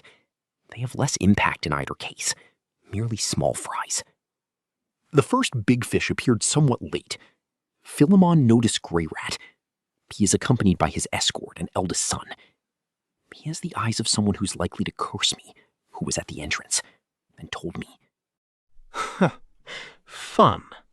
Did you think that you can return to the Notice house now, after abandoning it? I've never even thought of that. That much should be obvious. And don't think you can throw that Greyrat name around willy-nilly. Oh, yes. After speaking those pre-arranged words, Philemon made a short appearance in the waiting room, before disappearing into a private room reserved for the upper nobility. What was that all about? Come to think of it, some time ago, when I was in Eris's house, I was told to keep my head down as well. Well, back then, I never thought much about that. What if the house Paul bowed his head to wasn't Boreas, but Notice? And what if I was the home tutor for someone on Notice's side instead? Most people would probably want to keep me down. Just as well. Indeed, Philemon is the younger brother of Paul, and thus my uncle, but he will be killed by Ghislaine later. Since he's an asshole to me, that won't hurt. Starting with Philemon, the main stars of this party appeared one after another. Parents and 2 attendants from Triss's house also came. Then the rest of the 4 major lords, Euros, Zephyrus, and Boreas. Boreas's current head. What was his name again? Is it Thomas? Was it Gordon? I remember it being the same name as a certain locomotive train. That's right, it was James. He also brought his eldest son along. As for the face, I guess he is more like Soros than Philip. He also has a stocky figure, but his face was considerably haggard. According to Ariel's story, he resigned his ministerial desk job and seems to have become a lord. As a lord who lost his territory, I heard that he has been in a considerable predicament. Still, it takes more than that to crush the house. Perhaps because the land remains, even though the territory is lost. Or it's thanks to James's hard work. Do your best. The reconstruction of the Fedowa territory has not progressed. However, James has been doing everything he can. It can be seen from his haggard face. He was also impacted by the metastasis event. A desperate man, but he survived. A person who was directly involved with the metastasis event would understand the meaning of survival differently. Anyway, I don't know him, and he doesn't know those involved in the metastasis event. Rather than to me, he gave a glimpse to Eris, who was standing next to me, before going back towards the private room again. And finally, Senior Minister Darius came later than anyone else. He's followed by one escort. When Darius sees me, he quickly looks away in fear. The escort sees me and approaches me. Finally seeing him in a well-lit area, he really has a funny-looking head. In casual wear, with a hair shaped like an inverted satellite dish. 4 swords lined his waist. It's the first time meeting you. My name is North Emperor Auber Corvette. I go by the name of Peacock Sword on the streets. When I took a glance at his feet, I confirmed that he is standing firmly with both feet. There was no sign of him limping when he walks. He seems to have fully recovered. If he used a healer from Asura Kingdom, I suppose that level of injury is recoverable. Pleased to meet you. I've heard of your name. I'm Rudeus Greyrat. Quagmire. No, I wonder if it would be better to call you Dragon's Dog. So in other words, Orsted is the owner. A nostalgic name. Woof woof. However, to say something like Dragon's Dog doesn't sound what a sleeper agent of Hitogami would say. Whoops, pardon me. I heard that you have been ambushed several times on the way here. Yeah. 2 assassins who used foul tricks? You fought them off brilliantly. You're calling it foul yourself? In a joking tone, he is laughing, but Auber's eyes are not smiling. Next time, in a head-on match. For a brief moment, he shows a serious face that doesn't match his looks. After that, Auber takes his leave. Just now seemed like a declaration of war. I think that he made me his number 1 or number 2 target. In that case, maybe he is the 3rd apostle after all. First Prince Grable won't come to a waiting room like this. He'll head straight to the venue. With this, the cast is complete. Part 2. The time is ripe for the party to begin. The nobles file in and sit in their assigned seats. I look towards the guards lined against the wall. Today, thanks to Ariel, the number of guard soldiers in the vicinity of the party hall is small. Therefore, most of the nobles have come with their escort. Ghislaine and Eris stand beside me, keeping watch of the surroundings. Sylphie isn't here. She has a particularly important assignment for the party, thus has stepped out. Seeing the nobles filling the venue, Ariel stands up from her seat and makes her first move. Thank you for gathering here today, despite your busy schedule.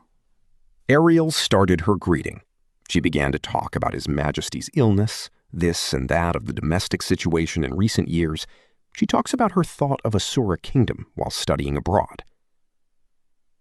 Then, the attack began. Now then, today, to those who have gathered here, I have found 2 people that I would like to introduce to everyone. Showing up simultaneously at Ariel's words is a beautifully dressed-up woman emanating an irresistible appeal. She comes out from the entrance and crosses the hall slowly and stands beside Ariel. Looking at her face, Darius's eyes opened wide. Among the nobles, there are those who stand up with pale faces. They are the Purple Horse family. On the way of my travel, I met her by chance. The 2nd daughter of the Purple Horse House, Miss Tristina. The lady was introduced. Triss picks up the hem of her dress and curtsies so perfectly that Iris could never imitate. As introduced, I am Tristina Purplehorse. The venue was in shock. She should be missing. There is also a gossip that she is dead, and yet she turns out to be alive and grown up beautifully. From a specific direction, there is a little uproar. But how? Why here? When she was found, I protected her since she had been very weak. As such, towards someone present here tonight, she has a few particular words for him. As a result, she came. Following those words, Triss steps forward. She sits herself near Darius, who has the honored seat. Triss started to talk while looking at him like seeing a pig. Not in a manner of speech that was natural for an everyday thief, but with beautiful words befitting a noble daughter. She was betrayed by the house and was bought by Senior Minister Darius. She talks about how she was kept like a dog by Senior Minister Darius, and that she was almost killed back in the Fedora Metastasis event. Luckily, she was picked up by thieves and became the boss's woman. Then Ariel came to her aid. A story with some dramatization, but spoken indifferently. It's a story designed to make the one who hears it cry. As a thief, Tristina survived with her own power, enduring in that place, and helped by Ariel that she met by chance. It is a touching story. In the crowd of nobles, there are those who shed tears blatantly, but they are shill nobles which were prepared by Ariel, I guess. There are those, particularly from Darius' side, who cannot hide the puzzlement on their faces. Nervous sweat drips down the head of the Purple Horse house. But the main suspect, Darius, looks quite composed. He must have survived predicaments like this countless times. The speech ended. Now then. Ariel came out to the front. While wearing the usual cool smile, she opens her mouth. This was surprising, Darius-sama. I also did not think that it will suddenly be known by the public. No, surely. Using your power, Darius-sama, you kidnapped children of nobles and treated them as your sex slaves. Ariel's tone suddenly heats up, denouncing Darius with her pounding-like voice. In addition, such a thing is done by the hand of the senior minister who is the backbone of the government. In this Asura kingdom, evil shall not be tolerated. There will be no excuse. Darius made a sound of plates cracking with a snort and laugh. He stands up slowly. Ariel-sama, isn't your joke a bit extreme today? As he says that, Darius directs his eyes to Triss like an old friend. And to bring a woman, whose origin is not certain, to be passed off as a child of the Purple Horse house. No, for this Darius, who will not stand for such a rumor to be spread about him, it is the first time being told a lie like that face to face.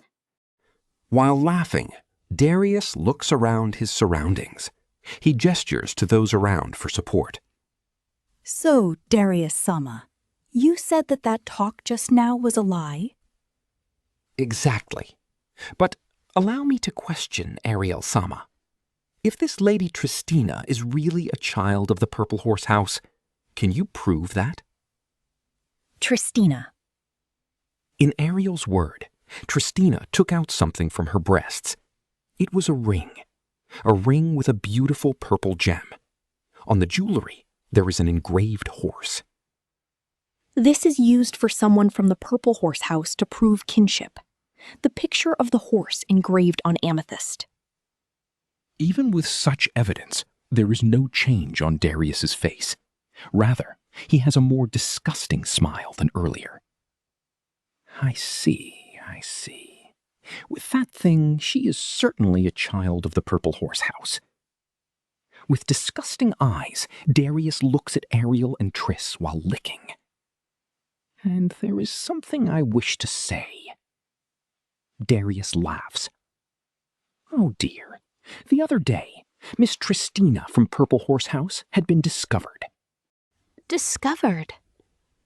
Everyone also remembers about the operation in the royal capital earlier this year. the roundup of the bandits that plagued the royal capital.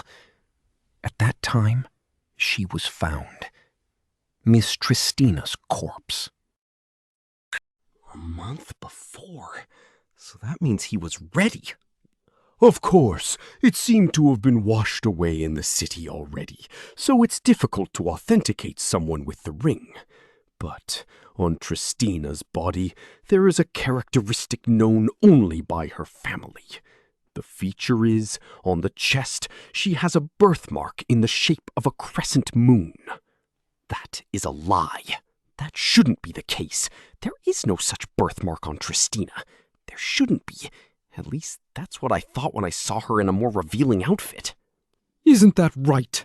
The current family head of the Purple Horse House, Freitas Purple Horse Dono? But even if it's a lie, there is no way to confirm it. Now the Purple Horse family head is speaking to Ariel to confirm it. If Triss is instructed to show the birthmark, there wouldn't be anything there. What are you going to do, Ariel? Do you have another card up your sleeve?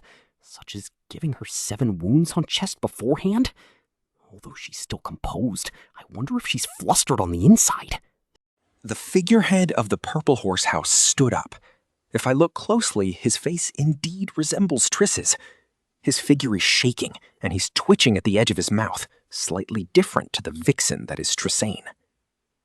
Therefore, declare that the woman standing here is a fake Tristina. Could you say that, in order to let this nonsense end? If you don't, then there will be no choice but to command a lady to bare her skin in front of this many people. Darius's composure, Ariel's smile, the shivering Freitas. An intense atmosphere flows through the venue. Even by just watching, my mouth has dried up. My daughter was stolen from me by Senior Minister Darius. Freitas Dono. What? The one standing there is definitely my daughter Tristina. Ariel-sama, bring judgment down on Senior Minister Darius, who kidnapped, confined, and disgraced my daughter. Darius rises. Don't speak nonsense, Freitas. You should have it. The sealed contract for the sake of confirming her identity. Dario-sama, something like that does not exist. Ariel is giving a small smile. Oh, I see. That's right. I should have known. Ariel has already contacted the Purple Horse family, anticipating Darius's plan and taking a step ahead. I want to learn from her in that regard. Well, Senior Minister Darius, what was said by the Purple Horse family head is a matter of fact. Somehow, Ariel's smile also seems indecent. Kidnapping, imprisonment, and humiliating children of nobles. As stated by the king, a crime is a crime. You won't escape from your sin. You'll be judged under the law of the kingdom. Darius's face distorts. It is distorting in ugliness, overlooking the surrounding enemies. At this point, Darius no longer has any allies in this place. If you're cornered to this point, all that remains is to fall. Although, if someone speaks out for Darius, he might survive. However, those who speak for him will automatically become his accomplice. That's likely what most thought. Most likely.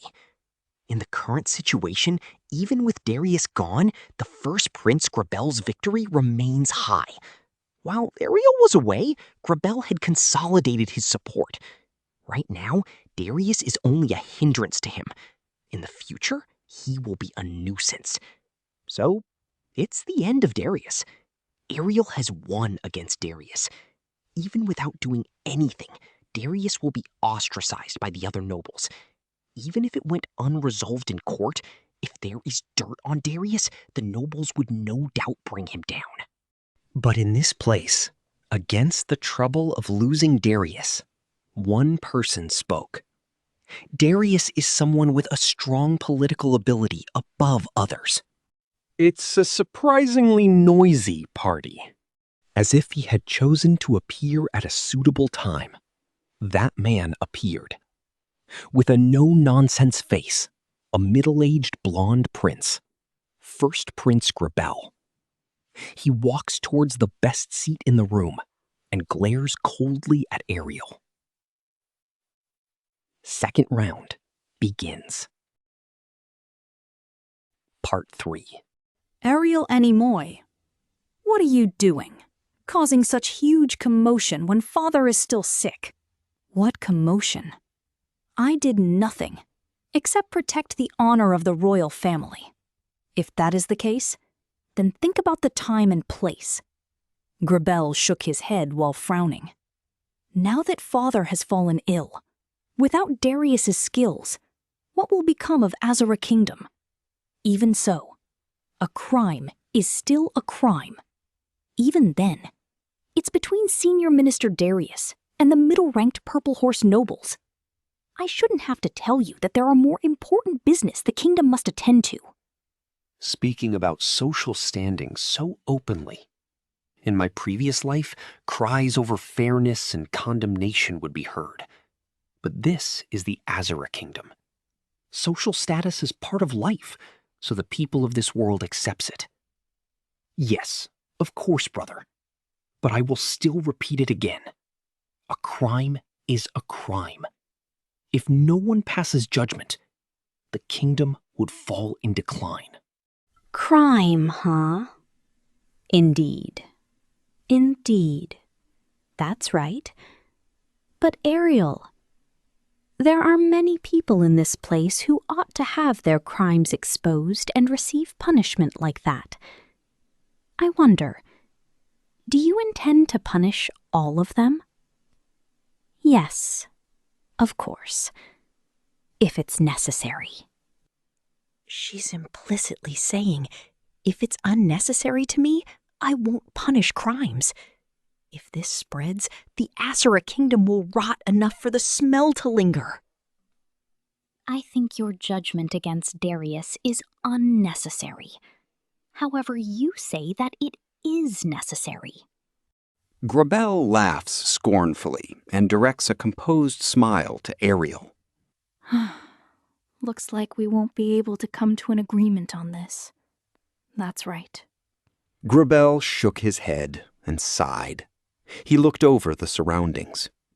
There will be no conclusion if we're debating with only two people. Until we settle this matter, Senior Minister Darius will remain troubled by this. And Grabel is overlooking the surroundings. How will things proceed, I wonder? In accordance with normal conventions, these things are usually decided by majority votes. Since you have put so much effort in gathering most of the stalwarts of this country, why not let them decide who was right, Ariel or I? Democracy. When there is no other way, it will come to that. He is asking the nobles around, go to Ariel's side or stick to Greybell. Yet he thinks either way he will win. With this, he also wants to confirm the allegiance of each nobles. Thus, if you're the enemy, you will be purged. The nobles were not in turmoil or anything. They thought that someday this moment will eventually come, in the near future as well. Or maybe it has already happened once between the first Prince Greybell and the second Prince Halphazis. Regardless, the nobles have to decide. Now, in this place, you can either go to Ariel's side or you can join Greybell. It is not a place where they could keep their allegiance a secret. They will choose who to support face to face. Looking at the situation of this opportunity to make a decision, Darius sank. For Greybell's faction, it is a big blow. However, for the Greybell faction, a number of influential people still remain. 2 of the 4 great local lords, Notice and Boreas. Besides them, several upper nobles are aligned with Greybell. If you look at the strength ratio, Greybell will most likely win. Very well, brother. But, before that, I would like to introduce one more person to everyone. What? Ariel sent a signal with the snap of her fingers to Servant Elmore, who was outside at the terrace. That, in turn, sends a signal using the ring. The next moment, along with a roar, a pillar of fire rose up from one corner of the castle. intermediate fire magic, Flame Pillar.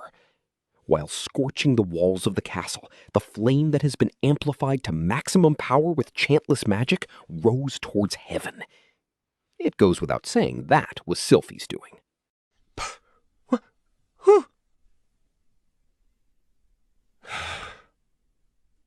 No way. The nobles saw the fire go up, but they weren't surprised at it, because magic at this level can be seen as much as you like in the royal capital. What they saw was behind it. There was something which you could definitely not see as much as you wanted in the capital. Lit by the flame pillar, floating in the night sky, is a huge shadow. The Sky Castle? When did it get so close? The Sky Castle Chaos Breaker. A majestic castle steadily approaches at a steady speed which inspired fear, flying so low that you might think it would collide. All of the aristocracy trembled when they gazed out the window. It stopped just above. Directly above the royal castle's silver palace, the air fortress stopped. Silence. Even so, I wonder how Perugius will descend. No way. There's no way he'll jump from that height. No, come to think of it, he knows how to perform teleport and summoning magic. If it's simply to teleport below, he can do it. No way. Did he come? Huh? No, but... And someone muttered. With looks of excitement on the nobles, forgetting the earlier tension, they were looking out the window. Servant Elmore stands in front of the door squatting, or not a seat of honor. Although some nobles wonder, nobody is able to answer the question. Before long, footsteps can be heard. The footsteps of a single man. But among the entourage of escorts of the nobles, some have detected more than one presence. 13 in all. Those that realize this begin to tremble, just like in the legend. The footsteps stopped in front of the door. He has arrived. With Elmore's word, some gasped. Then the door is opened. The air in the room changed. Wearing a white cloak, a silver-haired, golden-eyed man appears. His appearance is slightly different from his portrait, but with the overwhelming presence, that person has appeared. He led 12 attendants. Horror, fear, respect, and longing. While receiving a variety of feelings, he proceeded into the venue, and going to the place of Ariel and Grabel. The 12 familiars split into 2 teams consisting of 6. They moved to the end of the hall. Group 1 is standing in escort of Ariel, and the other stands as escort of Darius, next to Auber. Silveril, who has changed her dress, comes next to me. I can't tell by looking at her mask, but today she looks like she's in a good mood. Perugius Dola, regal and pleased. I'm very pleased with your invitation today, Ariel Anemoi Asura. Have I arrived a bit late? No, there is a saying that the main actor always comes late. Perugius laughed happily. Ariel also put on a big smile. Grabel is taken aback, and looking up at the tall Perugius, his eyes widen. Everybody, let me introduce him. One of the 3 heroes who defeated Laplace. He is the armored dragon king, Perugius Dola-sama. Perugius Dola. Almost like a caricature, with behavior befitting of a king. Perugius is great, possibly more so than the current king. Enough to make you think so. Well, everyone, raise your head. Tonight, I am just a guest, although for a brief time, we'll be sitting beside one another. There is no need to humble yourselves so much. Hearing his command, the nobles, still in a daze, returned to their seats. Ooh, this is confounding. There are 3 empty seats. Well, Ariel Anemoi Azura. Grabel Zaffin Azura. Where would it be best for me to sit? Grabel has his breath taken away. Voices like the nobles swallowing their saliva can be heard. This is a farce. Not just me. Everyone knows. Who Perugius called out to. With this timing, he called out to them. Ariane, of course. Please sit at the highest ranking seat. He could not help but say so. He is choked by Perugius' presence. Even though Perugius does not have the power to choose the king, even though Perugius does not have the power to decide the seating, why would they need to yield to him? People with the composure to point that out had originally been in this place, but they weren't here now. They existed in a physical sense, but thinking of their own positions, they hesitated to open their mouths. The nobles had noticed. Why Darius has been accused immediately before this farce. No. I have been away from this country for too long. I can't allow myself to steal the seat of the king of the next generation. Perugius pushed Ariel's back. While being referred to as the king of the next generation, he pushed Ariel forward. Ariel, you will take that seat. I'll allow myself to sit adjacent to you. At that time, the nobles who are in this venue has realized it. The king of the next generation would be Ariel. Part 4. Ariel is victorious. I suppressed Auber. She suppressed Luke on her own. We suppressed Darius using Triss. We suppressed Grabel using Perugius. Well, her fight will continue a little more now, but the momentum flows her way. Grabel and Darius have nothing stronger than Perugius. They don't, that is. Perugius-sama! The moment Silveril cried, the ceiling fell down. Caught up in the chandelier, one of the nobles was crushed. In the scattered rubble, some of the nobility got injured. The damage wasn't huge. Destroying the center of the table, the ceiling fell. No, it wasn't the ceiling. What fell was a single human. She smashed through the ceiling and fell. A small body and skin with deep wrinkles. She stabbed a beautiful golden sword into the ground like a cane. That old woman stood up. Whew, so it's just as my dream foretold, she murmurs. She landed in the field. Then, by looking down around, she said, "Come on! I've come to help you." Water god Rada Raya. Toward Darius, she said that. Hitogami's trump card has appeared. Volume 18, Chapter 10, Rudeus's Battlefield, Part 1. The Water God style has 5 secret arts. The Water God style founder is the one who created the strongest secret arts. If you can use 3 of those 5 moves, you would be considered as a god rank. Throughout the history of the Water God style, there were individuals who had mastered 4 of them, but only the first generation god rank mastered all 5 of the Water God style's secret arts. Water God Rada Raya was one such individual, having mastered 3 of the secret arts. She is an old woman. Her prime is long past. Her abilities are degrading with age.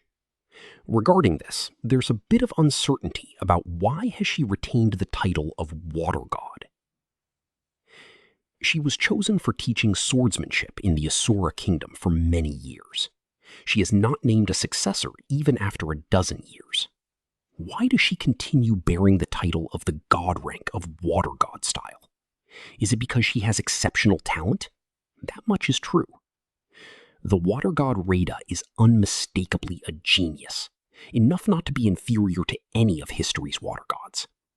But be that as it may, she doesn't have so much talent that she'd win over old age. So is it that there's no other talent left? That's not the case.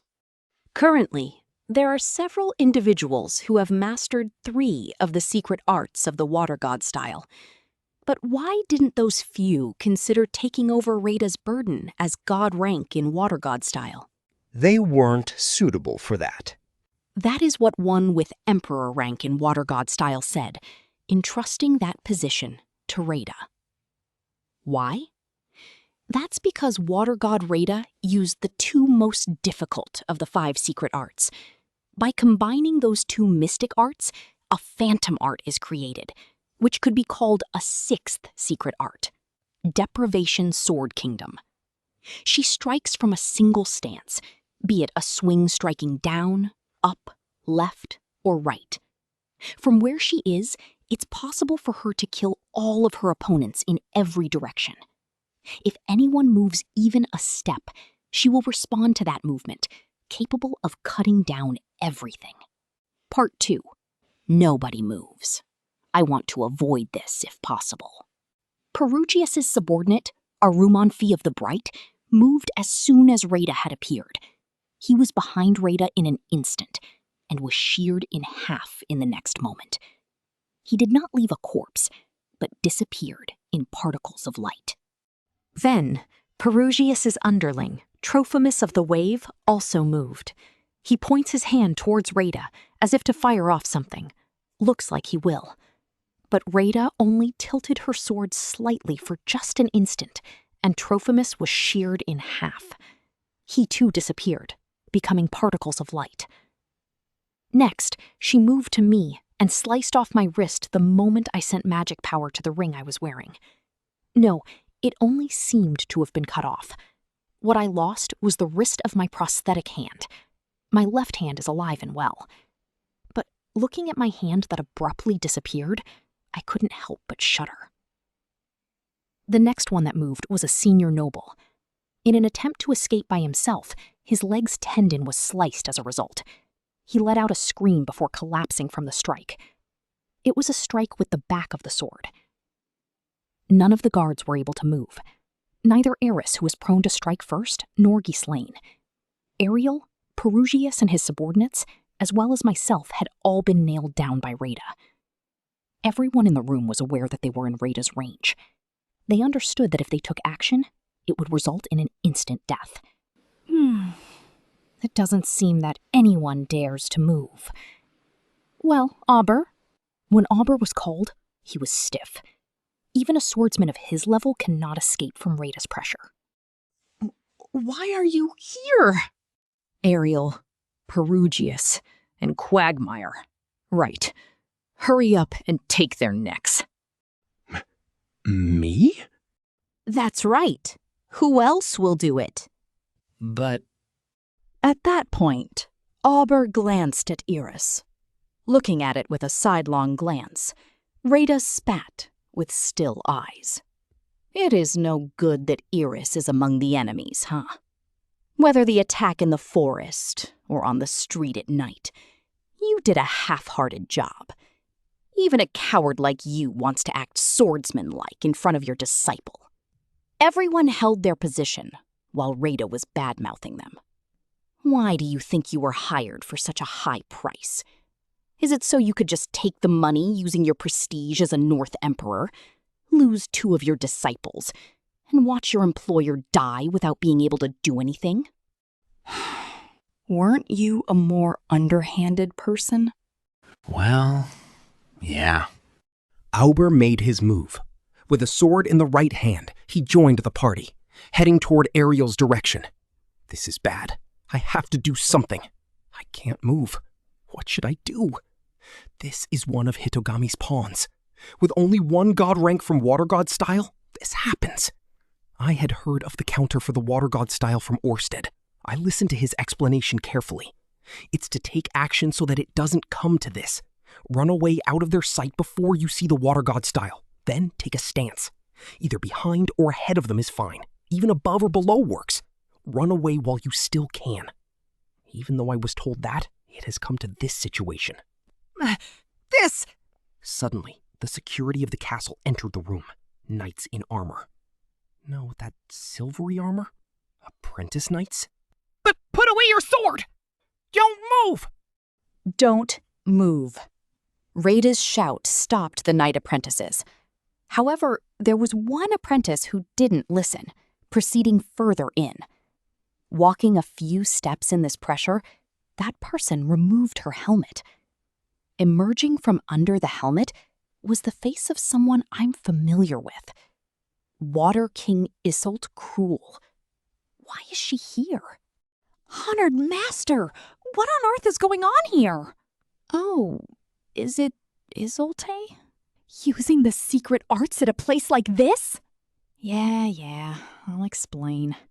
Today, Water God Rita and North Emperor Auber shall begin their rampage. Rampage? While Iseult frowns upon hearing that, Rada continues her words. Let's see. Both of us here had conspired with the kingdom of the Dragon King. Blinded by huge amounts of gold, we tried to assassinate officials of the kingdom. Ariel is brutally murdered. Then the murderers are killed by an apprentice knight who was present at the time by some chance.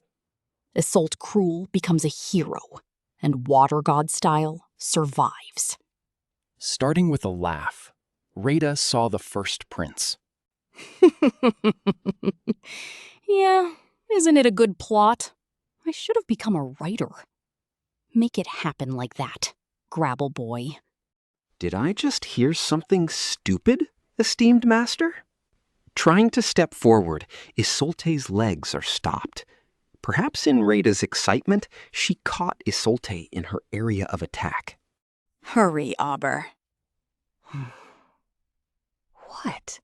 Are you worried that the North God style will lose its social status? Don't screw with me. I'm cleaning up your mess. It's too late to step down now. Calm yourself. Auber shakes his head. He picks up his sword and turns around to Ariel. But he shakes his head in hesitation. He is at a loss. Darius, furious. What are you doing, Auber? Kill Ariel now! And that whore over there as well! Darius's cry resounded. He also included Triss. For Darius, it's not only Ariel's death that is desirable. If evidence remains, even after Grabble becomes king, he might still be in trouble. Darius, desperate. Don't worry about what happens later. I'll do something about it. Hearing the cry of Darius, Auber seems to have regained his resolve. Looking a little bit different, he continues walking to Ariel's direction. Oh, this is bad. This situation. Is it already checkmate? Iris, tense. Iris is trying to move. For better or for worse, she tries to escape Rada's barrier. Iris, it's useless. But please stop it. Then what do we do? I do not want to see a situation where Eris dies. But what will I do? What should I do? I do not know. What if we move all at once? No, that's no good. It's not a skill that could be broken so easily. I assume, regardless, we're too far apart to coordinate the attack. What about Perugius? He has not moved since earlier. No, he's looking at me with a bored face. A face that seems to say, "What are you going to do about this situation?" Even though his two subordinates are dead, he doesn't look agitated at all. Could he have something in store? Or is he relying on something? No, there is no such free time. Auber is trying to kill Ariel right now. No choice. There is no choice but to move. I will attack both Rada and Auber at the same time. I will use electric magic. Rudeus, let's do it. Seeming to have noticed my finger's movement, Eris gave me a signal with her eyes. We'll die together. Sylvie, please pick up my bones later. And at that time, a jolt passed through the core of my being. This is... Auber's body starts to tremble and stops moving. Rita's forehead starts to sweat profusely. No, it is not just those two people. In this place, Most people have begun to tremble and jerk their bodies. Even though the world stopped moving from Rita's pressure, their faces turned pale and shiver. So he noticed. Thank goodness. From the ring a little while ago, magic seems to have properly gone through. Damn it, I give up. Darius, I wasted too much time talking. What's going on? This cold air! Change of plan. Auber, it's bad, but can you take Darius and flee from this place right now? Why, Darius? Instead of first Prince Grabel? Ma, even an old lady like me won't forget her debt. Rita laughed thinly. Hurry! At this rate, regardless of friend or foe, everyone will die! At her words, Auber thought for a moment, then nodded. Grasping Darius's arms, he dragged his heavy body, taking him away. Auber fled in a direction differing from the entrance the apprentice knights came from. No one can stop them. Tied down by Rita, I cannot move at all. Silence envelops the area. How far can they escape? If I knew about this earlier, then perhaps I wouldn't have come. Why? Someone asked this question. It was Ariel. Even in the face of death, her complexion hadn't changed. She seems to question why Rada is helping Darius. I also have doubts in that regard. Everyone's noisily asking why? Come on, this isn't something unusual. Rada has a pleasant look. It's a story of when an old woman was just a young girl, praised as a genius. The ecstatic girl beat up a noble of the same age at a dojo and received retribution after. Outnumbered and surrounded by a crowd, she was knocked down in an instant. Just when she was about to have both her hands, the life of a swordswoman, cut off and turned into a Daruma, she was rescued by a single noble boy who was higher ranked than those nobles. What? It was Darius? She became a water king and was selected to work as a fencing instructor. When I tried to give her thanks then, he'd become a fat and sly man with a twisted character. He didn't remember me either. I sure felt let down. After all, I thought that even if his face was bad, he was a boy with a straightforward, righteous character. Maybe if I could meet that person. I've even thought some maiden-like things. Rada has a distant look in her eyes, remembering the illusion that she thinks she can now move on from. Well, it was an end to the girl's first love. But well, I didn't resent that. I just needed to repay my life's favor. Honestly, I also had forgotten about it. But on the way back to Ashura, there was a sudden revelation in my dream. If I came back to the royal palace as a water god-style instructor, I could return the favor of that time. So it was Hitogami. And now, a man opposing Hitogami is coming towards us. While, unfortunately, his presence poured overwhelmingly, one man is running through the castle at great speed. Auber will probably run in the opposite direction of that man. They do not have the power to detect his presence, but he understood somehow. Auber is a person sensitive to such signs. It's funny, even though he had completely forgotten about it long ago. But at this age, it no longer matters anymore. By removing the feeling of love, it becomes a whole new feeling. It becomes a feeling to repay the kindness of a lifetime. Then Rada opens her eyes. He seems to have arrived. The front door opened. A lone man entered. Everyone is overcome with fear from seeing his figure.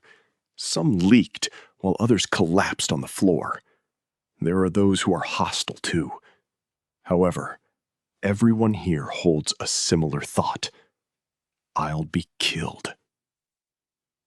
silvery hair and golden eyes, a lone man with a dangerous, frightening face.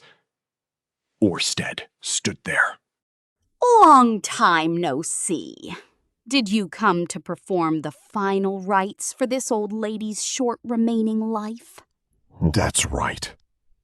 Because you're an apostle of Hitogami. Apostle, huh? So you let me go the previous time because I wasn't one then? My. In my last moments, I'm gonna have to fight an unbelievable opponent. Deprivation Sword Kingdom. Rada's body blurred. Her sword was never at a fixed location. Every time Orsted took a step, golden flickers flew out from the sword. With sword flickers leaving an afterimage, Rada and Orsted are tied with a thread of gold. All sword flickers has been defended against. Sparks are scattered around Orsted. He repelled those sword blows with his bare hands. 1 step, 2 steps, 3 steps. The number of sparks increase with each step. Orsted still does not stop. He reached the front of Rada's eyes in no time. Orsted, cold and detached. Die. And all too soon, very anticlimactically, Rada's chest had been penetrated. By Orsted's transparent hand, Rada is run through. She was discarded like a rag. Grandma! Iseult cried, and the killing intent vanished. But as if time stood still, no one made a move. What just happened? No one understands it. Only fear dominates this place. Everyone thinking that they would be the next to die. The first one to move is Iseult. She drew her sword and took a stance against Orsted with trembling legs. How dare you, the esteemed master! As if nothing had happened, Orsted moves towards the terrace. Iseult starts running after him to the terrace. Rudeus-sama, please chase after Auber and Darius. They must not escape. Following Ariel's roared phrase, time began to move again. Selfish nobles started to flee with their escorts in tow. 3 people, Ghislaine, Eris, and I, ran out of the room and chased after Darius. Rudy? What happened? Sylphie came over as well. She doesn't seem to grasp the situation. What should I do? Bring her along? No, Iseult is still in the room. She is looking down from the terrace outside while being stunned. She seems to have given up on chasing Orsted. Sophie, guard Ariel-sama. Be careful of Iseult. We will chase Darius. Okay. I leave Sylphie and Luke to protect Ariel. With that last-minute judgment, we gave chase. Part 3. It is uncertain why Ariel screamed, "Chase Darius!" Maybe it was just in the spur of the moment? Don't let Darius get away! I wonder if it's because of the old woman's tale. Ariel must have another reason for me to chase Darius. She's also a dragon's dog like me. Maybe her reason is simply, don't let Hitogami's apostle Darius get away. Kill Darius. It's decided that I must do this. This way! In accordance with Ghislaine's nose, we run down the hallway. Ghislaine and Eris have no doubt whatsoever in Ariel's words. Chasing after a fleeing enemy, they wear stifled smiles. Feeling the adrenaline, I run down the hall steadily. Security is low. It's not entirely absent, but they seem to be after someone else. A voice saying, "He fled towards the royal palace," can be heard. Perhaps they are after Orsted. I saw them! With no disturbances, we easily caught up to them after a few minutes. Darius, with his huge body, was being carried by Auber. Heavy wheezing can be heard as they rush down the corridor. Looking back with a sharp glance, Aubert clicks his tongue. He supports Darius's shoulder and flees into a nearby room. We immediately rush in after, and suddenly come to a stop. Darius catches his breath, while Aubert, with his unsheathed sword, is facing us. Writhingly, Darius glares at me. Why did something so stupid have to happen? This is strange. Too strange. Darius Dono, you have lived a long life, so you should have experienced this type of thing before. How about calming down and using your head to get us out of this situation? I did as God said. I shouldn't have been cornered like this. My. So you're a religious guy. Then at least calm your breathing and pray for my victory. While scratching his cheek, Aubert took up his swords with a helpless look. Before us, he brandishes his swords head-on for the first time. And he introduces himself. North Emperor Aubert Corvette. To that challenge, Ghislaine and Eris quickly ready their swords. Sword King Ghislaine Doria! Should I also introduce myself? While I hesitated, Darius pointed his finger at Eris. The one with red hair! Boreas! It's you! You're a Rudeus Greyrat! Eris bit her lips and frowned blatantly. That has changed. I have provided various help for Boreas's needs. Even with Fedoa territory's disappearance, I helped them with gold. Come to think of it, Darius did provide the capital to fund the Fedoa region search group, right? Although I heard talk that there was an ulterior motive. Being caught off guard, this part of me is a little weak. Ulterior motives of investors aside, many people were still saved by it. That's irrelevant to me. James also received my help, installing him as Boreas' family head and preventing him from being crushed by the all-out attack from nobles is also due to my help. Because of that, the reconstruction of the Fedoa territory is also going well. No, that's a lie. I've seen it on the way to the royal capital, but reconstruction of Fedoa territory isn't advancing at all. Don't listen to that youngster. If Boreas had completely collapsed, other lords would have sold the Fedoa territory bit by bit and abandoned it. If that's the case, you should have helped old man Saurus. Coming out clearly from my mouth were those words. At that, Darius's complexion changed dramatically. Saurus, don't talk about that idiot. That toothless lion could never grasp the reality of the situation. That man tried to use the entire Boreas fortune to reconstruct Fedoa region without thinking about the consequences. I think that's a manly choice. But, well, you can definitely call it a bad move. The Boreas house is falling prey to other lords now, after all. I saved James, who came crying to me. I killed Saurus, who was forcibly advancing things, and made sure that James would become the head. The Boreas house and Fedoa territory still exist. This was all possible due to my help. So help me. Please overlook this. Oh, that's not good. Saying such things about the late Saurus. I think these two people may no longer be stopped. In that case, you're Sauros Oji-sama's enemy! I see. So that's how it is. At Eris's words, Ghislaine nods. They take up their swords and bare their fangs. Then I'll kill you. I guess that means negotiations have failed. Thus, the final round begins. Part 4.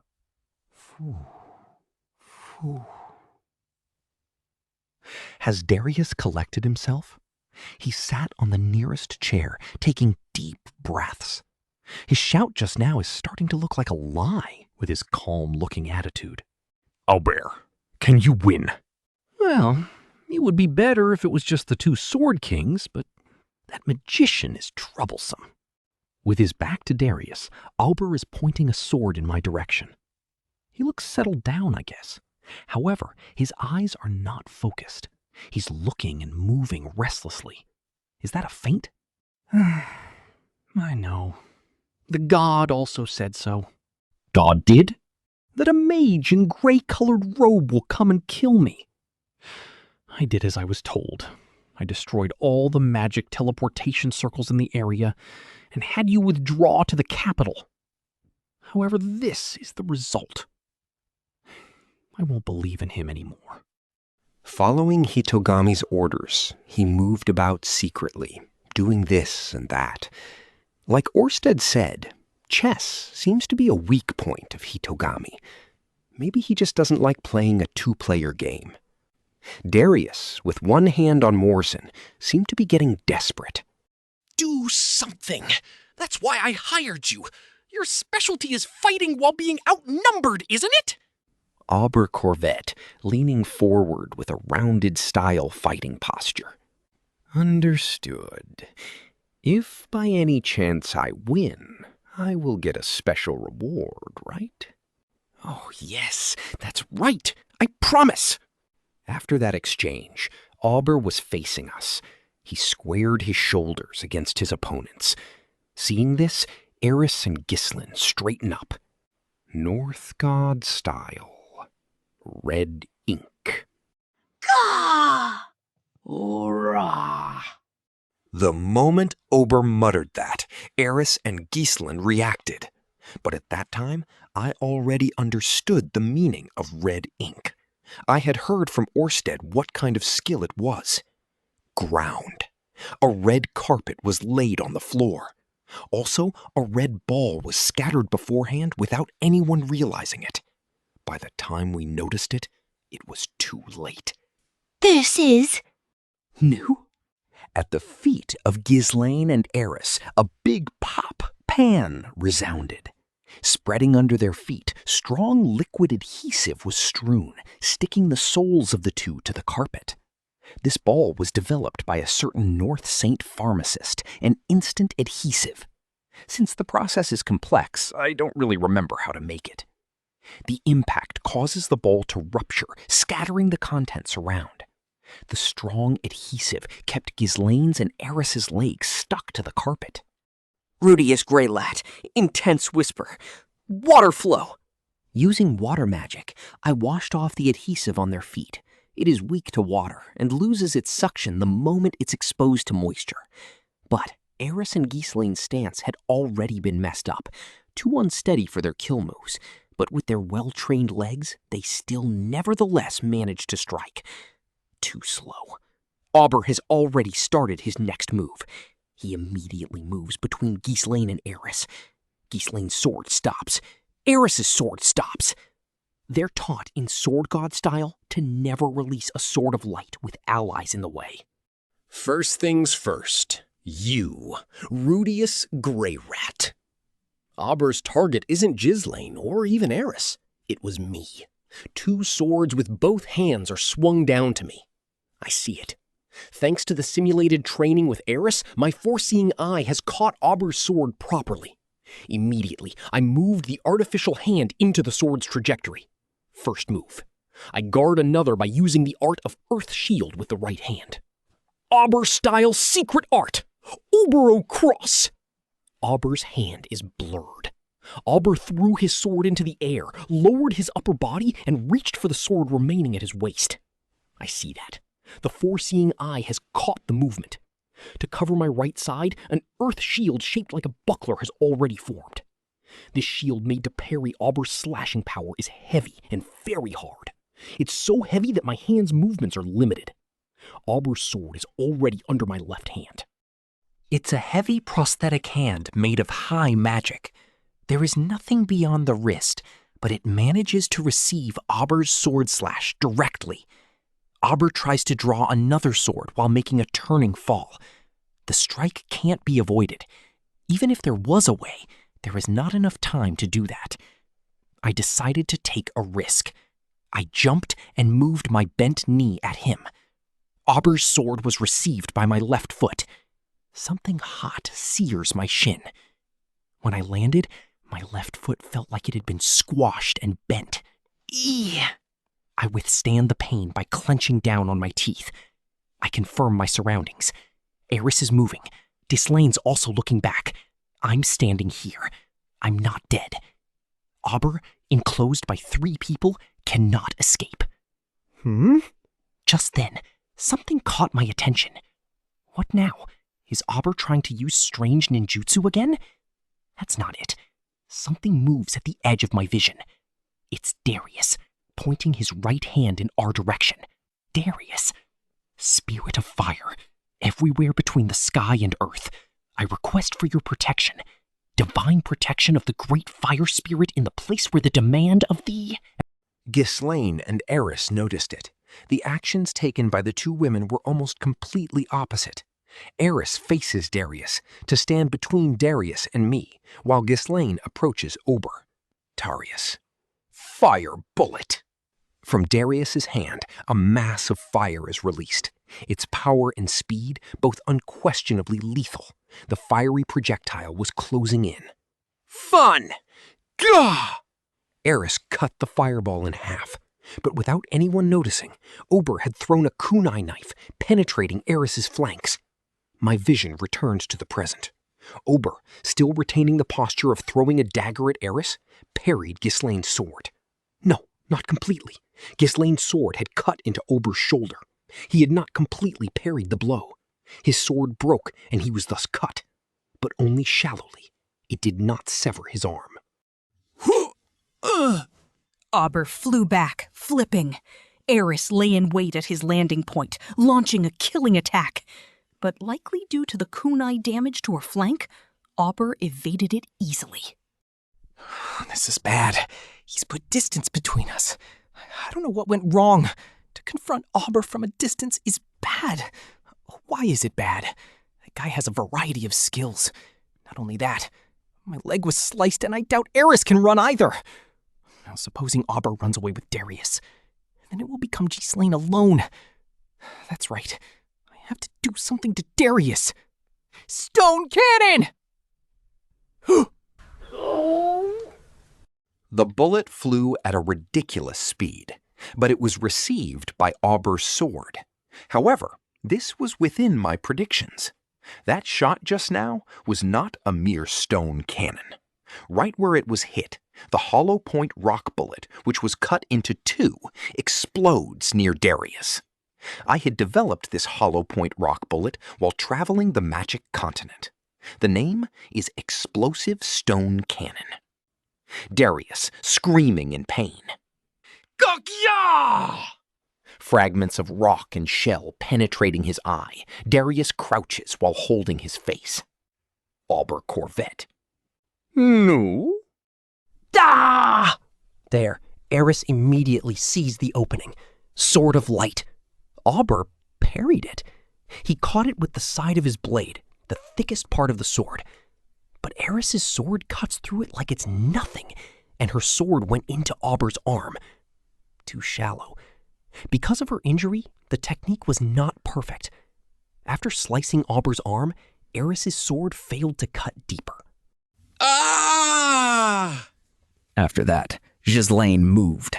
Ober, lacking both his arms, tried to evade. However, the Sword of Light is a difficult move to evade. It's a killer move of the Sword God style, after all. Ober is in no position to avoid it. It's not a move you can dodge without preparations. Ober realizes this. Currently, it is impossible. Ghislaine's perfect Sword of Light entered from around his shoulders and exited his side. Impressive. While muttering that, Ober fell. He collapses in a pool of his own blood. His body twitched for a while, but the light in his eyes was gone. He is dead. Ah! My eye! My eye! Ober, do something! Ober! Still crouching, Darius was screaming while holding his eye. Ghislaine looks down at the crouching Darius, who received my explosive stone cannon. Ghislaine swings her sword down in silence. Blood sprayed to my cheek. Part 4. I left Darius's corpse there. This is a prior arrangement with Ariel. Regardless of how the murder took place, it's best to leave Darius's corpse behind if possible. The possibility that Ariel is accused at a later time is also high. But it's more important to prove that Darius is dead. This happy feeling over killing someone bothers me. I think that it's useless to mull over it, because this is a path I have chosen. Then, going to the next room, my wounds were treated by using the King-class healing magic scroll that I got from Orsted. As expected of King Class, even the severed foot was restored. But probably due to the thinning of my blood, my body is cold. Next to me is Eris. She is looking at my treatment with a blue face. I pull her clothes off. Such charming, well-trained ab muscles. What? Her side's wound had turned purplish. Poison. Auber's dagger was coated in poison. I tried elementary and intermediate detoxification. Confirmed that they are not effective. Cold sweat has run down at my back. Suddenly, I remember Orsted's words. Auber only uses one type of poison, and it is non-lethal. In addition, he also has the antidote. Immediately returning to the room next door, Auber's corpse was scavenged to obtain the antidote. Eris drank it and spread some on her abdomen while she was at it, as a precaution. I, who received slashes, also drank it. It was dangerous. If he had more powerful poison, Eris would probably already be dead. I'm so glad, really. You avoided his Oboro cross quite well. When treating Eris's side, she said clearly, I wonder if it can be considered avoiding. Well, I suppose you can, given that it is not a mortal wound. It's thanks to the mock battles with Eris. Having become accustomed to fast attacks, I was somehow able to evade it. But even I've never evaded it. Saying so, Eris was giving a slightly lonely look. Eris had been taught the way of sword by Auber. Was she reminiscing? Oh, well, that's fine. Eris shook her head quickly. Her character is enviable. Anyway, Ghislaine, Eris, and I are safe. Total victory. Then, let's go back. Well, We'll look at it as a triumph. I am allowed to feel triumphant. Part 5. When we came back to the party venue, an unexpected sight befell my eyes. Huh? Luke is pressing a dagger against Ariel's neck. Philemon is kneeling and Sylphie is sending a hateful gaze in Luke's direction. What kind of situation is this? Luke glanced at me in confusion and opened his mouth, directing words not towards me, but towards Sylphie. If you want to help Ariel-sama, then kill Rudeus. That question was directed towards Sylphie. Volume 18, Chapter 11, Luke's Recklessness, Part 1. The party venue had regained its composure. The people that remain in the venue are mostly the major senior aristocracy and nobility of Asura Kingdom. Greyrat, Blue Wolf, Purple Horse, White Spider, and Silver Toad. They are families that have served Asura Kingdom since eons ago. In order to witness the result, they chose to remain in the venue instead of running away even after Orsted left the place. Of course, the party didn't resume. What happened so far is hard to ignore. Darius's downfall and Perugius-sama's appearance. With these two impacts, Ariel instilled a strong impression to nobility that she is the one who will become the next king. Of course, regarding Orsted that appeared abruptly, made many of them puzzled with their own questions. However, since Ariel, the host of this venue, was calming them down, the other nobles that still remained began to relax. The nobility felt a fear that penetrated through the depths of their hearts. That man, whose body emitted fear, suddenly appeared and saved Ariel. That man and Ariel are accomplices. Thinking that, even the nobility will distrust Ariel. At least, that was what Rudeus had thought.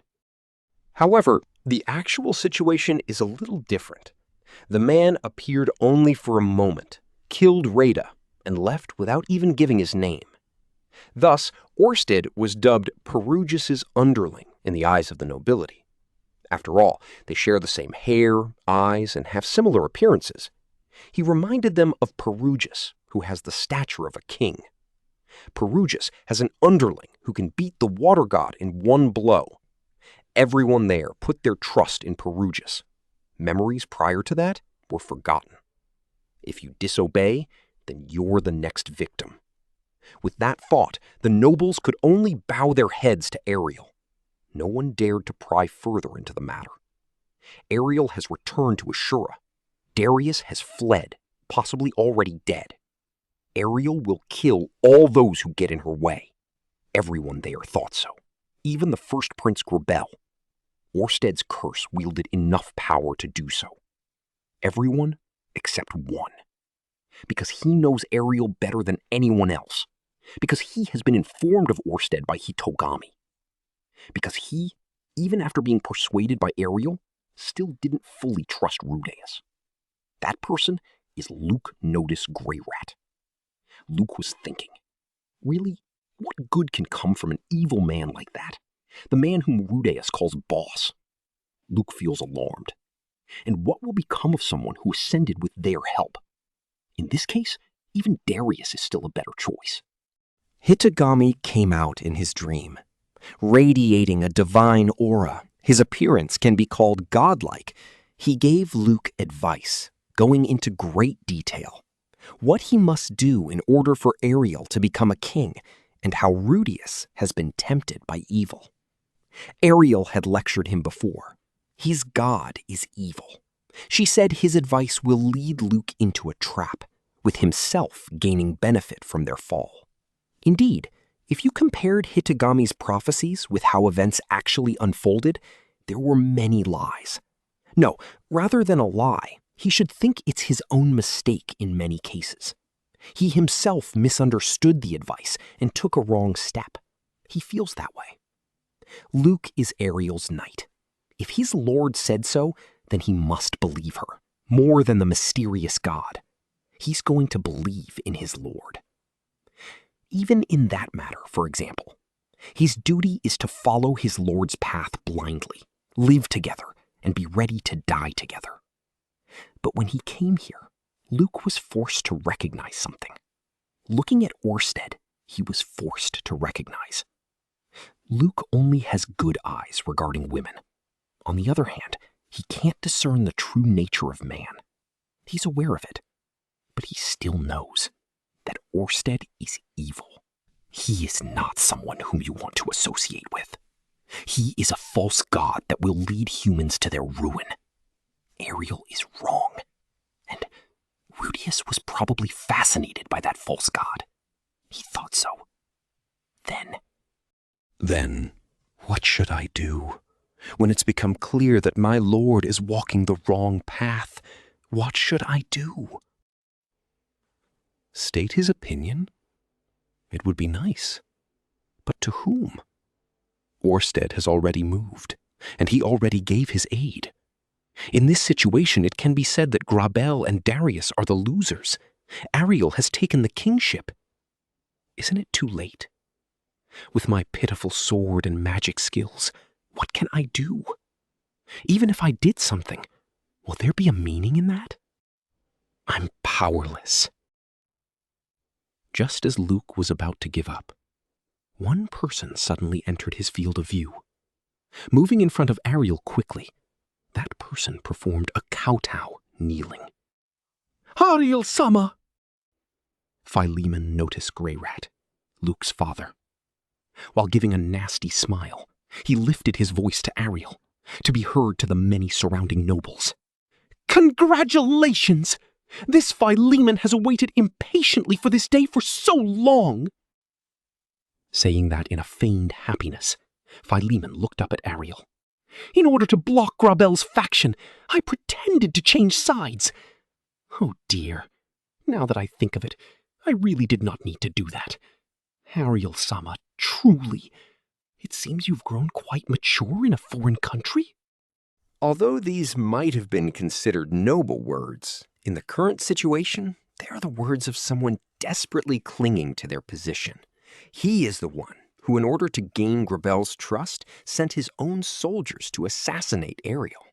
The other nobles saw Philemon with contemptuous eyes that said, "How dare he say that now?" Philemon-sama, no, Ariel-sama, you do not need to say it in front of everyone. I had few allies, so my actions may seem like a stab in the back. However, all that I have done was for Ariel-sama's sake. Now that we're here, let's go back to the way we were. I'll be the backing of Ariel-sama. Ariel did not let him finish. Philemon Notice Greyrat. So what about your house? So what about your position? In regards to that betrayal, just state your true reason. Because I was weak. Philemon, wide-eyed, looking at Ariel. This may be the first time Ariel shouted at Philemon in this way. However, have pride to the last minute if you betray one's ally. After having lost and reconciled, to even seek a position. No shame! I don't mean no. Looking at Philemon's state, sounds of stifled laughter could be heard from the nobility. Philemon was looking down with a bright red face. But Ariel's anger hasn't subsided yet. I've already planned for your betrayal, so your house could survive. I will give the position of family head to Luke, and you can retire in your territory. I did not intend to pursue the matter any further. But this?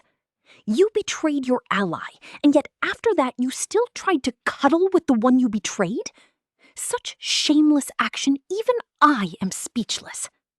I've already made the decision that I won't harm anyone, even the ones that didn't side by me.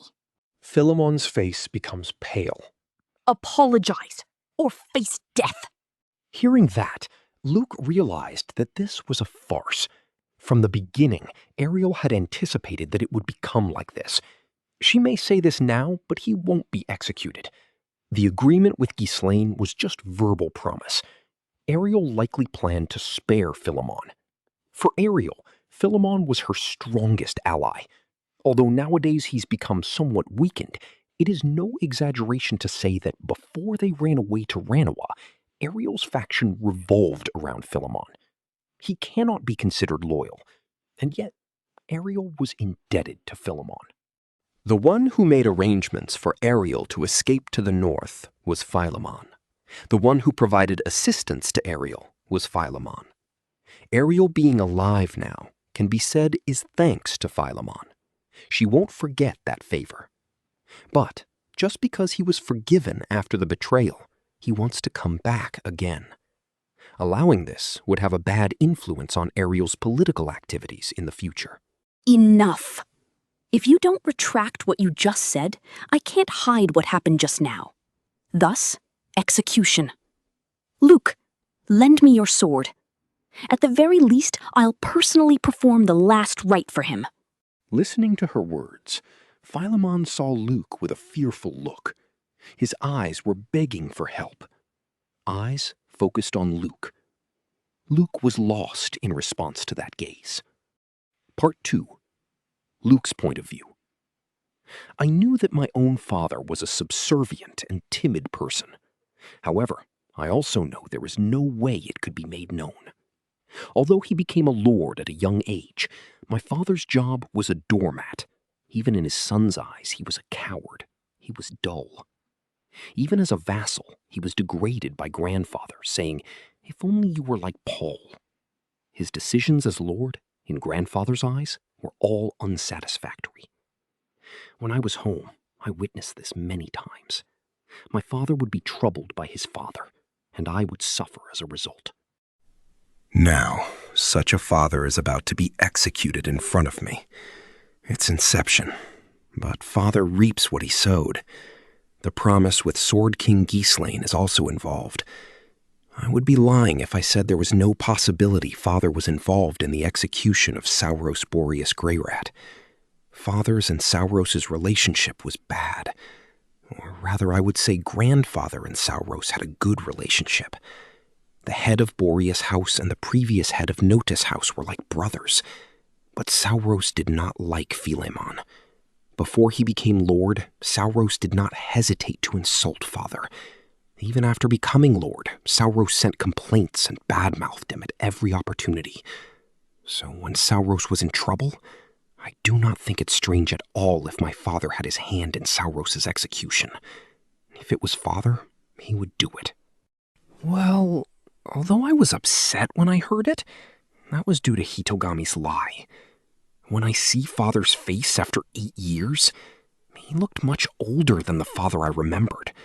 The father that I met for the first time in 8 years, he looked small. Pause. Suddenly, I remembered when I had wanted to talk man to man with Father. I was young. I had a lot to talk about with my father. In retrospect, it seemed Father favored my eldest brother. As the second son, I have come to terms with this. My father would not discuss important matters with me, but when we did talk, he never held any bad intentions towards me. I did not know anything, and my father told me as much, but he helped me find my own answers. Although he told me think on your own, he still helped show me the way. He is still my father. My father is rarely right. He's clumsy and always makes mistakes in his decisions. But that father was always working hard for Ariel. Since we were ambushed as we departed for Asura Kingdom, I have been struggling with that father as an enemy. Why did that father act so selfishly? Although I refer to him as selfish, Father was serving as the family head, so he had a duty to protect the house. After Ariel escaped from Asura, Father was forced between a rock and a hard place trying to protect the house by aligning with Grable. He even sent his soldiers to that ambush in order to protect the house. Father was desperate to gain Grable's trust. Ariel Soma, please listen to my request. What is it, Luke? Will you please forgive my father? Ariel is facing me. Her eyes are cold. Recently, she has been looking at me with those eyes more and more, particularly since she discovered Father's betrayal. Ariel Anemawai, E. I cannot do that. Is this because of the promise with Ghislaine? No. This is because I cannot afford to allow betrayal. That's right. Father and Ariel, no matter how friendly they were, my father betrayed her in a major way, and he even sent his soldiers to kill Ariel. If she allows this, she cannot maintain her rule. Even I understand this. However, after all he has done, will Philemon notice Greyrat still meets such an end? I do not know what that false god did to them. Rudeus and Ariel also might have been deceived. But my father has betrayed Ariel. To rejoin Ariel's faction now means that he will have defected twice. Calling it a shameless act is true. But I don't want this. I drew my sword. Luke? Oh, I'm sorry. What? I did not know how I came to such an action. Before I had noticed, I had grabbed Ariel from behind, while holding my sword to her neck. Luke, what do you think you're doing? Sylphie, do you not think it's strange? I think the strange one is you! Who do you think you have turned your blade on? I'm aware that this is strange. It's more like I do not know what I want to do now. Everyone's sight is focused on me. The nobles are wearing expressions as if they don't understand what's happening. Is this it for me? Is this right? Sylphie, do you really believe that man? That man? You mean Orsted? What are you talking about suddenly? What does that man have to do with this situation? Answer me honestly. To my strong tone, while holding her wand, Sylphie replied in a low voice. I do not trust him. Then why? Why do you follow Rudeus, even after he became that devil's subordinate?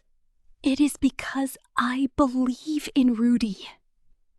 I do not know the meaning of her words. Rudeus has become Orsted's subordinate.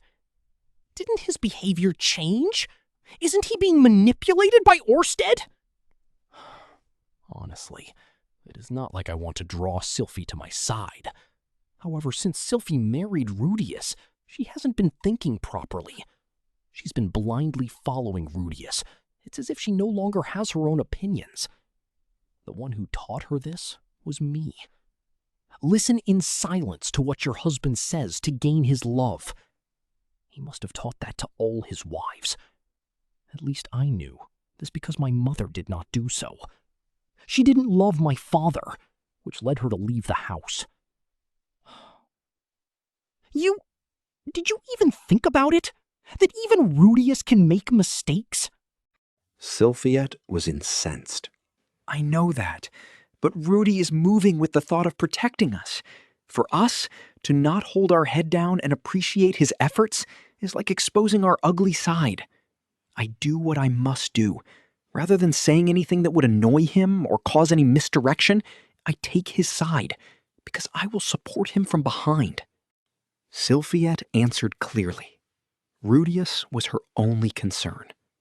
In the last few years, I think she's changed quite a lot. In that case, does Ariel-sama still matter to you? As I said that, I pressed the sword against Ariel-sama's neck. What I'm pressing against her neck is the flat of the sword.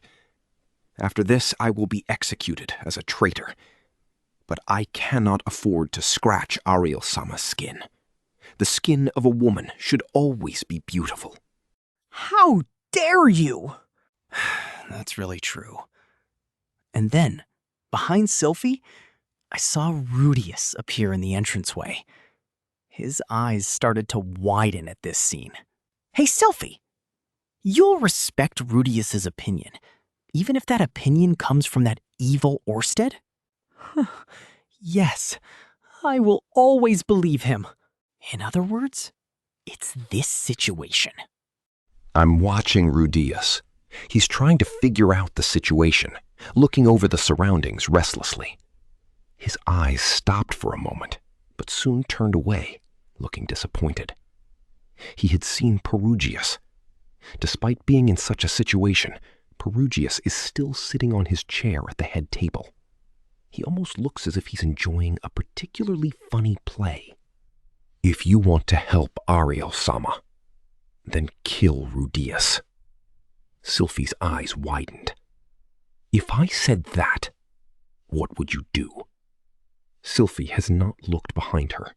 She should not have noticed Rudeus. If you had to choose between them, who will you choose? If you had to choose between them, who will you choose? Even if I do say so myself, this is a nasty question. I wonder why I ask such a question. It's off topic. She Maddie. Sylphie didn't hesitate with her answer at all. At a rate that can almost be called an immediate answer, she answered yes. I know it's a bad choice for Ariel-sama, but if I'm forced to choose, I cannot turn my back against my husband or my child. Really? I wonder what I'm doing. Did I make a mistake and put Ariel in danger? I also, even if she did not like that, wanted to be there for Ariel. As her knight, our relationship is not unlike being married for life. Orsted is the false god. Between Hitogami and Orsted, Hitogami is certainly more believable. However, between Ariel and Hitogami, who's more believable? It goes without saying. It's fine to just watch over Ariel's choices, obey her, and then protect her, without any regard for myself, if anything goes wrong. I was fine with that. All my reason is coming back to me. So, Luke, Ariel finally speaks. She has been silent all this time until she heard my sigh. In the end, Sylphie chose Rudeus over me. Will you cut me down then? If so, I want to talk to my little brother before I'm cut down. Can I at least ask him to grant safe passage for Sylphie and them out of the country? Please? Ariel said so in a low tone. Heart, are you not going to ask me why? Yeah? I was saddened. After everything that has happened, I have no excuse. But she, Ariel, thought that I was betraying her. The one who has been together with her for as long as I can remember. The one who has served her so faithfully all these years. The one who would gladly serve as her shield. Even now, the first one that I've always thought of is Ariel-sama. She thought I was someone who would betray her at the last minute. However, with her following words, that idea disappeared. Just one thing, Luke. Oh? I am your princess. Tears almost came out. For me, that word was enough. Even now, Ariel still sees me as her knight. She didn't think I want to betray her. She thinks that I absolutely won't betray her. This, even in a situation with a sword pressed to her neck. And she did not think that I wanted to betray her.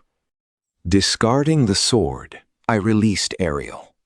The tense atmosphere immediately relaxed with the dry clang. I knelt and looked up at Ariel.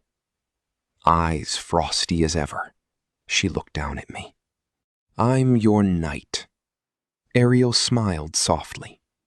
Looking at that smile, I bowed my head. It was a pose to show the neck by dividing the hair. So, please cut the neck of this traitor. I still don't want to die. I still have many things I want to do.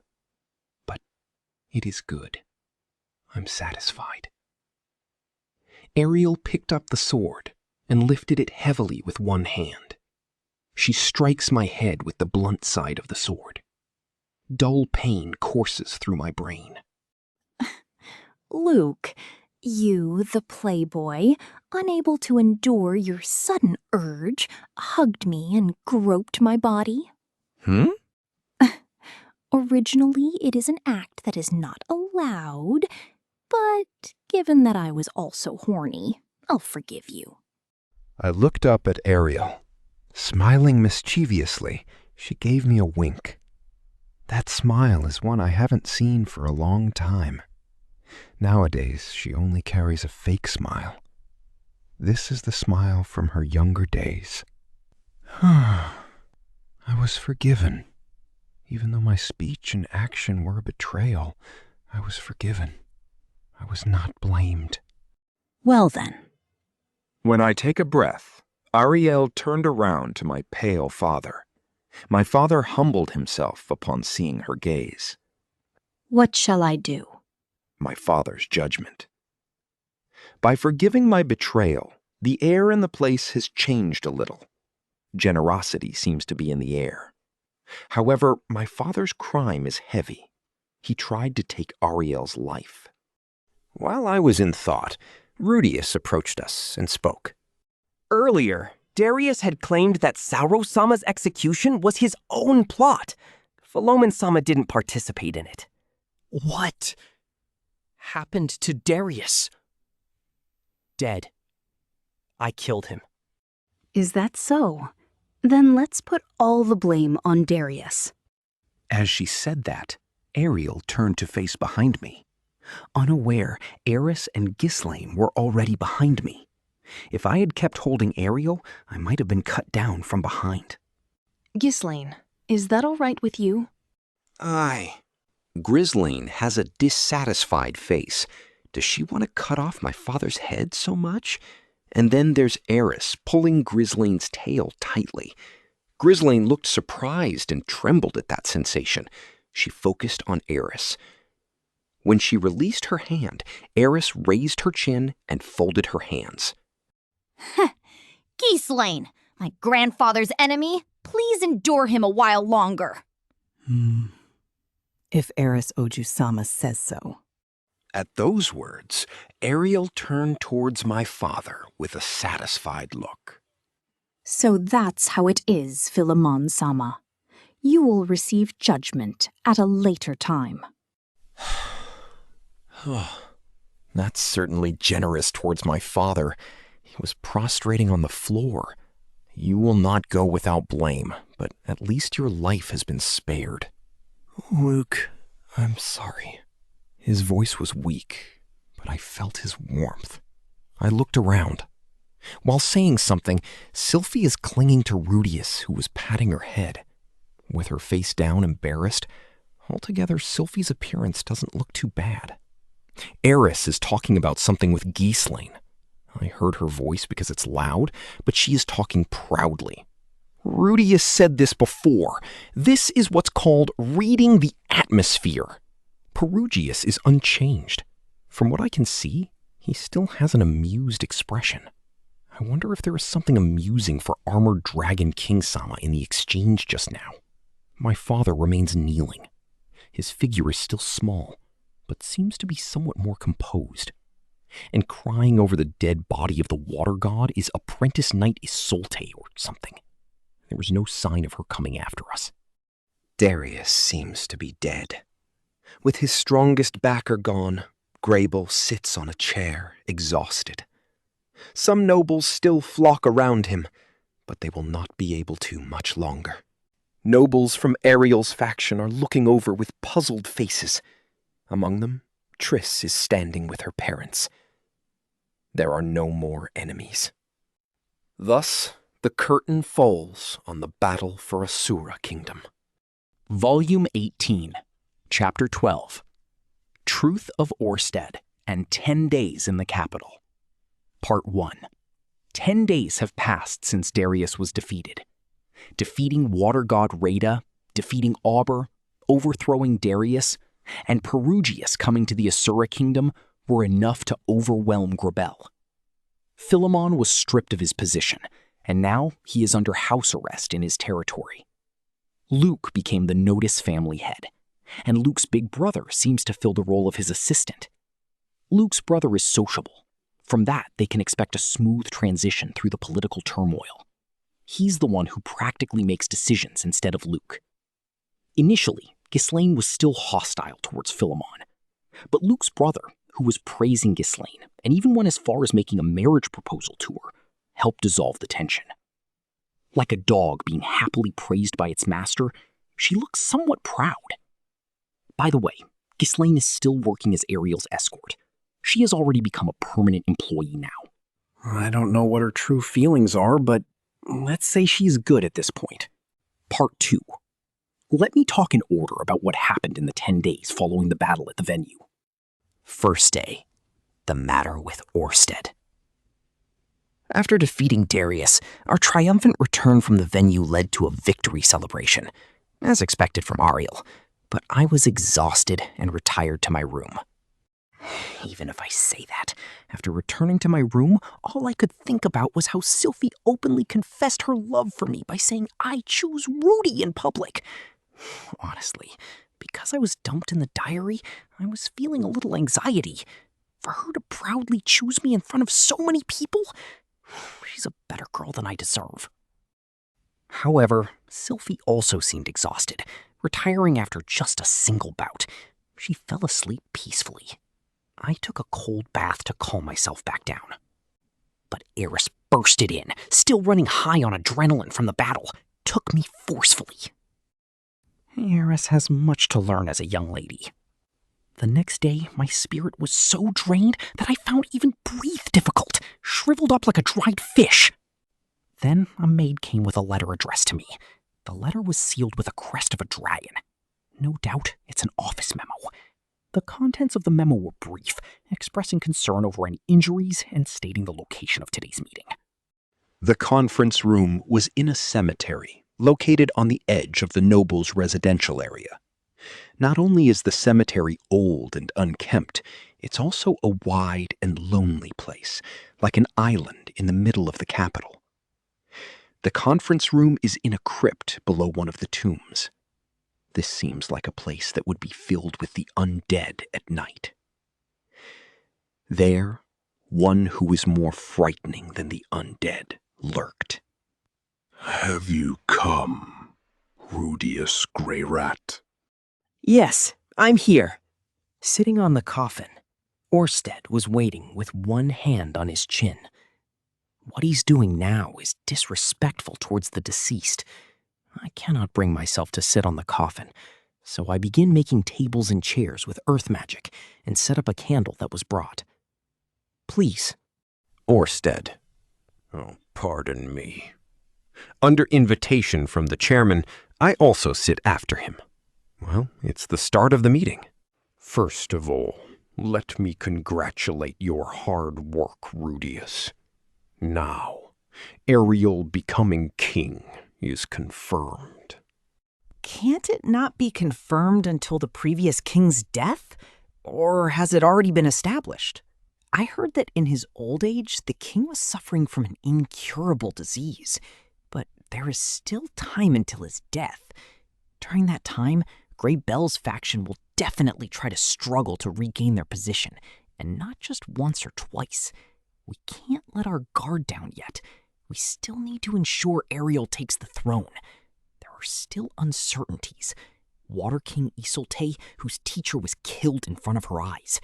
The Boreas house, who sided with Darius. I should be very careful of these two. They've been forced into a corner. They will likely do everything within their power to lash out. I had thought this, but... Well, by receiving Perugius's backing and defeating Darius, Ariel had already become king. Orsted seems confident. For me, I won't be sure yet, but he seems to think everything is already set in stone. You look confused, Rudeus Greyrat. Oops, looks like he could tell from my face. I was wondering, Orsted-sama, there are still some parts that I can't be sure of. Orsted is staring at me. Honestly, does just saying that mean I don't trust my president? All I'm trying to say is that it's not over yet. Yeah, look, Orsted-sama, are you sure that you didn't miss anything? Maybe it looks like the end, but we can't make sure that Hitagami didn't leave anything behind as parting gift, right? So there is no reason to say that this is already over. That's all I can say. I have no choice now but to remain silent. Orsted is still hiding something from me. Surely he won't tell someone like me what it is. I'm formerly Hitagami's apostle anyway. You don't need to tell me. Words that I did not intend to let out. A slip of the tongue. Hearing that, Orsted rises, observing me with his oppressive power. Oh yeah, I'm sorry. I didn't mean it like that. It's not like I'm unhappy with things that you didn't tell me. Orsted, monotone and direct. Certainly, Rudeus Greyrat.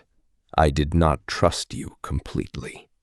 While fully opening my foresight eye, I'm looking for a way to escape. It is useless. I'm surrounded by Orsted's shadow. When I run away, he will catch up to me immediately. It can't be helped. Showing my belly is the only way. Orsted, monotone explanation. This time, the likelihood of you betraying me was also taken into account. I was constantly monitoring you. Monitoring? Well, I can believe it. Orsted's mood, even Auber, everybody seems to have been watching me while I was on the job. But you have proven that you are not a man that's just all talk. You can be trusted. I must also apologize to you, Rudeus Greyrat. I have lied to you. After asking again, Orsted was showing a scary face. Well, he has a difficult face. This man, I think he must put a little more time to practice his smiling face. Smiling is a cornerstone of communication. Then again, I've been told I'm not very good at it either. Orsted. Yes. I told you before that in exchange for obtaining the power to see fate by using the secret technique created by the first-generation dragon god to fight Hitogami, I am separated from the principles of the world. Yes. Half of it is a lie. I don't have any power to see the future. So the part about being separated from the principles of the world is true, right? Yes. But Rudeus Greyrat, what do you think it means to be separated from the principles of the world? The slow recovery of magic is a side effect, I suppose. Yes. My magic recovery is significantly slow, and in exchange, Hitogami can't interfere with me. But did not you think this was strange? Hadn't you questioned why the first-generation dragon god included a disadvantageous trait like that in his own secret technique? The first-generation dragon god devised a secret technique to win against Hitogami with absolute certainty. That secret technique sacrifices my mana recovery rate in order to, no matter when and where I die, let me redo things from the beginning with my memories intact. Redo? In other words, Orsted really is... Orsted, monotone and weary. The beginning refers to the winter of Dragon Armor Year 330, the northern part of the central continent, inside a nameless forest. My time extends for about 200 years. Once I've exceeded that time limit, if I haven't killed Hitogami, I'm forcibly reset to that point, even if I die along the way.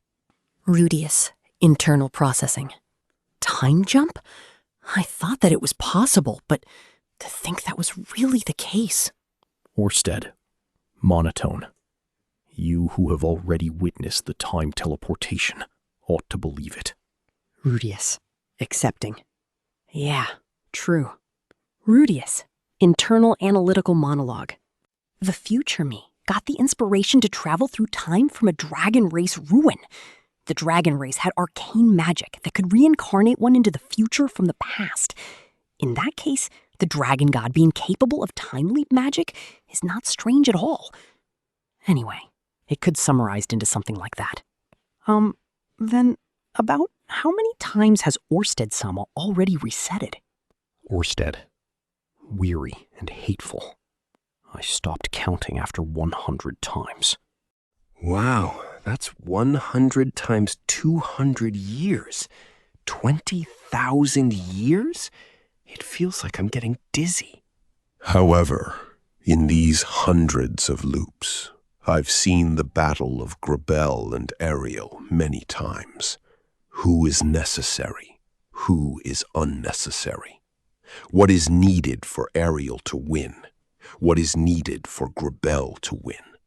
And at this stage, Grabel can't make a comeback. Ariel's victory is guaranteed. Is that true even if Hitogami is involved? Yes, because Hitogami doesn't carry over his memories.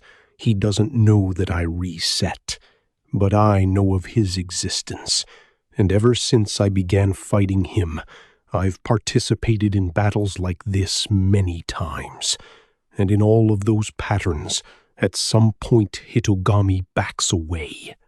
And you're saying this point is one of them? That's right. I get it. Orsted's explanation sounds convincing. He's seen this fight play out hundreds of times. He has tens of thousands of years of experience. Then there may be exceptions? I suppose at some point, when put in exactly the same situation, people will take similar actions. However, the situation is never exactly the same, so the possibility of an exception should exist. So, you can be at ease. If we've already brought things this far, Ariel will be king. I understand. If you're saying that, then Ariel will become king. Orsted will only lose confidence in me if I show too much anxiety. Orsted-sama, can you really win against Hitogami? Orsted. Yeah, I'll win. I've already established what's necessary and what preparations are required to defeat him. You're here this time, too.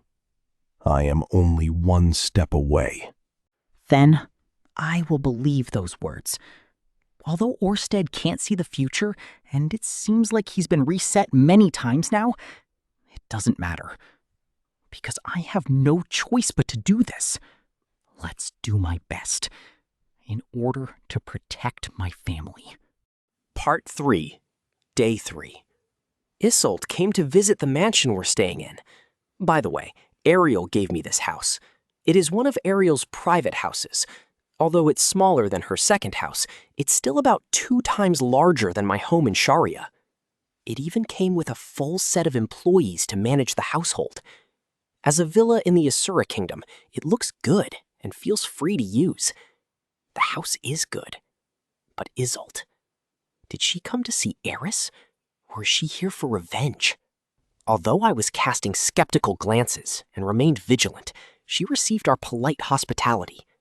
After greeted by the maids, she was guided by Eris to the living room. Eris ordered a maid to bring tea, looking quite comfortable ordering people around. Well, back home we have to do everything ourselves. Aisha is a maid, not a servant. Iseult seems curious about my presence. While being vigilant, she bowed and began introductions. Iseult Cruel. Nice to meet you. My name is Iseult Cruel. Eris and I became acquainted in the Holy Land of the Sword. Please treat me well, even after this. Thank you very much.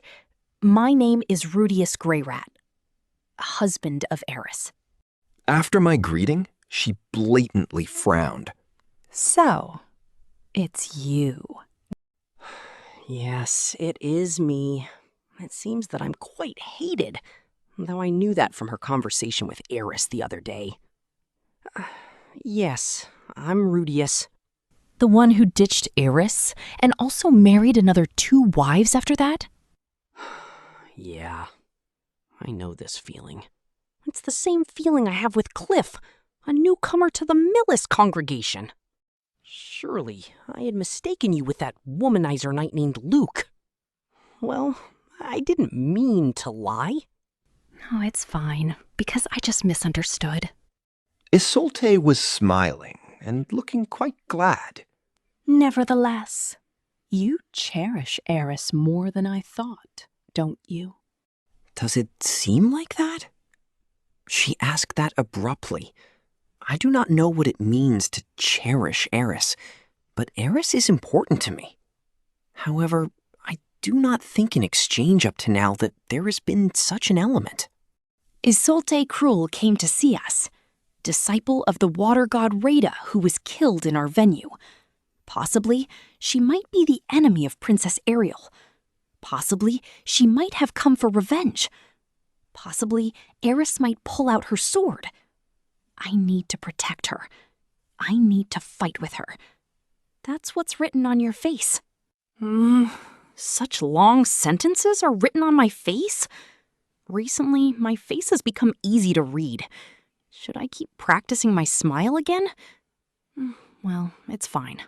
You're saying that's related to cherishing Eris? If you didn't, you would just leave her alone. She's your 3rd wife, after all. I don't really like Eris being called my 3rd wife, because I have decided to disregard the order. Honest, I've been thinking.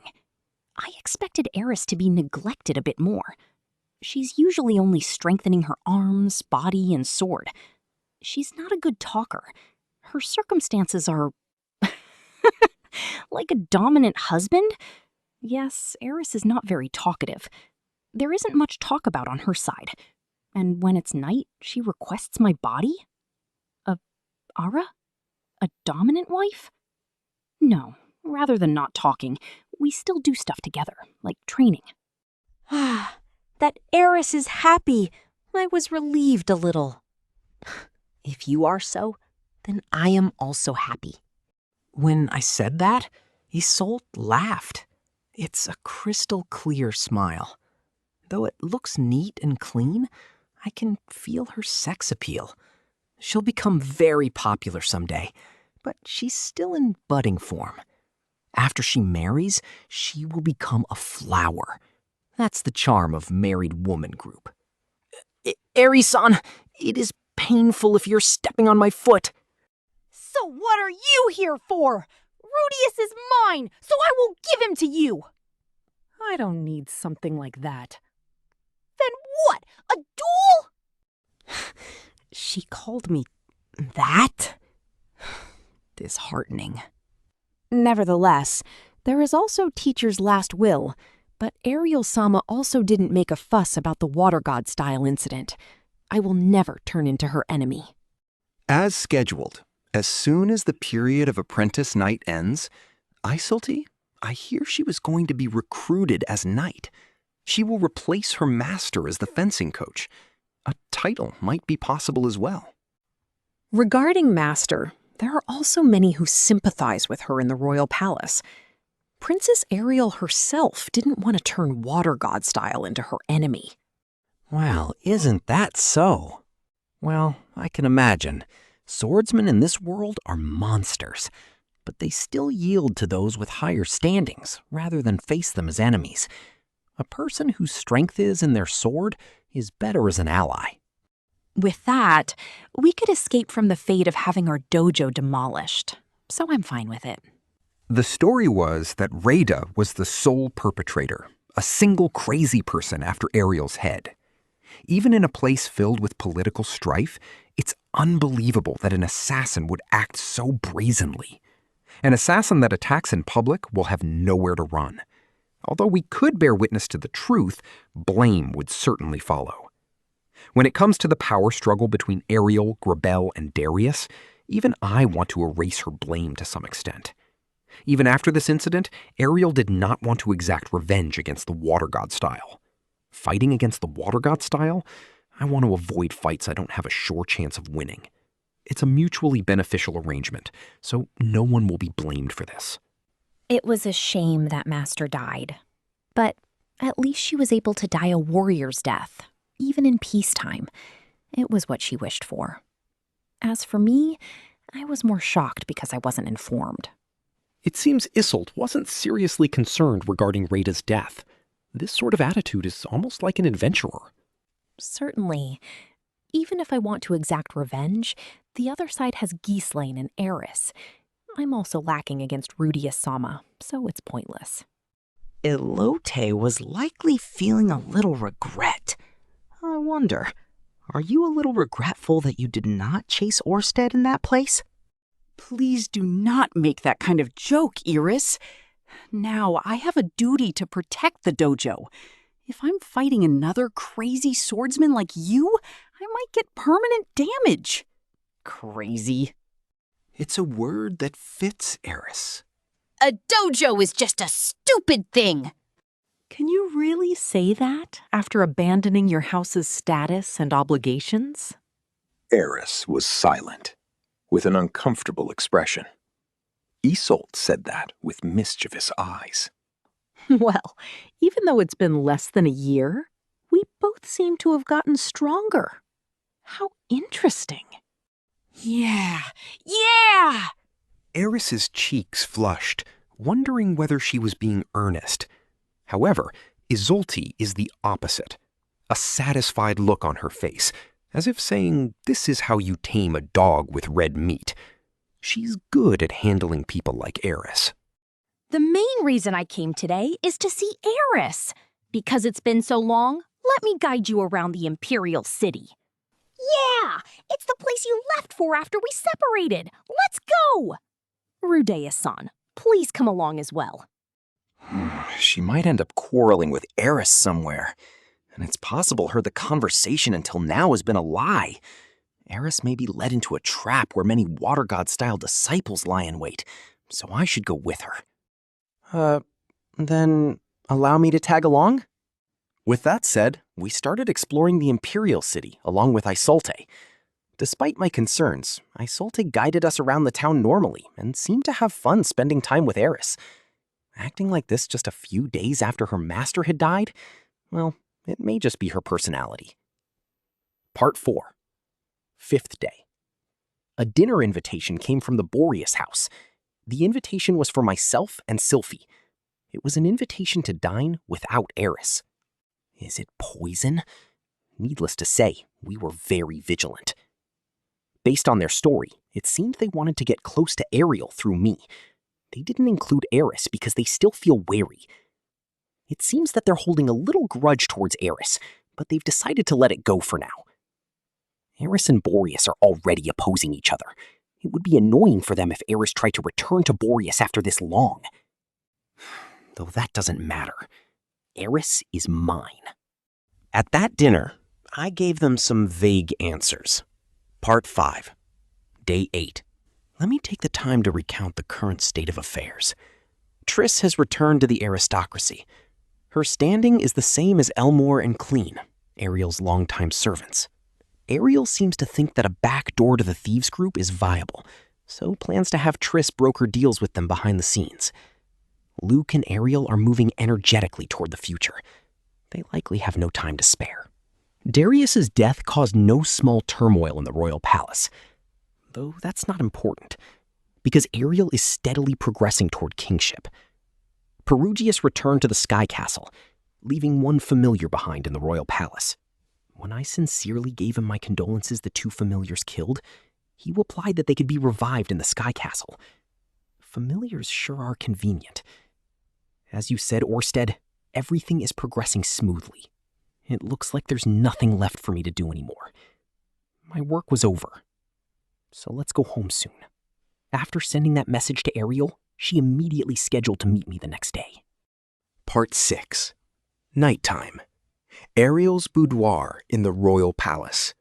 Sylphie accompanied me. I want to avoid being suspected of cheating on my wives as much as possible, so I decided to visit Ariel with her. I wasn't asked to come alone. Ariel's boudoir was ultra-luxurious. Of course, it's part of the royal palace, but it's as big as a house. The furniture's fluffiness is the highest grade. The sofa feels like it will melt. Everything was shining brightly, even though it wasn't metallic, probably because it's top class in this world.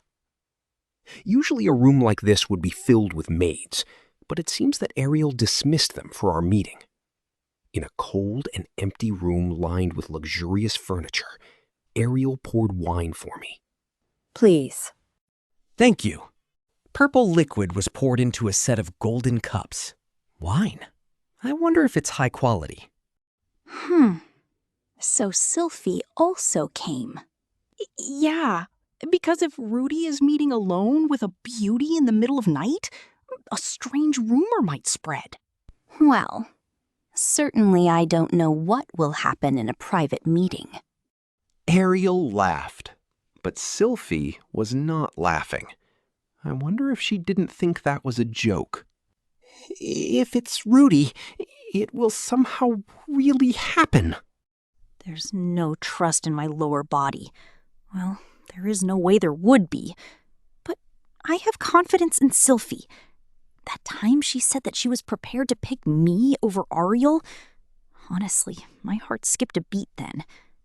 But it seems that to Sylphie, Ariel is a praying mantis that wants to eat me. Now then. After having finished pouring the wine, Ariel also sat on her seat. Rudeus-sama, I would like to show you my appreciation once again. Thank you for what you've done so far. No, it is the result of your efforts, Ariel-sama. Ariel's personal connections in Ranoa Kingdom have proved useful. She's filling the hole left behind by the deceased Darius. She promoted talented people to replace the important posts held by the Greybell faction. If she keeps up her current pace, Ariel will have complete control of Asura Kingdom soon. Really? Like Sylphie said, it might be good to spend one night together.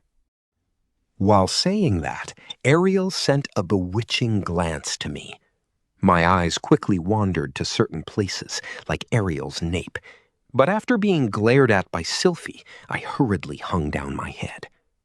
Ariel returned with a smile. Well, though that part was a joke, the part about my thanks is true. Your gratitude is, well...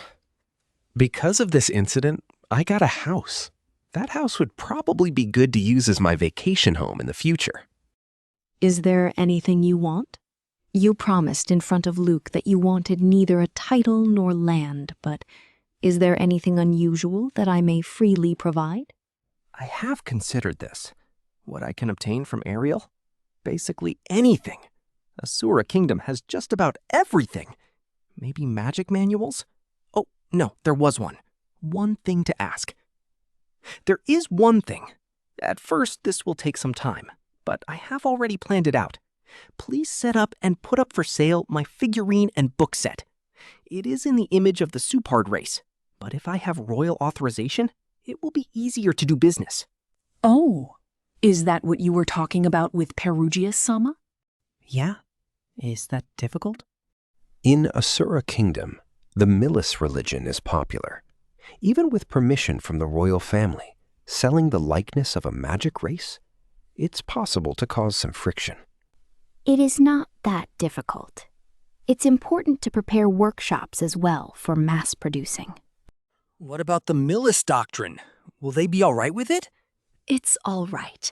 That sort of thing can be solved with money. Oh, the power of money! That's good. Becoming the Asura Kingdom's king is equivalent as becoming the richest man in the world. So if there is progress after I return? Yes, I will wait. I got a studio and a sponsor. After that, the plan's growth depends on Julie. It certainly was written in the diary that I successfully make a picture book and sell it. Also, I must find a painter. To interest as many people as possible, the best option is still a picture book. There are many people who can't read, but picture books can be viewed by anyone.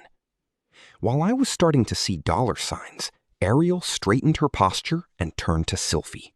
Sylphie, thanks for the hard work. Yeah. Ariel-sama also cheers for your good work.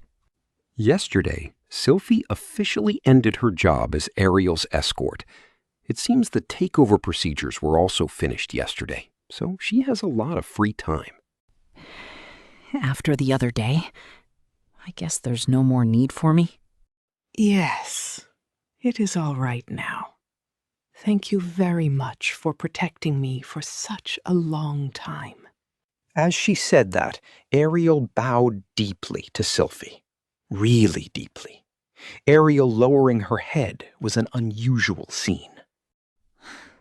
Ariel-sama, please raise your head. But I do not want to lie to you. I really can't think of any reward good enough for Sylphie. This feeling is the only thing that I could give you. I want to tell you, with my feelings and words. You've helped me very much. It's okay. Because we are friends. Of course I'll help you. While saying so, Sylphie continued to grip Ariel's hand. A friendship for 10 years, right? It's nice, a relationship like this. But Sylphie, I'll come to play sometime. Yeah, well, if you have any errands towards the Ranawa, I doubt it's a place you can just show up at. Well, when I visit Ranawa Castle, at that time, I will send the invitation. That's like a VIP guest. Then, Ariel and Sylphie spent some time talking and laughing together. While listening to them, I was reminded of when I met Sylphie for the first time. It was an image of Sylphie walking all alone. The Sylphie who was pelted with mud balls by other children, failing to offer any resistance. That Sylphie was now talking and laughing with the princess of a country. Such a thing was somehow quite the happy scene. Then, the day I leave Asura Kingdom arrived. Volume 18, Chapter 13, Farewells and Sylphie's Change, Part 1, Day of Departure. Early morning. Before the sun rose, a person appeared. It is Ghislaine. Bringing 3 wooden swords with her, she came to the mansion. What do you want? What do you plan to do? I mean, even without the need to explain, I somehow knew why she came. Eris and I received a wooden sword in silence and went out to the garden after changing our clothes. The garden of the house is quite wide, but because of the various flowers that are planted here, I feel it's a little cramped. However, I think it's enough for what we will do now. Standing in the garden, before Ghislaine, Eris and I raise our swords. Sylphie with a sleepy face, sitting on a chair not far away from us. A maid who had been working since early morning came to watch out of curiosity. Let's start the lesson. With Ghislaine's words, taking the swords on our waists, Eris and I bowed. Thank you. Ghislaine gave a small nod and she took up her sword. Our training began. Let's start like usual. 1, 2. Following Ghislaine's voice and movement, Eris and I swung our wooden swords. In the quiet garden, sounds of the wooden swords being swung broke the silent atmosphere. Compared to Ghislaine and Eris's movements, my sword movements looked dull. But Ghislaine never gave her reproach. When I learned the art of the sword from her, she would give me a pointer every time I swung my sword. Today, she didn't say anything. Rudeus, don't space out! Yes, but I wasn't. Is there anything wrong with my stance? It should be fine, because even I can do something like this. 197, 198, 199, 200! Swinging practice! Stop! 200. With just this, Ghislaine stopped her movement. Eris and Ghislaine had sweat enough to soak their clothes after only 200 swings. This is because those 200 swings were performed to the utmost of their abilities. It's not only about number. However, their breath is not rough. Well, me too. This kind of movement is only a warm-up. Then, let's start with Gale Kata style. Yes! Poised with the wooden swords in the standard form, Eris and I swung with practiced movement, never wavering. This was a form that was entirely familiar to us, a fundamental form of the sword god style. I had also taught this to Norn. After marrying Eris, this was something she and I had done every day. All right, stop! When all the exercises to be performed in the training, Ghislaine stopped us. Pair training! With her command, Eris and I faced each other. It refers to paired practice with 2 people involved. In most cases, it's called hands-on practice. In Kendo, the one who receives the attack is the senior. But now Eris is the one who's attacking. It was like that long ago. It's still like that even after marriage. Then it's still practiced even now. Start!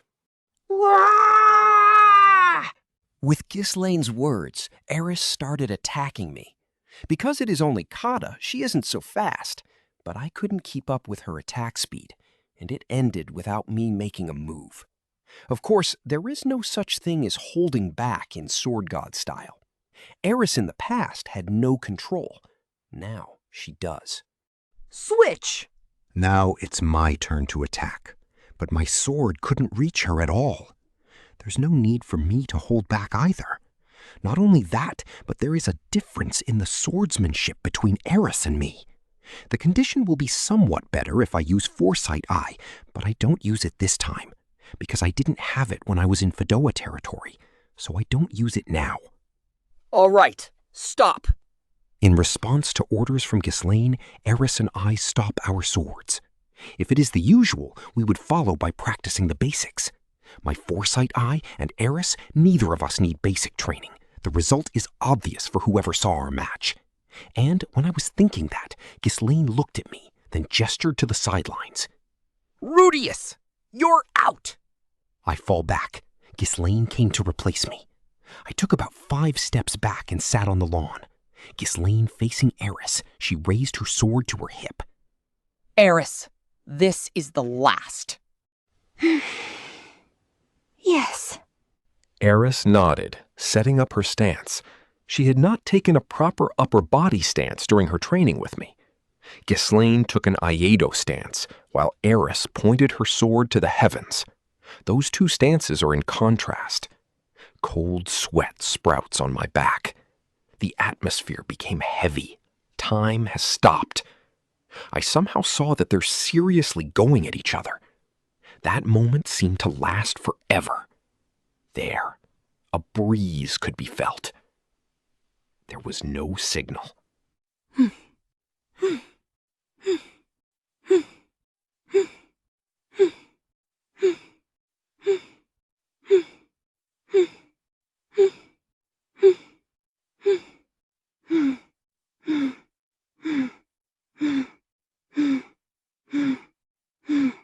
For a while, those 2 didn't move from their previous stance. After a little while, they slowly draw back their swords.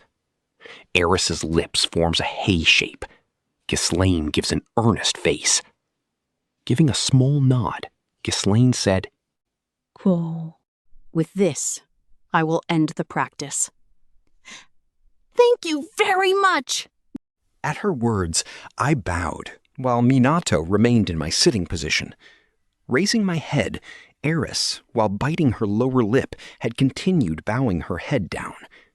Wrinkled on the middle of the forehead, Ghislaine patted Eris's cheek. It's farewell, Eris Ojo-sama. Master, you take care of yourself! Eris looked up.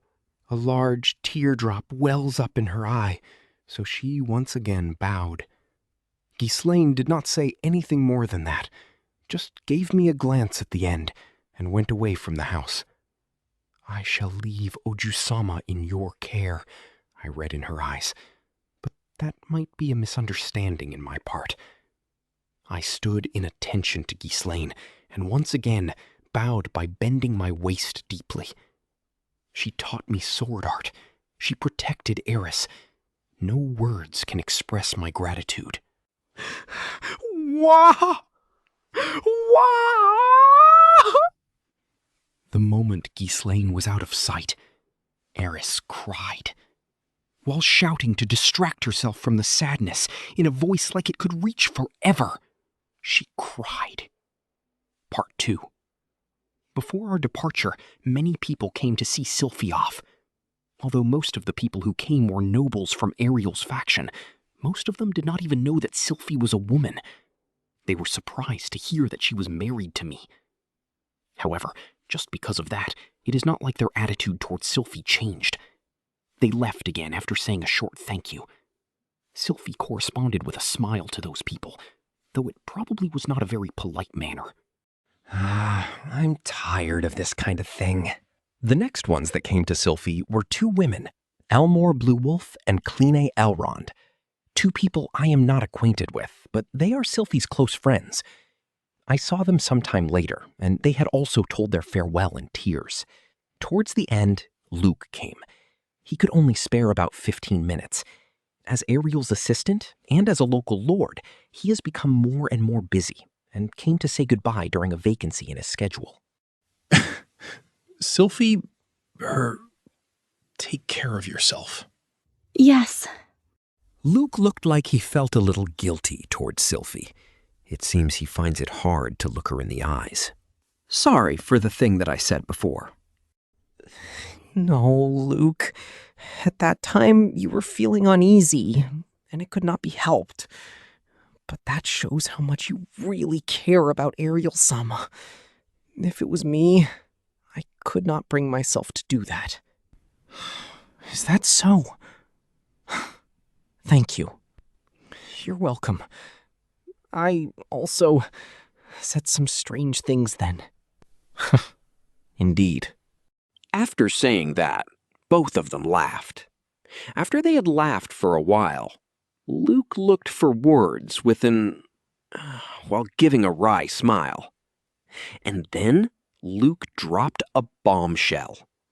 Sylphie, if you no longer have a place at Rudeus's home, come to my place. The moment I heard that, my body became stiff. I mean, it is not the place for a marriage proposal, right? I would prefer if you did not say that when her husband is right next to her. I won't break up with Rudy, or even if you said that, I won't marry Luke even if that happens, okay? No, it is not a marriage proposal. However, if a time comes when you do not have any place to go, I will not hesitate to welcome you. Luke sounds so manly. Putting romantic feelings aside, he will be there for you when you need him? Don't say something so confusing. But cold sweat can be seen on Luke's forehead. I wonder if Luke feels some unrequited love towards Sylphie. And you keep saying that you are not interested in women that have no breasts. Now, that was also a hidden warning to me. I need to do better. It won't be often, but we will drop by when nearby. Oh, also, take care. Yeah, Luke also take care. After saying that, Luke left. Compared to Iris, it was a quick farewell. Well, because this life is full of meeting and parting, he is that kind of person. It is a long life. As long as we live, there will be the opportunity to meet again. Rudeus? While in thought, Luke came to me. What is this about, I guess? You want to fight again? I am sorry for doubting you during our journey. It cannot be helped, since I did make many suspicious moves. Luke was tricked by Hitagami that time. However, in the end, even I treated Ariel and Luke as mere pawns. My actions and words were rather suspicious. Although I knew that the possibility of Luke being Hitagami's apostle was high, since he is not alone in this, he is not at fault.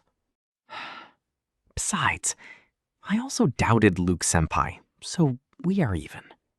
Luke smiled as he scratched his cheek.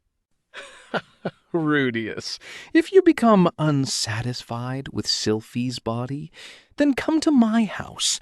In Notice's house, there are plenty of beautiful women with a great figure. Luke! At Sylphie's angry voice, Luke's body shook and shirked. He was barely able to smile. That was just a joke. And Luke returned back to his horse. He looked good while riding away on his white horse. He looks like a prince from some country. Rudeus, take care of Sylphie. Sylphie, please be safe and well. With those words, he rode off.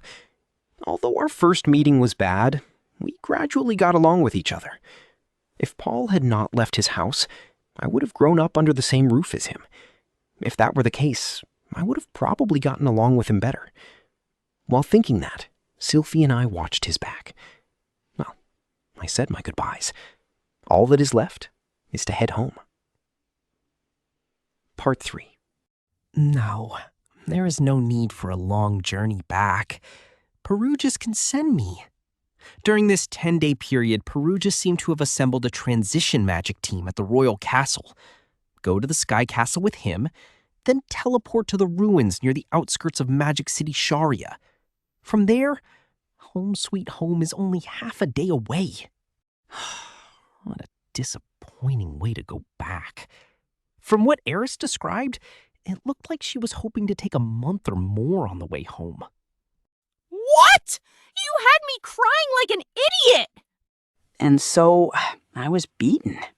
No, I think that farewells are important, but I did ruin the moment. Eris's precious tears are too good. But I can understand what Eris was thinking. Ghislaine also seems to think the same way. Like student, like teacher. Between them, I just abruptly appeared. Hey, it's not like Perugius is charging us transfer fees. For him, it is a simple matter. But no, it won't be good to be so dependent. It's an emergency route. Orsted is also capable of creating magic teleport formations. We might be able to build a direct route to each country, not only in the Asura Kingdom.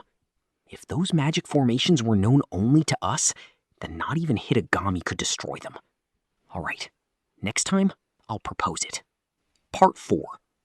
Since using magic teleportation circles is forbidden, we left the city and secretly snuck back in to enter Perugius' Sky Castle. By the time we got there, the sun had completely set. Therefore, we were allowed to spend the night in the castle. Currently, I am in one of the Sky Castle's rooms. With me are Eris and Sylphie. Before, we arrived with 8 people. Now, only 3 people returned. As expected, I feel a bit lonely. While thinking that, I was looking at the flames of the fireplace. With the bed in the back, Sylphie and Eris slept side by side. Although they got their own rooms, Sylphie and Eris for some reason said they want to sleep in the same room with me. Maybe they are planning something? Maybe today will be the yes day? But Eris still held some reservation with three-person play. So it is a no. Anyways, with plenty of space, we laid in a row comfortably. But somehow I can't sleep. While watching the flames dance in the fireplace, I became lost in thought. My surroundings are quiet. Only the sound of the fire could be heard. While watching it, I collected my thoughts. I won. I won against Hitogami. It would not be an exaggeration to say that it was a great victory. There were no casualties on our side. We defeated all the apostles, and we made Ariel queen. Well, there's still some time until the coronation. However, too much anxiety will make a great victory tasteless. Ultimately, this victory was all because of Orsted's plan. It's an important victory, but this is just round one. In the future, he will continue this battle. Thinking of the outcome of such battles will only invite anxiety and worry. Did I do all right? Have I done everything I can this time? I helped Ariel, almost died, became Orsted's subordinate, and married Eris. Was this good enough? Rudy? Are you still awake? Yeah. Isn't it late? She said while looking out the window. Outside is dark. 2 people not sleeping. A considerable amount of time seems to have passed. Sylphie, deciding not to go back to sleep, sat next to me. Sticking her body to mine, she leaned her head on my shoulder. I was holding her shoulder as a matter of course.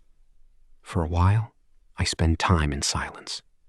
Sylphie's warm body. She was flushed to the point that I thought she had a fever.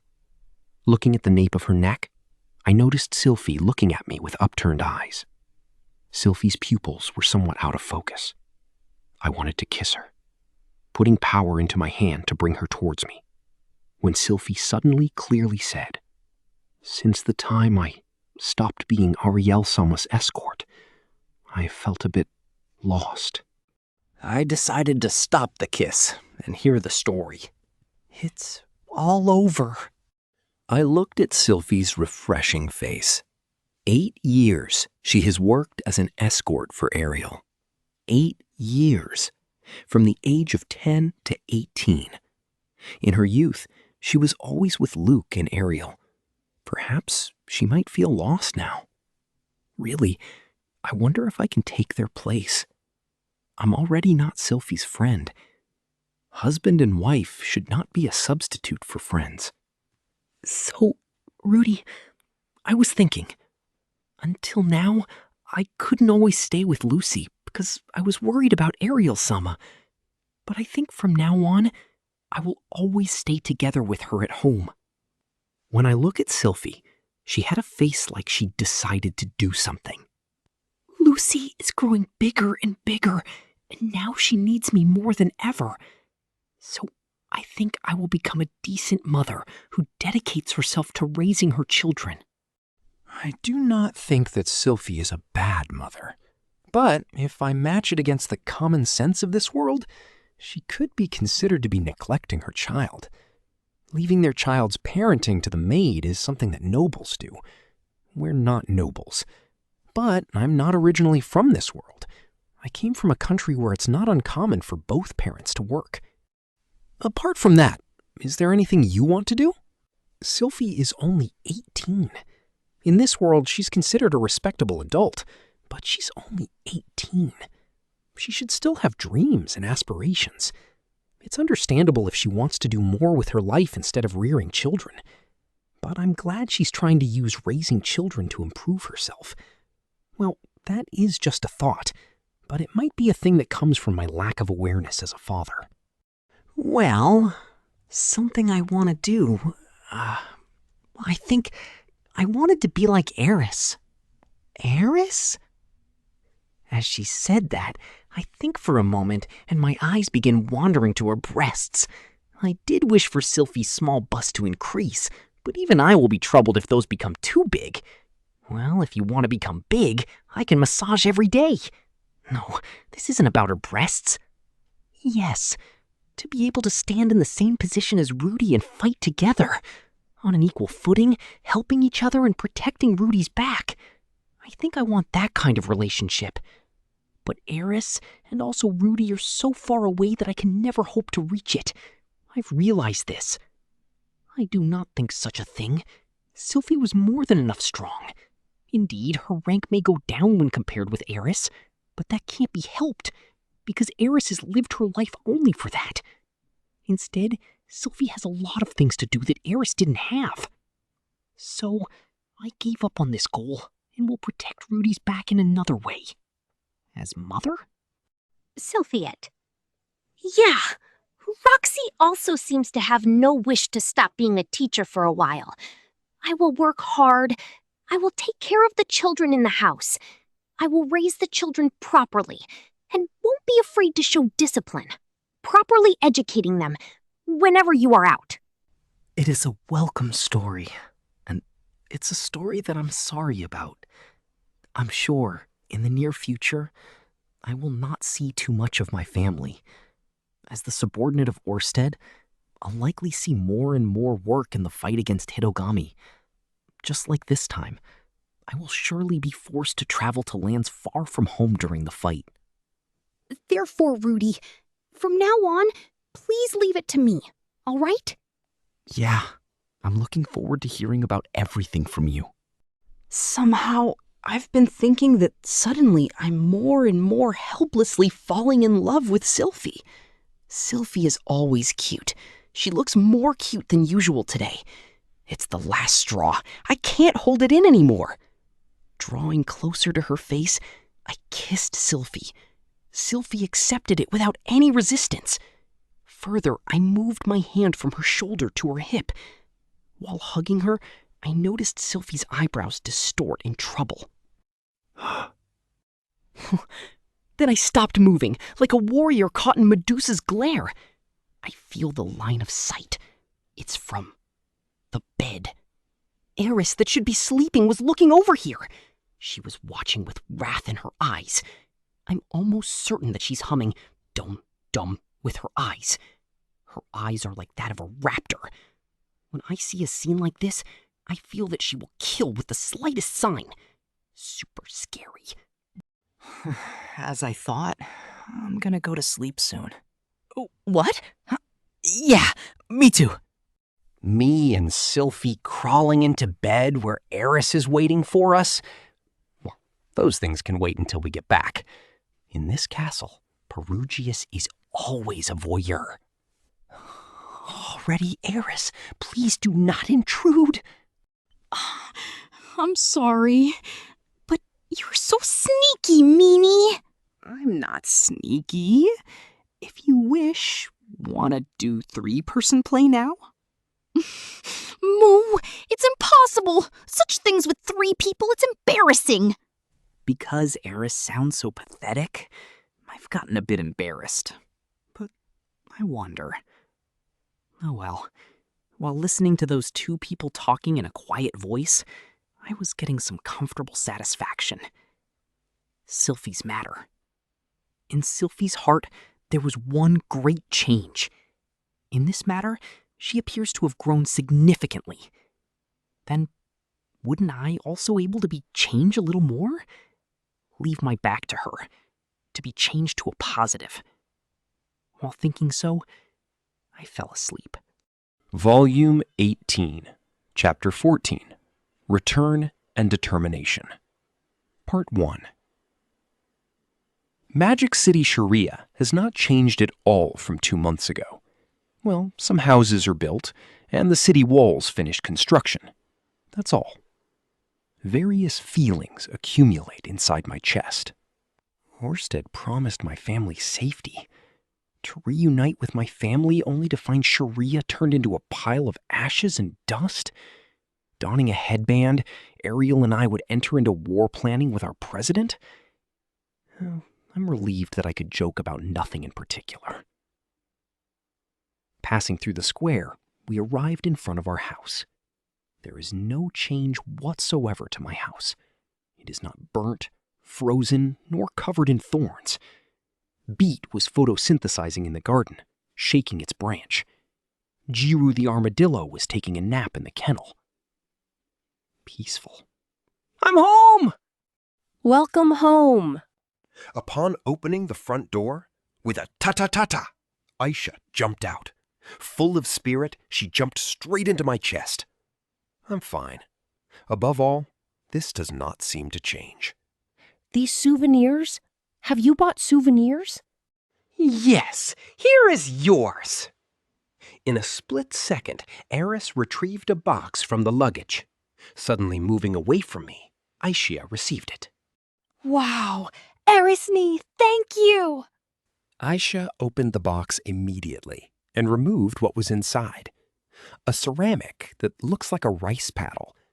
An exquisite relief is engraved on the handle. Looking at it, Aisha's eyes were beaming. It's a mirror, like the one I saw at Shirone. Yes! Perhaps because of trade with Begarito continent, Asura Kingdom was selling many glasswork products. Because it was only a short traveling time this time, I mainly bought glassworks and mirrors. Whoa! Amazing!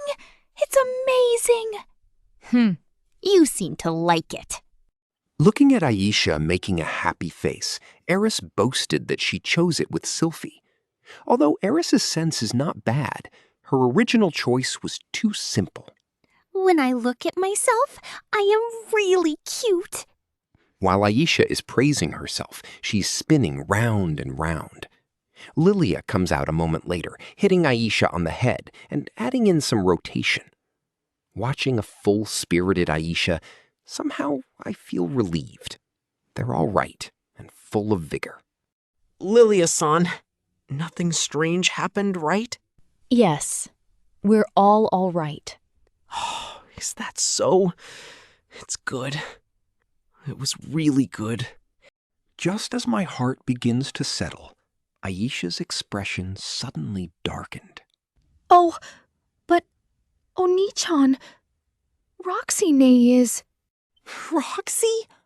What happened to Roxy? No way! A miscarriage? No. If it's like that, Lilia would have told me. Or did she have to be hospitalized because her condition is bad? Roxy-ne is... And when Aisha just stopped her words, my line of sight is directed to a door leading to the living room. From there, Roxy's face pokes out. It looks like she is in low spirits. Roxy, I'm back! At least she does not look unhealthy. I cannot see, but she doesn't look injured. She is very healthy looking. Rudy, welcome back. I expected it to take a little more time, but it seems everything went well since you've come back as planned. Yes, Ariel-sama won the political war safely. Well, it's not complete victory yet. News that Princess Ariel is dead might arrive at a later date. Well, there is no need to say such a thing. It's because those are the president's instructions. Really? That's good. Roxy still doesn't reveal herself. She is only showing her face. Only face? It can't be that her body became more plump. You mean Roxy has become chubby? Roxy's gonna say there is a myth that her body will continue to become more plump even after giving birth. It's not like you care about gaining weight, because most likely Eris's weight is about twice that of Roxy. Oh, I'll tell you something, Oni-chan. Roxy-ne's somehow become a little too naive recently, so you must tell her gently. Aisha's words. Naive. When their weight increases during pregnancy, so too does their anxiety. And now that she's uneasy, it's my job to reassure her. It is not naive. Well, why have you been hiding your body all this time? When Sufi said so, Roxy showed her body reluctantly. I left my house for about 2 months. In the meantime, Roxy's stomach has become fairly larger. If you think about it, with the weight increase during pregnancy, it's a matter of course. because it's made for holding the child inside. Even so, her chest looks a little bigger. Maybe some breast milk come out? Yeah, let's taste it later. Even so, she is a Meekard of the magic race. I wonder if they didn't change as much as the human race. Recently, I feel my body is not like my body. My stomach swelling, the inside moving here and there. Everyone said there is no need to be worried, but... Oh, I understand. I also experienced it. But at that time, Rudy was not here. Oh, Sylphie. Roxy, I'm sorry. What? Oh, Rudy, I didn't mean that. I'm not going to blame you for that. She was taken aback and said that, while her line of sight was swimming here and there. Well, Eris-san, is it all right for me to spend my time alone with Rudy today? Oh? That's all right. Eris was looking at Roxy's stomach and her own alternately. I wonder if she had thought about her own pregnancy turn. So, Rudy, with this, you must spend your time with Roxy now. As for luggage, leave it to me. Well, I wonder where is Lucy? Zenith-sama is playing with Lucy-sama on the second floor. So that's where she is. Thank you, Lilia-san. All right, Eris, come on. Okay. Without waiting for my reply, those two go upstairs carrying the luggage. Part 2. Thus, Roxy and I moved to the living room. In the living room, the sacred beast Leo was curling in front of the fireplace. At the corner of the room, there is Jiro, the armadillo. When Leo saw me, he started barking happily and approached me while wagging his tail. When I pat his head, he begins to lick my hand. Oh, this guy loves it. I sit on the sofa alongside Roxy. Somehow, she doesn't want to show her body line too much to me, so she's only wearing a loose dress. I wonder if she is worried about her body line disappearing, even though I think her current figure is attractive enough. Roxy? How was your work? Did it go so well that you came back as scheduled? Haven't I already said that before? It's unusual for Roxy to be panicking. What happened to her? And the panicking Roxy is so cute. Don't tempt me with such a cute reaction. Although, during the journey, there's no such thing that happened. Feeling a sense of security from having completed my job, it seems my worldly desires have increased. Anyway, the person who was a little naive suddenly appeared erotic. As a man that you could easily read, I must be careful to not show my desire too much. Let's just give her some caring words. All right. Your stomach has grown quite big. Can I pat it? No good. It's no good? Well, she is at her delicate time. Touching my breasts is also a no. I was told ahead. It seems she already thinks that I want to grope her breast like always. Well, I can't deny that. Recently, this yellow stuff comes out? I see. Sylphie also experienced that, the sign of breast milk coming. It could be treated by massaging them, but I can't do that.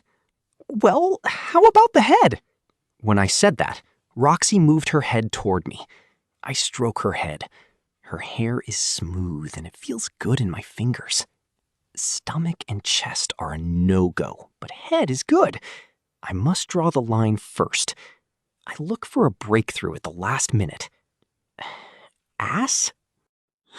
Well, that's all right. Seems to be good. I stroked without reserve. Round? Unsatisfied. No, it's different. It's not that. It's that of a child. Roxy, I think I could help you as much as possible. Really? But you don't have to overdo it. Aisha could do it. And didn't Rudy have many things to do? There are indeed a lot of things to do, but even I understand that a pregnant woman takes priority over those things. I'll do anything from helping you down the stairs to helping you bathing. Bathing? Roxy overreacted to the word bath. What a... Stomach and chest is a no, but ass and head is a yes? Yet a bath is not good? Is that so? Rudy, so you'd like to help washing me in the bath? Oh, I would love it. Using a cloth or my hands, I would love them both. But I must be patient and hold myself back when I do, even if I'm a little backed up. Rudy, since you will find out about this sooner or later, I need to tell you something. Yes? As if she resigned, Roxy was facing toward me. It's a serious face. That one? It must be serious. I wonder if it's something beyond my imagination. Like that actually the baby in her stomach is infected with a horrible disease? Maybe a voice saying, "Call me great emperor of the demon world," can be heard from the stomach. No, if that's the case, Lilia would have definitely told me. It is an abnormal situation, no matter how you look at it. Then I wonder what. You don't mean that the child inside Roxy's stomach is saying, "I'm not Rudy's child"? The child has a tail or horn when born. Oh, come on, spare me from such fate. Roxy, making a serious face, unbuttoned her clothing. She then rolled up her dress and showed me her stomach. Her white stomach swelled greatly, her navel poking out a bit. Cute. Yeah, it's cute. Only that. There is nothing such as a strange spot on the skin. What is the problem? I guess you will understand if you see it? I heard it, but I don't know where the weird part is. The navel pokes out, I guess? Certainly it is a protruding navel. I wonder if this is what she means. I guess I'd better not question a pregnant woman about that. Yeah. Oh, is it not strange after all?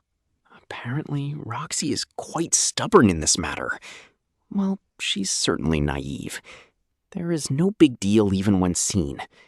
But it is important for the person herself. There was such a thing too. No, it is very cute. Now I will not be deceived. There was a slight pause in your answer. It's not a lie. I don't care about that type of thing. It is a lie. Because didn't Rudy say it before? While you licked my navel. I can be such a fool. Even by me. That such words could have left such a deep impression in her feelings. Well, but no. It could be said that saying something appropriate when you're on the bed is okay. Since that day, I've always seriously cleaned my navel. Look at this, Rudy. Favorite navel? Probably you were disappointed. I'm not! I was able to answer immediately this time. I didn't have a navel fetish. If it's Roxy body, even if she could fire a missile from her navel, I would still worship her.